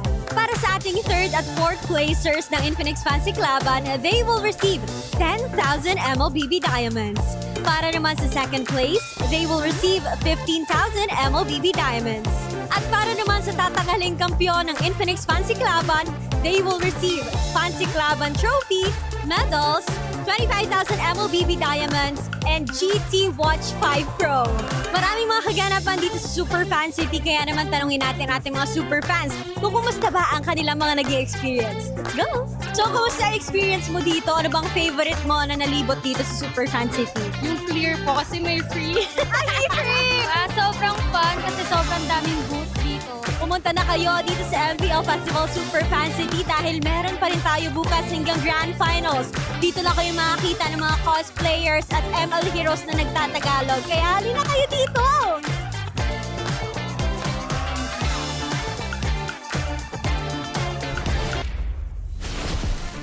Always great to hear from Odin and of course what's going on in Super Fan City, but here we are. Match point. It's still Wolf and Renmar here, and we were talking about a very specific pick. It was in the EXP lane. I feel like there were moments that a Sora or a presence of a Sora was missed, especially since it was the eve of Haji that ended up becoming the MVP turnaround winner. There was a time na masasabi natin si Kirk was instrumental. In the first few minutes of the game, napakalakas ng pagkakapiloto niya dito sa isang lapu-lapu. But in the end, ang daming mga teamfights that could have won with a big box that they can utilize. Unfortunately, yun yung isang bagay naman na na-abuse dito ng Team Falcons. Well, do you have a play for us at the That's right. Breakdown? So, napakaganda ng Lord Dance natin. Tingin ko dahil yung dalawang teams natin are championship caliber teams na rin at napakataas na rin yung experience and their knowledge about the game. That's when we can say na magiging maganda yung isang Lord Dance. This is a very long one. In fact, makikita natin dito yung pagkakasetup ng Falcons na first din nila dito yung initiation coming out from Brusco. That was the flicker that they started with. And if we take a look sa mga nangyayari, mag-initiate si Ogwen on this side. Now, take note. This looks like a weird play coming out from Ogwen. Dito siya sa may bandang baba. Makikita natin dito malayo siya sa kanyang mga teammates. And then ito si King Kong. na magiging crucial dahil hindi pa siya nakikita ng side ng ONIC. But watch out for what Flap can do na sinasabi natin dito na experience na talaga na player. What will happen is makikita niya kung nasa si King Kong, parang talagang chinecheck niya lahat ng mga possibility dito kasi ONIC can either steal the Lord with King Kong or mag-team fight pa nga. Oh, so you're saying that in this moment, maybe Ogwin forced this because Falcons needed to look freaking calm. Exactly. And they were able to get this one at mukhang makakapiglas na ang side ng ONIC Philippines dito at mukhang magkakaroon ng reset. At this reset will not favor Team Falcons eventually. Pero dahil sa gagawin ni Haji, our MVP, this play needs no explanation, that timing. In fact, ito rin yung dahilan kung bakit sila nanalo sa Omega yesterday. Haji's timings with the Eve. Dun sa kanya paggamit ng ultimate na hindi niya basta-basta binibitaw at naghanap siya ng perfect na moment for his team. That is what allows Team Falcons to eventually win the team fights. Yeah, he didn't even need to get the kills within his own box. The moment that Immobilize hit, you knew that Falcons could just run down the members of ONIC Philippines. Yep. And then eventually, yung mga ibang members pa dito, like sila Kyle, di ba? Napakaganda rin ng performance afterwards, the way that they outplayed at na-counter pa nga yung gustong gawin ng side ng ONIC Philippines eventually. By the way, we have QR codes up in your screen right now, or they're going to be up in the arena. We're going to have QR codes that are going to be popping up. Oh, it's right there next to you. It's right next to you. Yeah, right over there. It's Palag Na To merchandise, of course, our anthem, performed and sang by the lovely Janine Berdine. Early access for the merchandise. Scan the QR codes on your screens. I should get in on that. I just realized, those are. I like the card that she got. Can we get those cards, you know? Can we get those cards? Like the Janine Berdine one? Oo nga naman. Alam mo naman, sobrang na-impress tayo sa performance ni Janine Berdine. Alam mo, yung Palag Na To, kaya pa pala siya pag-live. Yeah. When I saw it the first day. Yeah, I love her. I love her music. I love her performance of the anthem. It was really good. Siya rin naman. Okay din naman talaga si Madam Janine. Respect. Very, very talented. Very talented. Yeah. Okay. Draft was important in the first 5 games. At ito yung naging lead-up kung bakit nagkaroon ng match point dito ang Team of Falcons. Napansinin natin, nagpapalitan sila ng sides at first. It was actually Team Falcons who chooses itong mga sides natin. Dun sa first game, sila yung home team. So sila yung pumili ng blue side. Yeah. I think the very important thing that, especially that we noticed in game number 5 was, you definitely, of course, it made a lot of sense for you to lean towards Falcons for that draft. For me personally, it was dependent on how they'd be able to handle the early. They got, at least if I'm not mistaken, Turtle 2 after Turtle 1 went to ONIC. Yes. Because it's the Kalea and Juicin that has been problematic for you. Kalea, problematic for a lot of teams because it's Brusco playing it. Of course, in this series, the Juicin of Super Friends. But then now in this very crucial game number 5 where Falcons get a match point, they were able to take them down with those picks. Ang mental battle na nakita ko dito between the two drafters ng dalawang teams at kung paano sila mag-decide. First yung side selection, blue side natatalo ang Falcons. And after 4 games, nakita nila na yung side pala na papabor sa kanila is that red side. At this time dun sa game number 5, ONIC mismo nag-decide na ibayin yung kanilang draft pattern to ban eventually yung Pakito instead na mag-ban ng Zushin. So parang gumaganda na yung balasa para sa side ng ONIC Philippines. Pero yung Falcons, na-realize nila na okay, we just have to take this Alice away from ONIC. Kumuha tayo ng Suyo at yung EV pang sasagot natin dun sa Zushin na tumalo sa atin in the game number 1 and game number 3. Baka hindi Kalea yung problema natin. If we are Falcons, maybe it was the Jushin. And in fact, nakita nga natin yung pagkakagamit nila nito sa Eve to eventually win out against the Jushin of Super Friends. So when Mirko and I made our predictions heading into the playoffs, I said that if ever we got this as the lower bracket finals match, because this was his prediction that we'd end up with, that this would be a battle of the side lanes. I thought that we'd see a more consistent, like without a doubt, Roman trio, they're gonna be good. But as the series goes on, you realize one pick in the mid can actually change the picture for the entire matchup in the Roman trio. And yung priority pa yun, di ba? Parang yung Zushin yung binigay nila, knowing full well that ONIC, hindi sila magdadalawang isip na kunin yung Zushin na yun. That was the first pick Zushin. Immediately, they picked up the Eve. Medyo binangko muna nila yung kanilang jungler pick. Eventually, nakuha pa rin nila yung Suyo na gusto nila. Which to me is one of the decisions that ONIC Philippines had to really hard read on. But unfortunately for them, it did not work. Yung Leo Moore, tingin ko, in terms of like priority, so sabihin na natin yung term na hierarchy, Renmar. Tingin ko, para sa akin, di ba naman, kung naalala mo yung sa draft, sabi ko, first is Harley. Then Suyo, then Leomord. They chose the Leomord at sila pa yung nauna mag-pick doon. And I think, syempre, nasa team play nila yon. Nasa practice nila kung paano nila na-feel na yun yung pinakamalakas. But for me personally, I would not put that as my priorities. At nakita naman natin kung ano yung mga limitations ng hero na yon. Yeah. I think ONIC are probably gonna break glass in case of emergency. They're probably gonna end up with a Harley in this game. Something just about that. And how ONIC has played Harley, especially King Kong, they just really find the angles really well with getting those pickoffs. Or even if it doesn't lead to a kill, at least you get the -1 because most of the times it's the roamer or the EXP. Sometimes even it's the mid laner.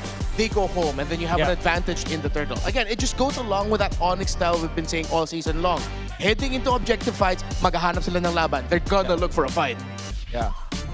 Still, mapapansin natin yung ONIC Philippines high spirits pa rin. Look at this. The shared hero is... Baxia and Suyo. Baxia and Suyo. hindi dapat ito yun eh. Pero, that's interesting. I think yung mas gusto kong bigyan ng pansin dito is yung mga unique heroes na nilalaro nila, which in this scenario, hindi pa masyado nag-Harley itong si Kyle. Whereas itong si Kiko, yan talaga yung pinaprioritize as long as as well as the Leomord. The Fredrin always banned in the second phase, pero itong si Kyle, hindi pa niya hinawakan yung Guinevere. What's stopping Team Falcons dito to pick up the Guinevere? We don't know yet, pero baka makita pa natin yan sa ating next game. What if that's what they were saving this for? Yes. This match point, time to make it to the grand finals pick, then they finally lock in the Guinevere. Tama. Even okay, we'll pull the curtain back a little bit. All the casters have been looking for it. Versus Guinevere? Yeah, I can't remember if it was bad, but in the moments where we thought Falcons would pick it up, they don't. They don't? Yeah. Well, kasi naman available din yung Suyo na ang hirap talagang hindi piliin sa mga ganitong moments. But here we are, match point for Team Falcons. Always starts with the draft. Ang mga games natin, isang beses para tayong umabot sa 20 minutes. Kadalasan na yung mga one-sided. Although sabihin natin may mga games na quote-unquote tumatagal, pero alam mong one-sided siya. And I think, dahil yun dun sa mga draft. So far, we have been seeing teams that has a better draft to eventually win it. So here's Super Marco's top 5 heroes picked for the season. Of course, it makes sense. Claude is all the way up there. Moskov is his next in terms of his most iconic so far this season. Win rate went down a little bit because we saw the result of the Moskov game that they got earlier. So that's why we put a lot of importance on the trade between take out the Granger, the 4 marksmen that you see on the screen. The Claude, the Moskov, the Harith, and the carry. At one point, I thought that we'd be seeing an entire playoffs or just Claude Harith, Claude Harith. But I'm glad nag-evolve tayo dun na hindi lang yun yung nakuha natin. I'm glad that we're seeing like the Moskov. Eventually yung carry pag tama yung moment, but it just won't work. If you're ONIC, I feel like parang hindi na advisable na kumuha ka pa ng mga pocket strategies dito on core roles. Siguro yung mga mid laners, yung mga roamers, maybe that's where you can go for your cheese picks, but we'll see if they will go for their pocket strategies. Heading into their potential last game. Here we are, match point for the Falcons. ONIC has to show up with a draft to force game number 7. Then we're gonna see in just a bit the sides for these two. ONIC goes blue and they first pick the Claude right away. One of the heroes that we were expecting Falcons to not give to Severo, but because of the bans, Falcons had to deliver. Fanny, Baxia, and the Freya, Severo gets his Claude. Okay, so ang mga ko dito, there is the Eve and now the Guinevere. There we go. Now the Guinevere. I thought about it. I was saying it earlier. Maybe they're saving it for this specific moment. Their game or grand finals clinching win, and they get the Eve too. And alam mo, Renmar, parang hindi natin pinaprioritize yung Leomord para sa ONIC, but I think this is the game where they can pick it up, right? It's one of those heroes na pwedeng pangasabay nga naman sa isang Guinevere. Yes. And has good synergy with the Claude. Siguro yung Eve will always be a problem, but they can always go for the Valentina here if you're ONIC and the Zushin. So Zushin muna kanilang unahin. Yeah. Probably the Leomord is their next pick. Or maybe Alice, kung gusto nilang nakawin, di ba? Yeah, you don't have to worry about the Valentina, and it seems like ONIC want to go for full dive, but there's the Leomord. Okay. Gwen. There's the Kalea. Kalea, play it safe, either high loss Gatot. I think the Gatot would be good because there's a lot of dives. You get that taunt and the Revitalize as well. Revitalize. Alright, so Harith yun, yung ibang sometimes ginagamit siya, pero kasi magic-based yun. So pwedeng ipiliin yung iba. But yeah, I would have said the Moskov is the better option kung sakali para may late game options din sila dito for Falcons. So well-rounded draft for both teams at yung Tricore ang pinakita ng parehas nating teams dito. Well, they're not technically Tricore pero gold, tapos mid lane and then the jungler. Roam EXP for both to show their last picks. It's gonna be brutal in the second phase of the draft. You remove Gato at high loss, Kalea, all of those heroes that have our holy trinity of Revitalize / healing. And then you're left with either the damaged ones, the Kali, the Hilda, and then the Cho. Yeah. Okay, so that's 2 picks for both teams. So we're gonna be starting with the bans. That is Yuzhong. Alright, that's Yuzhong from Falcons, the respect from their team. Para din mapalakas nila yung kanilang turtle fight. Para sa ONIC, ang kanilang tingnan din dito is the possible roam options din. Like the Gatot Kacha na magiging problema para sa isang Claude. There's also that Sora factor for both teams. At dahil mauuna yung Team Falcons, baka yung ONIC ay magban ng Sora eventually. I think ONIC will probably look at the roamers and Falcons might look at the EXP laners here. Because even if they get the Sora... Oh, no, yeah. No, yeah, it'll be really good. Yeah, ONIC is pan out the Sora. Oo, pero may option din ng Valentina dito para sa ONIC. Pero alam mo yung maka-counter nga niya yung Sora pero hindi gaganda yung composition nila if that is picked up. It does make sense on the counter perspective. I will see. Kawa yung Leomord dun eh. That's right. So Falcons, I'm still seeing the Sora 4th pick para sa kanila pero meron din namang option ng Alice on their side. Yeah, so that Kirk doesn't end up with it because it also it combines really well for ONIC. I mean, we've always said balance would be really good, but even more so now, I think it's warranted ONIC can just go full dive, considering it's the even Moscow that you're worried about. The Khalid gets banned out here for Falcons, one of the multiple roamers that we mentioned earlier. So if Falcons ends up, or excuse me, ONIC ends up banning either the Gatot or High Loss, and then that's going to be bad for them. So I think they want to float those two open, so that just becomes a trade in the roam. Yeah. So speaking of roamers, mayroon bang chance na Guinevere dito will be the roam? Yes. That happened before? Yeah, that happened before, but okay. Sorry, it wasn't mine, but I just wasn't. Yeah, it was. Not for me, not for me. Let's just say that. I'm not going to yuck their yum, it wasn't for me. Okay, so that will be the Atlas, the ban here for ONIC. 4th pick para sa Team Falcons. Sora looks really good here para sa Falcons. Okay, would you rather get the Sora or get the Atlas so that ONIC doesn't get it? I'd rather go to Sora kasi mas madami siyang na-achieve dito pag dive na rin everything. If they want a neutral pick, yung Hilda nandyan pa rin available para sa kanila. Okay siya laban sa isang Leomord, okay siya versus the Claude. Yep. Another option is Glue, another flex pick yun. Pwedeng maging EXP, pwedeng maging Roam.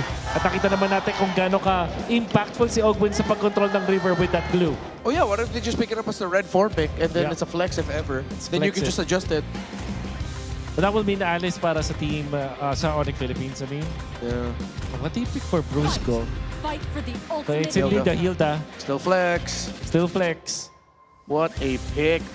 Okay. It makes it so much harder for ONIC to read. Yeah. But they can go Sora if they want to. At the same time, may Lapu-Lapu pa na hindi naman din magkakaroon ng problema dito sa Hilda. I think the Lapu-Lapu is a great addition para sa ONIC. It has the dive that they need. Yung Alice, tingin ko magkakaroon na ng konting problema dito because of the presence of the Hilda in the Moskov. Yep. And the knockups coming out from the control coming out from both Eve and Hilda. Even Guinevere. So tingin ko, Lapu-Lapu na pipili ng ONIC Philippines. And the Gatot Kacha probably. And there it is. That's the Gatot para sa side ng ONIC Philippines. And then they showed their revitalized roamer here. Ogwin can just wrap it up with a high loss. Yeah. Wrap it up in a neat little package. Still go for the Alice. Ooh. Yeah, the more you're talking about it, I was thinking maybe the Lapu-Lapu would have been a little bit better. Yeah. Pero isa naman to sa mga na-consider na natin kanina. Yeah. For sure. A very standard pickup. Oh yeah, they go all dive, by the way. All dive, for sure. So, Revitalize makes a lot of sense here. It has to be high loss, the Glorious Pathway. Pwede rin yung i-keep nila yung Hilda dun sa may gitna, sa may row, and then pick up an Arlot actually. And they themselves pick up the Lapu-Lapu. Alam mo, I think this is pretty even. Parehas na teams na ito may malakas na lineup. The dive coming up from ONIC is impressive. It's gonna be up to execution. I feel like this is a pretty even draft. Match point for both. Super Fam, ONIC needs your support! Falcons, one more game! Who is going to move forward? Is it Falcons now, or are we going to go to game number 7? Casters, let's go! Here we go. Match point right now for Team Falcons. ONIC looking to equalize once again. It's been that way throughout the series. And here we are. We have one side of San Juan Arena just hoping that the Super Fam can get it together and make this happen with the draft. And Team Falcons on the other side, man, they are loud and ready to see their Team Falcons make it to that grand final. Yeah, it's quite scary for the Sonics because every single game the red side has won. And it's always been the Claude, but the Claude is on the blue side now for ONIC. Oh, even despite us finally seeing the Guinevere in the hands of Falcons. Finally. It's a not so same combo as well from what we were asking to see from them, because you don't really see the Kalea, you don't even see the Arlot, not either. Yeah, where was it? Where was it? Where was my Kalea? Where's my good comps? I don't know, man.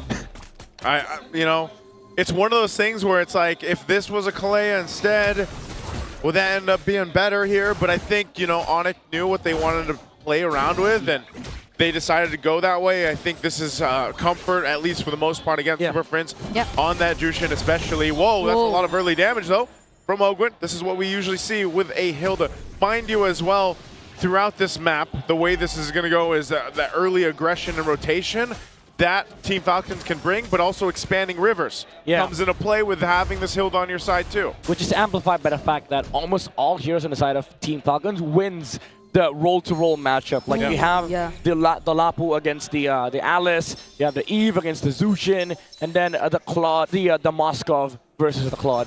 Yeah, and overall, just mobility-wise and the way that Ogwen can do so much in the early game compared to Brusco, who probably has to wait a bit more for the team fights to break out. And now you're seeing Falcons position themselves first early on before this first turtle spawns. Yeah, that's one of the things this Hilda roam lets you do. You're so aggressive, you can poke down even the opposing roamer, and you have control around this first objective. King Kong's got to try to make this happen, but look at the wall he's got to go through. Yep, it's Flap blocking the way alongside Ogwen. They find first blood on Brusco, and Kirk, he has no way to run, had to burn that flicker just to survive. Yeah, ONIC tried forcing their way in to the turtle pit, but again, there's a Hilda. You know, this guy's a walking prior. Kyle! Oh, the Purify was burned, but not the knockup or the spatial migrations. What's that? This is why you wanted to see. This is why you wanted to see the Guinevere. Was that the Spear of Misery? No, no, he did use it. Because he got knocked up, but not from the spatial migration. Yes, Savero purified the stacks from the Gwyn, but then the Spear of Misery pushed him back for the combo. I didn't even know that worked that way. Yeah, me neither, but then Kyle here in danger. ONIC find the kill! The AOG making sure that Ogwen went down too! Hey, the Super Fam claps back. Able to find two.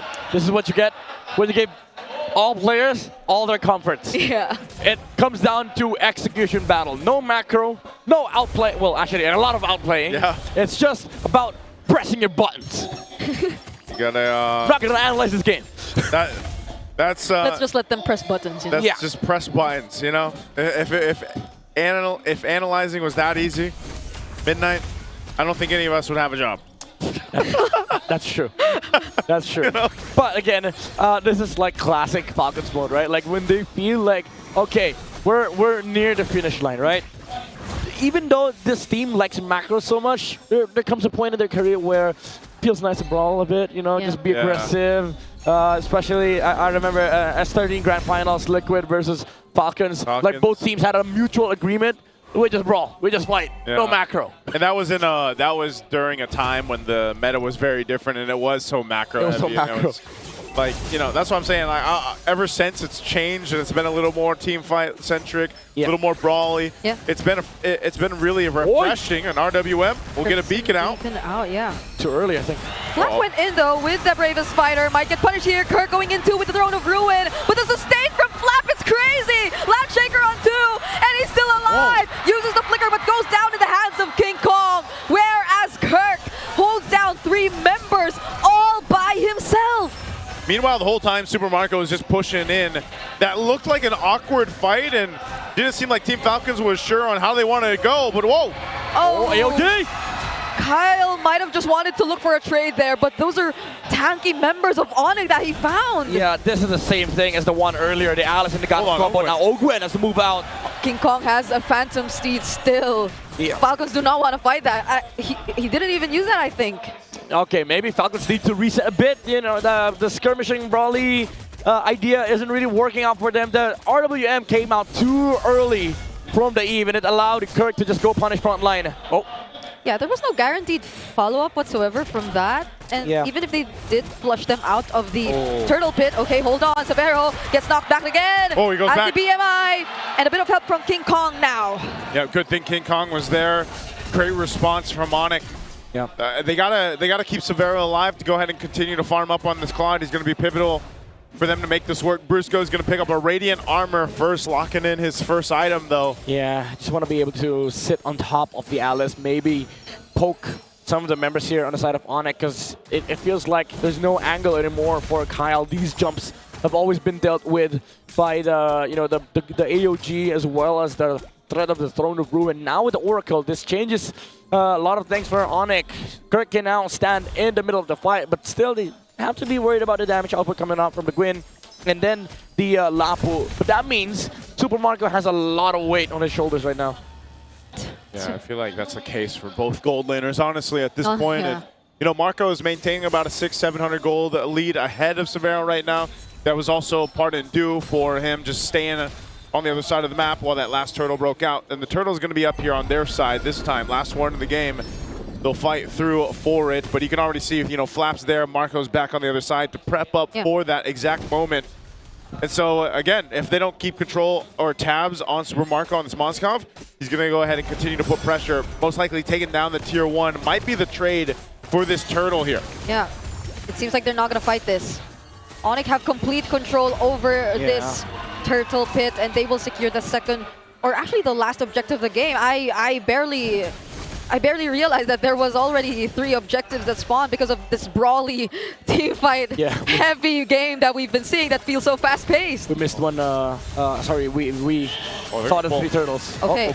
Okay, he burns the flicker. That's a beautiful 4-man stun that we got to see from Flap, but it won't really convert into anything. A flicker from Haji though, just to make sure that Super Frizz gets caught in the RWM! Haji's looking for another MVP performance. They're going to fight it out here on the bottom side. Kyle does pick up a winner crown, but man, what a start and a push from Super Marco. Man, Team Falcons, Haji with that flicker. ONIC overstayed a bit. They could have gone mid, but because they stayed for bot lane, they had to wait for the next wave, and then Team Falcons just went for the punish because they know all the space in the world right now is everything for them. Now they allow Super Marco to farm up and take towers. Look at the gold. Super Marco is heading to that point. Okay. You had to have it happen if you're ONIC. Yeah. You had to take out Haji, man. Yeah. They knew he didn't have a flicker from the last fight. Yeah. Yep. Just before that, Kyle stole away the purple buff from King Kong though, and he's the one doing a bit of catching up in terms of level. Surprisingly for Team Falcons, even though they're ahead. Yeah, Kyle a little bit behind. Gets concentrated energy though. Yeah. Wings for Flap. It's all about Super Marco at this point. It's all about Moskov late game. ONIC, they still have advantage when it comes to head-on collision. Team fight 5v5 is still very good for their side, especially with the AOG and the Throne of Ruin. But Team Falcons, they have a specific way of playing this game. It's all about the split pushes, it's all about the pressure, and it's all about holding ONIC down with this real-world manipulation coming out from Haji. Man, Lord up. Oh, Severo been shot down to half here. Oh, Super Prince! He gets caught alongside Brusco. Had to use the AOG. Falcons are just so decisive whenever they see a target. It's always Haji laying down these perfectly timed RWMs. Yeah, again, ONIC getting distracted, losing the important sites. Sticking together is what makes them a super family, and because Team Falcons is able to split them up with the pressure on the top side, they get to find pickoffs. Oh, Flap jumping in. They're going to force the fight. Okay. Savero will be here anytime soon though, but God! Kirk gets taken out first! And now they also find Brusco! King Kong and Savero, together with Prince, might not want to contest this first Lord anymore! Team Falcons fought for the Lord. They got a couple bodies and the objective.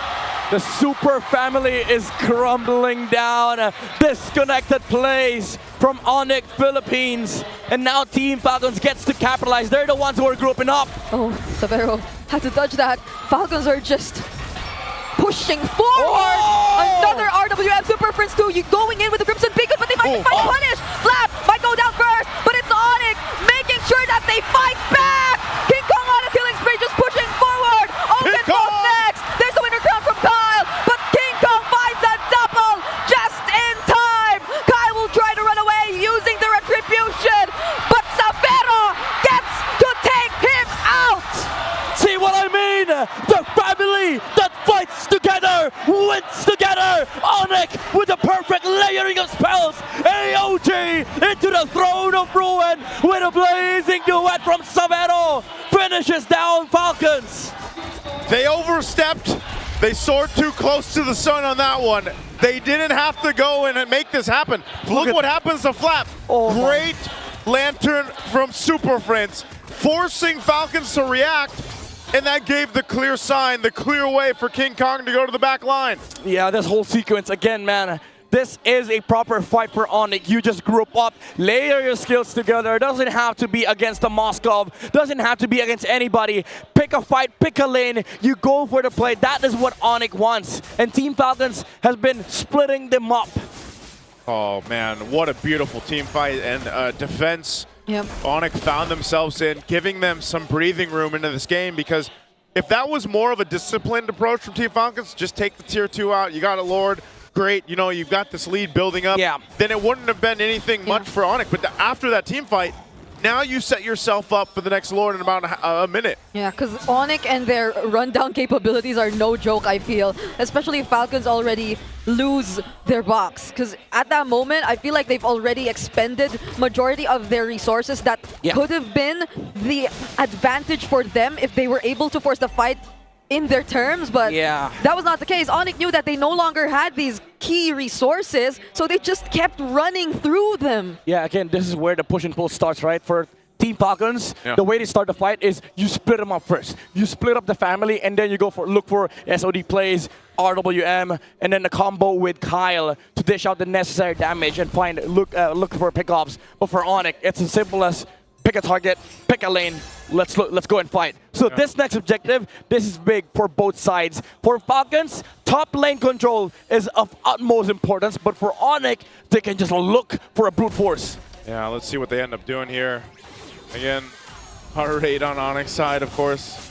Yeah, the nerves. Yeah, the nerves there. The nerves. Especially after that fight. He looks so calm, but he's 100+ BPM. Yeah, you cannot hide it. You know, again, they're facing this potential game to get sent out of the playoffs here, and now top side. This Lord is here. Super Marco still on that top side. This could be a massive team fight to break out for this Lord. With the entrance of Super Marco, half health on the Lord here. They're going to go ahead and full commit. Wait, they're already somewhat half HP! Flash! Oh my goodness, the timing of the Landshaker and the retribution from Kyle! Rusco might be going out first, but Kyle fighting a two-man spatial migration. Could it be enough though? ONIC are crumbling. Kirk going in. He's trying to sustain as much as he can. But you see them fall one by one. Marco's too good with it on the Moskov, and ONIC loses a fight that they needed for the Lord. They didn't even use the Purify on Super Marco. He committed to go inside the fight. He knew there was nothing left on the tank of ONIC. And Kyle with the jump as well. Now they're looking to break the base of ONIC. They have the Lord with them. Severo has the blazing duet. But what would be the call? It's a 5-man attempt from Falcons. They're gonna try to work on Brusco first. Phantom Steed! They find the kill on Ogwen. Falcons are not gonna force. Superfist jumps in with the Crimson Beacon, and they're gonna find Flap! King Kong's unstoppable! The Super Fam stays alive! They're fighting with all they have!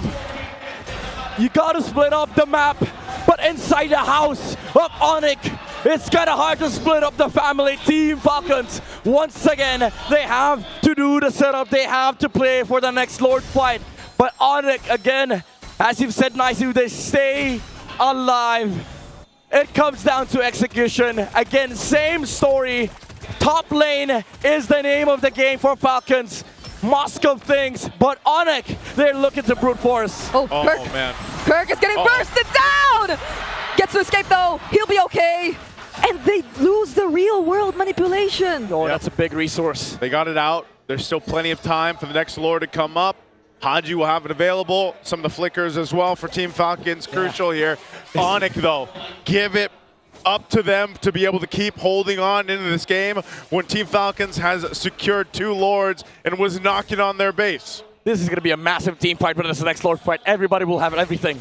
All the battle spells, all the items, the buy-in cells. I mean, not roams. Roams are kind of still poor in this game, but they have all the things that they need. The revitalizes, the AOGs. Actually, just the revitalize. That's just one. Yeah, man. Jeez. It's one of those games where, despite all of it, again, what's on the line here? Team Falcons, I think they're playing a little messy trying to approach the base because they see what's in front of them, man. Yeah. The grand finals and a trip to Paris for EWC 2026. They have to stay calm and collected. Yep. And time again, for every Lord, for every objective, it's been the same template. Put Marco on the other side of the map, let him join the fight. Last time it worked out, he jumped right in following through the SOD with the Wind of Nature.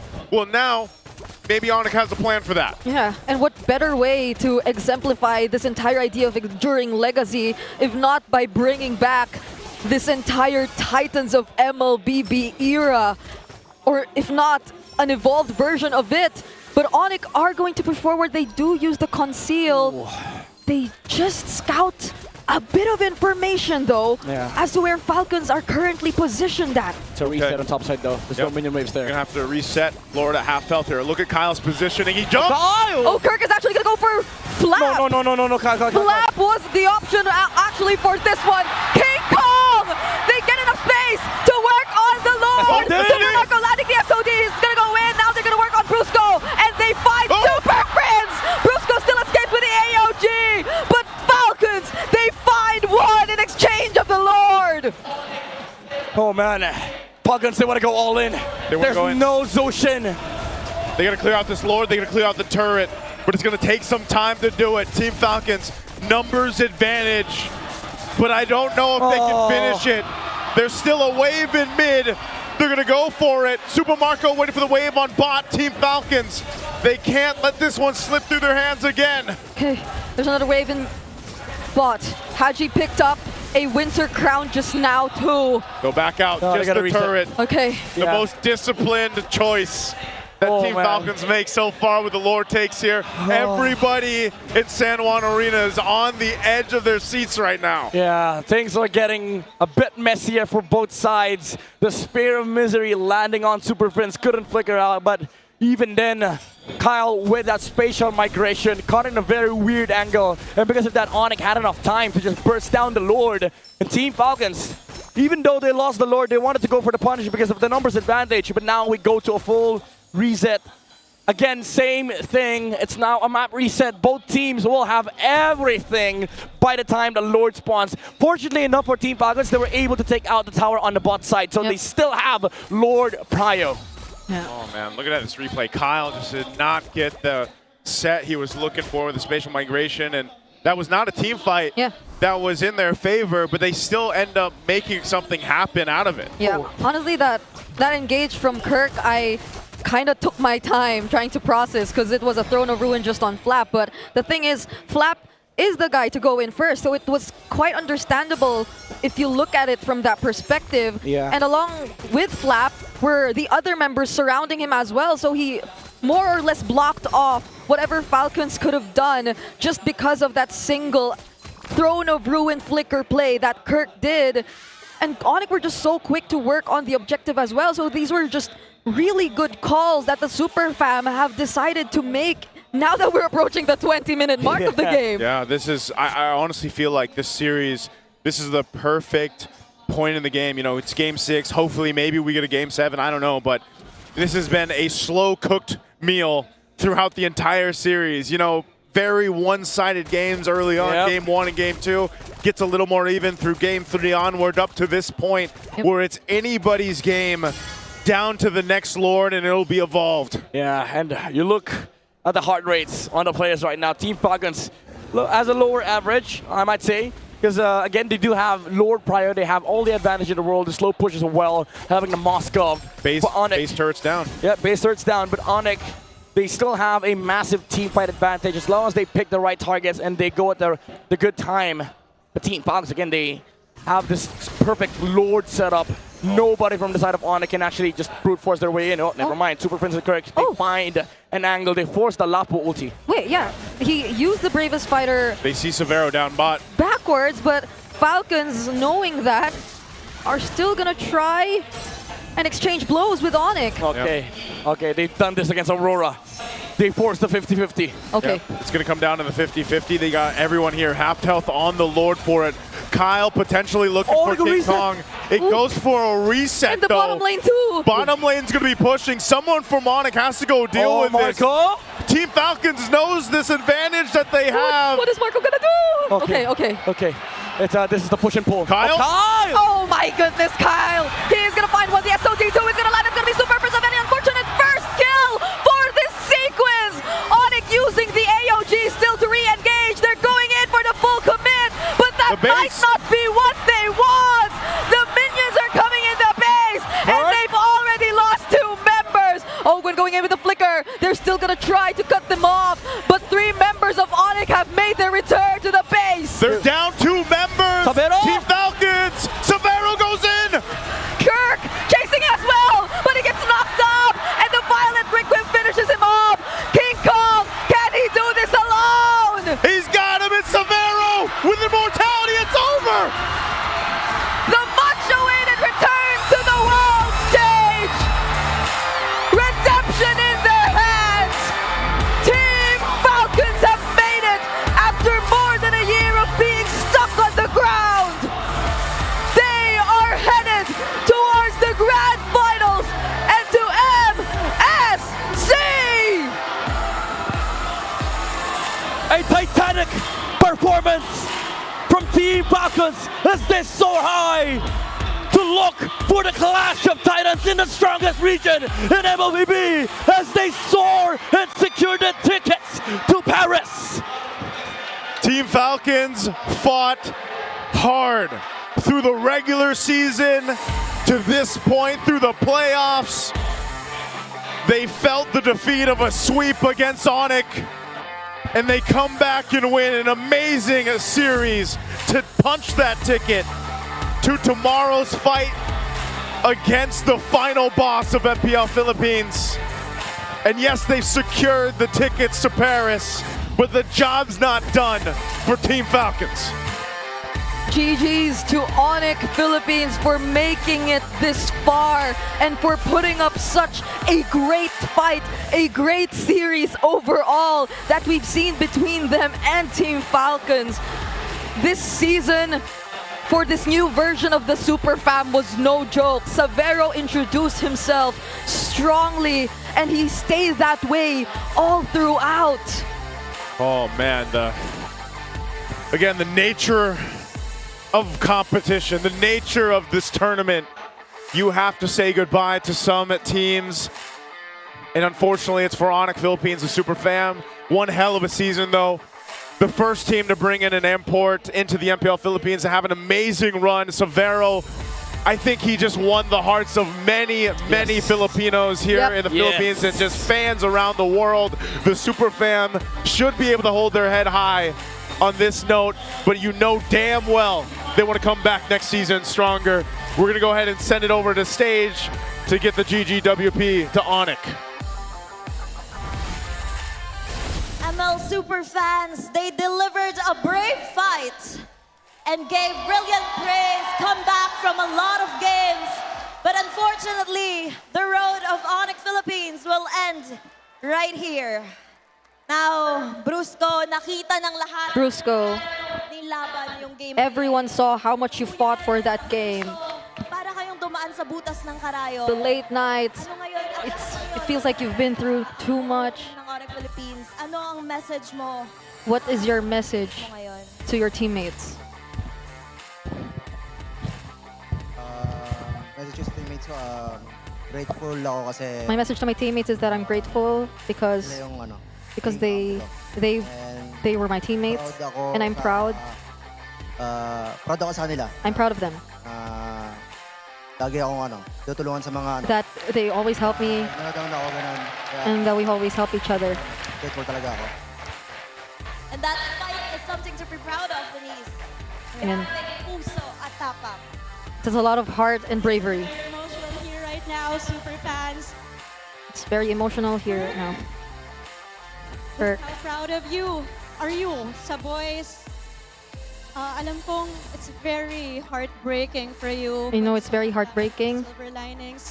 Grabe yung pusong pinakita nyo. There are a lot of silver linings. You showed a lot of heart. Gaano ka proud ka? How proud are you of your super team? proud ako sa team. I'm super proud of my team because Regular season, walang naniniwala sa... from the regular season, no one believed in us, but Super proud ako. we made it here, so I'm super proud. Now, Now, Savero, I would like to congratulate you dahil grabe yung pinakita mo for your first season here in the MPL Philippines.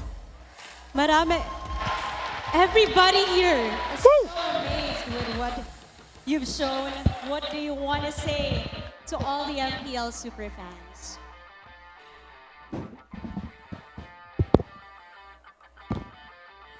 Makasih buat yang udah dukung, sama makasih buat yang kalian MPL PH sama ONIC PH juga welcome gue, support gue. Sorry buat Sonic semua karena hasilnya nggak sesuai ekspektasi. Makasih buat semua yang udah dukung. Maraming salamat po daw sa mga sumuporta at dumating. thank you so much to all the supporters. Salamat rin sa And MPL PH. thank you so much to MPL PH. Salamat din po sa And thank you so much to the ONIC PH who continue to believe in me. And for let's give them a big round of applause. You may now take your final bow. Maraming salamat, ONIC Philippines. As much as it is very heavy, Thea, in every game, one has to bow, one conquers. And MPL Superfans, after 3 seasons, babalik ang Team Falcons sa Grand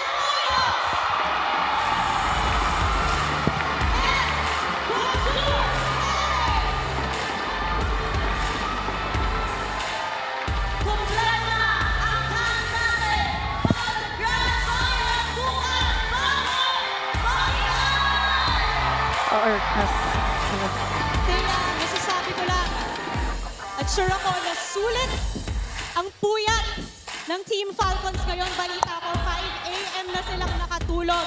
Kagabi na, uunahin na kita. They slept at 5 a.m. last night. Yung base, anong unang pumasok sa unang When you took down the base, what was the first thing that came into your mind? base?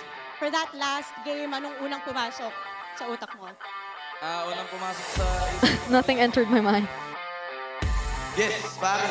Yes, Paris. But at the same time, Parang sakto lang ito ako.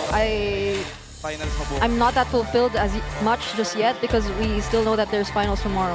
Very new Team Falcons that we're seeing. A very, very composed and disciplined Falcons. I can't wait to see more. And new na, Haji. Haji. New members. So, grabe, nasigawan na yung There's a lot of people shouting. You've been through so much. You've been through push and pull games. Now, could you summarize for us how difficult the matches you've been through were? Ano po sobrang hirap po talaga kasi Very difficult. for sa kanila, yun na talagang pinagandaan talaga namin sila kasi We've been preparing for them a lot. yun nila na parang yun yung pinakamalakas sa na team. So, hirap talaga kagabi. We really consider them as the strongest team. namin sa mid. So even last night, Yung kanina rin nung pagkagising. our discussion took a while, and even earlier when I woke up, Nag-overthink ako. I was overthinking. Hindi talaga siguro bukas when they go to the grand finals today. I'm excited tomorrow because it's going to be the Clash of the Titans 3.0. Falcons against Team Liquid. Daddy Ogwen, anong maasahan namin sa inyo bukas? What can we expect from you tomorrow? Mas galing yung panalo. We'll do better Tsaka expect nyo na and expect hindi madali yung championship sa atin. we won't easily give over the championship to TLPH. Everyone, hindi nila yan basta-basta ibibigay. Thea. They're not gonna hand it over that easily. Natin si Super Marco. Now let's ask Super Marco. What an outstanding game. What an outstanding game. From you today, you are the best gold laner. I mean, that's super makmak for you. At bilang best gold laner, And as the best goal laner, ano dapat naming asahan sa'yo? what should we expect from you? Sa tingin ko, I think performance ko my performance will stay the same, but it just might be a bit more explosive. So talagang hindi na matutulog para bukas sa grand finals. So they might not sleep anymore until the grand finals. Ano naman ang message mo sa napaka- Kai, what's your message to the very energetic crowd supporting Team Falcons? To all the supporters, thank you so much!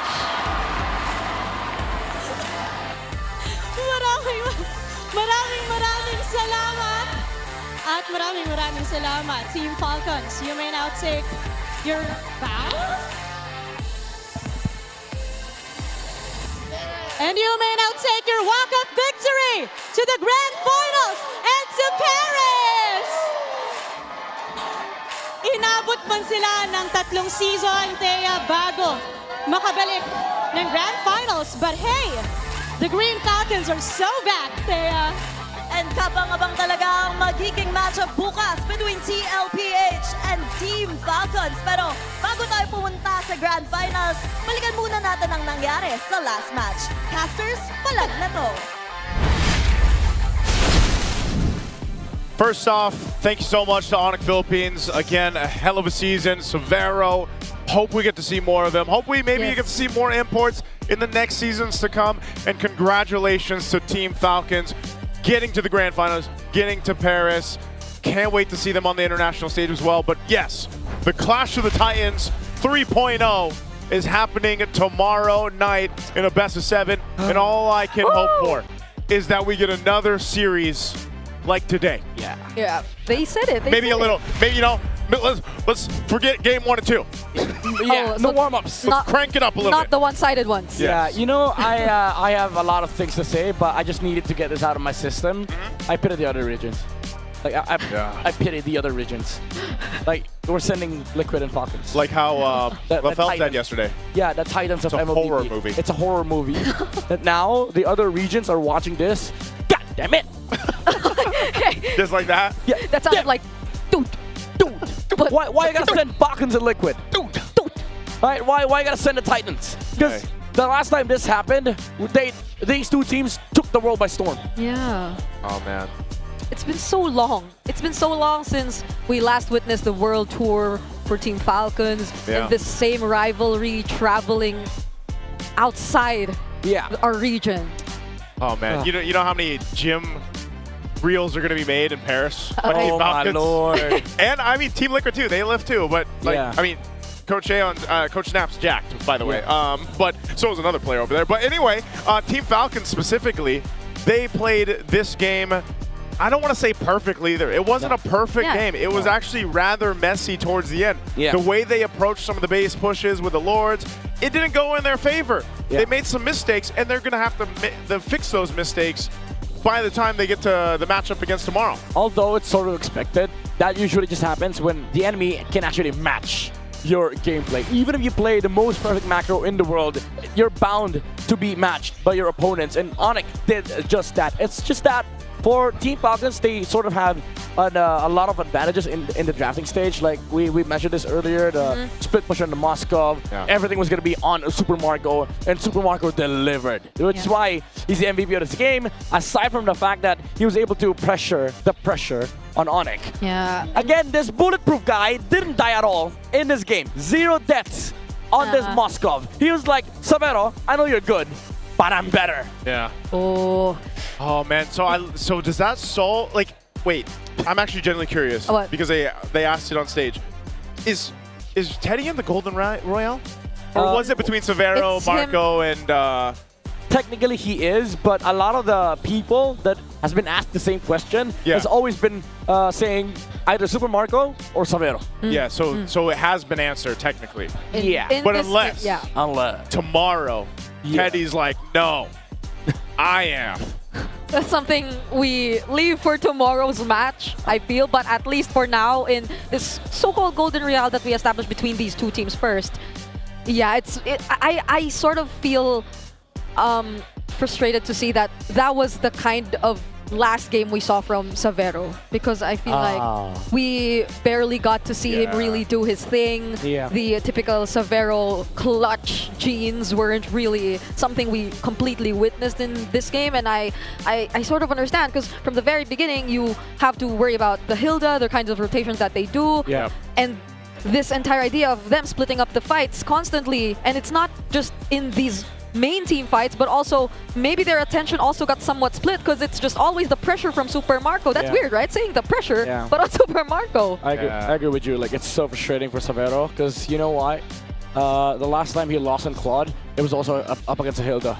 Yeah, it was JP's Hilda. Yeah, because you saw that in the last exchange too. Ogwin was sticking on him, and that's what you do. And so, you know, Savero had to deal with that. But let's go ahead and listen in on this victory for Team Falcons with the Infinix Liquid Cooling Beast Mode mic check. Farm lang muna, Moskov tayo. Winning condition natin. Ipitin natin bot. Kaya walang go sa'yo dyan, Flap. Pag na, Flap, pag na. Kaya. Hindi, kaya. Velocidad, ha. Oy lang. Liga na ka. Nice one. Flap. Gusto niya? Dito nga. Puro. Baksak ka, G. Libre pa ta. Tara, baksak ko. Saan ka ba? Tara, push mo. Gawin natin, Flap. Gawin mo na, stun, ha. Tara, boys. Stun ka, boy, Stun ka. Limod ako. Out tayo, ha. Tara. Wait lang, Mike, ha. Walang ulti alis. Kaya. Alis. Walang kabayo. Clag. Purify. Clag. Go lang. Nice. Mark, ready mo ba yun sila? Boy, ready ako. Positioning mo, Mark, ha. Ayusin mo. Kaya ako din, positioning ko din. Kayo din, pre, ha. Pre. Positioning ko rin. Ayusin natin lahat, bawat isa. Ang red, ang Lord. Pre, magugupatak, pre. Balong alert. Alis, pre, alis. Pre, siya, balulog. Susin sa mukha mo. Okay, alis muna. Boy ako, boy. Stang ko, dalawa. Harapan lang. Brusko lang. Alis.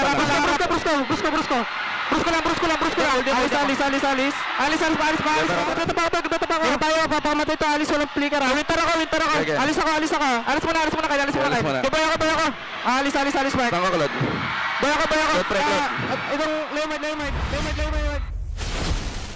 Always great to hear the mic check. Welcome back here to the On Ground, and we're here with Flap, Flap and Kyle of Team Falcons to help break down the plays. But before we break down the play, we have to ask a question. I wanted to ask, and pinag-usapan na natin ito before we showed up on camera. Whose call was it to pick up the Kura nung game na yun? Ako po. Ako talaga. Totoo ba yun, Kyle? Totoo. Siya talaga nagsuggest nakita kong lahat yung composition ng ONIC, lahat nagdadash eh. Kaya parang pasok na pasok yung Kofra kahit never namin nagamit. Yeah, and to add to that, kasi may Esmeralda din kayo, di ba? So nahirapan talaga Secret para magawa yung trabaho niya. Flap and Kyle, sinimulan natin ng season nung na-interview ko kayo sa pagtanggal ninyo ng TZ na pangalan sa IGN ninyo. At ngayon, kaharap nyo muli itong si Carl TZ doon sa finals at kayong dalawa pa yung nag-step up. Gaano ka-importante ito na nakaabot kayo ng finals na ngayon gumagawa kayo ng sarili nyong marka na sa liga? Siguro sobrang importante sa amin to ni Flap kasi dito na kami sa finals So if ever man namin matalo sila, dito na kami mag-i-start yung legacy namin dalawa. The new branch of the legacy for Flap and Kyle. All right, I think we have a play that Wolf wants to break down with the boys here. Yeah. So, ang naging comment ko dito, parang binalik nyo yung classic na macro nyo, yung Lord Dance nyo. So, talk to us, sino ba yung mga nagsha-shot call dito? Ano ba yung mga usapan at gano'n ka-intense doon sa usapan nyo dito sa comms ninyo? Yung nagsha-shot call talaga dyan si Super Marco Parang win-wait lang namin yung long lane namin para mag-push. Tapos pag may nagpakita, doon na kami go-go. And there's an important play here, Kyle. Ikaw din yung makakahuli kay Super Prince. Yung Zushi niya ay nakakatakot at alam natin malupit siya. Pero in this last play, napigilan nyo yung isa sa mga key players dito sa ONIC. Talk to me how you were able to pull this off. Nag-aantay lang po talaga ako mahuhuli dyan. Tapos nung na-check ni Super Prince yung try-bush, yun po yung nahuli ko. How about you, Flap? Paano naman ang comms mo dito, lalo na crucial din sa mga Lord Dads ang role mo as the XP laner? Nung nakita kong natalunan ni Kyle yung Shushin, alam kong patay na yung Shushin and at the same time, lalamang na kami. Kaya naging kalmado lang ako dyan. Noong time na yun. Whose call was it na tapusin na yung laro na to? Meron pang tatlong hero na natitira tapos may Lord. Pero mas pinili nyo mag-push. Kanino yun nanggaling? Sa amin po lahat kasi nung 5v3 na po yan, tapos wala na rin po silang skill, nagkasundo po kami lahat na tapusin na yung laro kasi i-detect po nila tapos papamatay po sila lahat para matay. So instead of dragging the time pa, they made sure that they just ended there. Now, of course, going up against ONIC, sinabi niyo naman kanina na mahirap talaga kalabanan yung ONIC, of course, with a 4-2 score. For each of you guys personally, what specific aspect of ONIC na nahirapan kayo the most? Siguro po nahirapan kami sa ONIC yung sa early game nila. Parang sobrang lakas nila sa early game. Sobrang dominating nila kaya ayun. So, doon kami hirap na hirap talaga sa mid nila. Same rin sa'yo, Kyle? Same lang. All right, ONIC early game crazy. Of course, hoping to see ONIC bounce back, but this is the moment for the Falcons. Flap, Kyle, thank you so much. One more time, MPL Arena, make some noise for Flap and Kyle. Congratulations again for making it to the grand finals and of course going to MSC. That's it for myself and Wolf. We'll see you, because now we're going to pass you on over to our casters. Thank you so much, guys, on the on-ground panel. And again, congratulations there to Team Falcons going to the grand finals in Paris. Great breakdown. I know we were shouting our heads off over here on the English stream. How do you guys feel over there on Tagalog? Well, nababaliw din kami dito sa bawat palitan ng dalawang teams na to. Nagsisigawan kami, naririnig namin. Ang San Juan Arena ay pumuputok din sa bawat play na nangyayari. Sumasabay lang kami sa energy, mga par. Oh, man. Kung sumisigaw sila, syempre sisigaw din tayo, di ba? That's always the goal. And you gotta appreciate the supporters of ONIC and especially Team Falcons. Well, if you guys want to bring the action over to your own neighborhood, with eProject Esports for Everyone, we're giving you the power to bring the MPL energy to your own local community. That's right. Participants get exclusive access to tournament modes, free in-game items, and even diamonds. Just head over to ph-mpl.com/e-project to start your application. It's now time to turn that passion into action. Visit our website for more information. And there you go. Have it join through us. Again, this has been an amazing night of the lower bracket final. I'm so glad we got our 6 games. We did mention that we wanted at least 6 games. We almost got the 7th, but Team Falcons ends it in the 6th. This is setting up for Clash of the Titans 3.0, as mentioned by our hosts earlier on. Are you excited to see this midnight? I mean, your gears were grinding a little bit throughout the night, but maybe tomorrow it'll be different. So look, here's the thing. First 2 games, a bit of a warm-up. I think that's been a story for the past 2 days, but tomorrow we don't have space for a warm-up. Oh, yeah. This is a long time coming, guys. 3 seasons ago, since the last time we saw the clash in the grand finals. It's been a while. It's been a while for these two Titans. I think huling beses na nagkita ang dalawang ito sa Grand Finals, it would be season 13. Kung saan Falcons AP Bren pa ang team ng Falcons noon. And for Team Liquid Philippines, ito na yun eh. Kumbaga, sila ang nanaig nung time na yun. Yep, and here we go. We got an updated look at our Infinix Fancy Club as well. Through this, they have their own Grand Final tomorrow as well. The Auroras are going to be facing off against the Sonics. So a little bit of a different fate through the Infinix Fancy Lab. When was this? Was this season 17, 16, 15? 15. In the MPL PH, like the counterpart for MPL PH. That's true. By the way, if you guys have been tuning in or gotten a chance to watch Infinix Fancy Lab, the teams are not only fighting for glory, but they're also fighting for a big haul of awards out there. What are those awards, Brigida? Our grand champions will actually walk away with not only trophies and medals, but also 5 Infinix GT Watch 5 Pro smartwatches and 25,000 MLBB diamonds.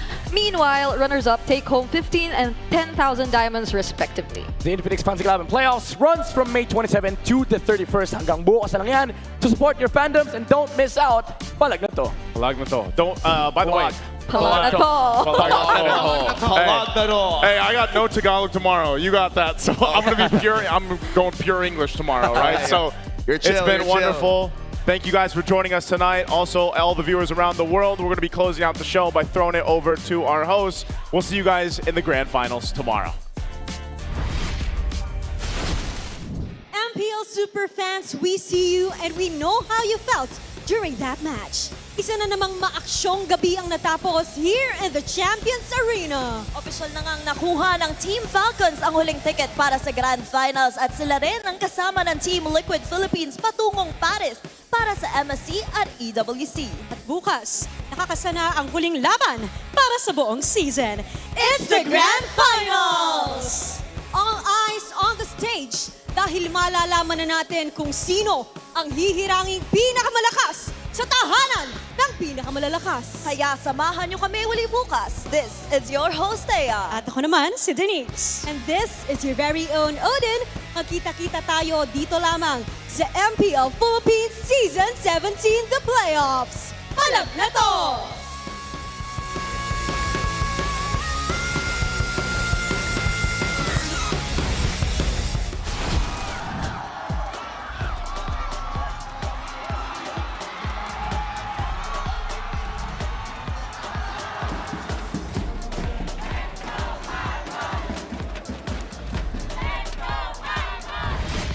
The 17th season of MPL Philippines is brought to you by the following sponsors.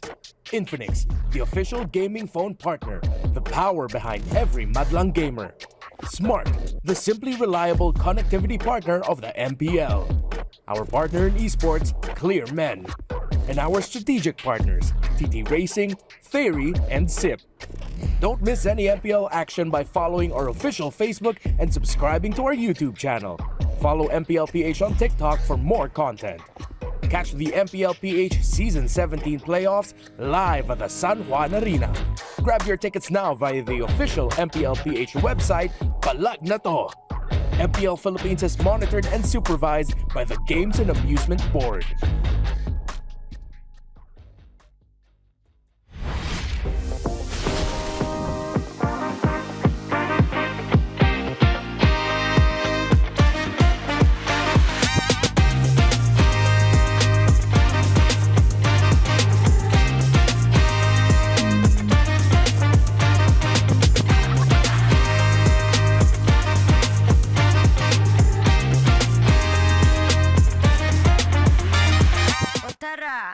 Palag ka ba?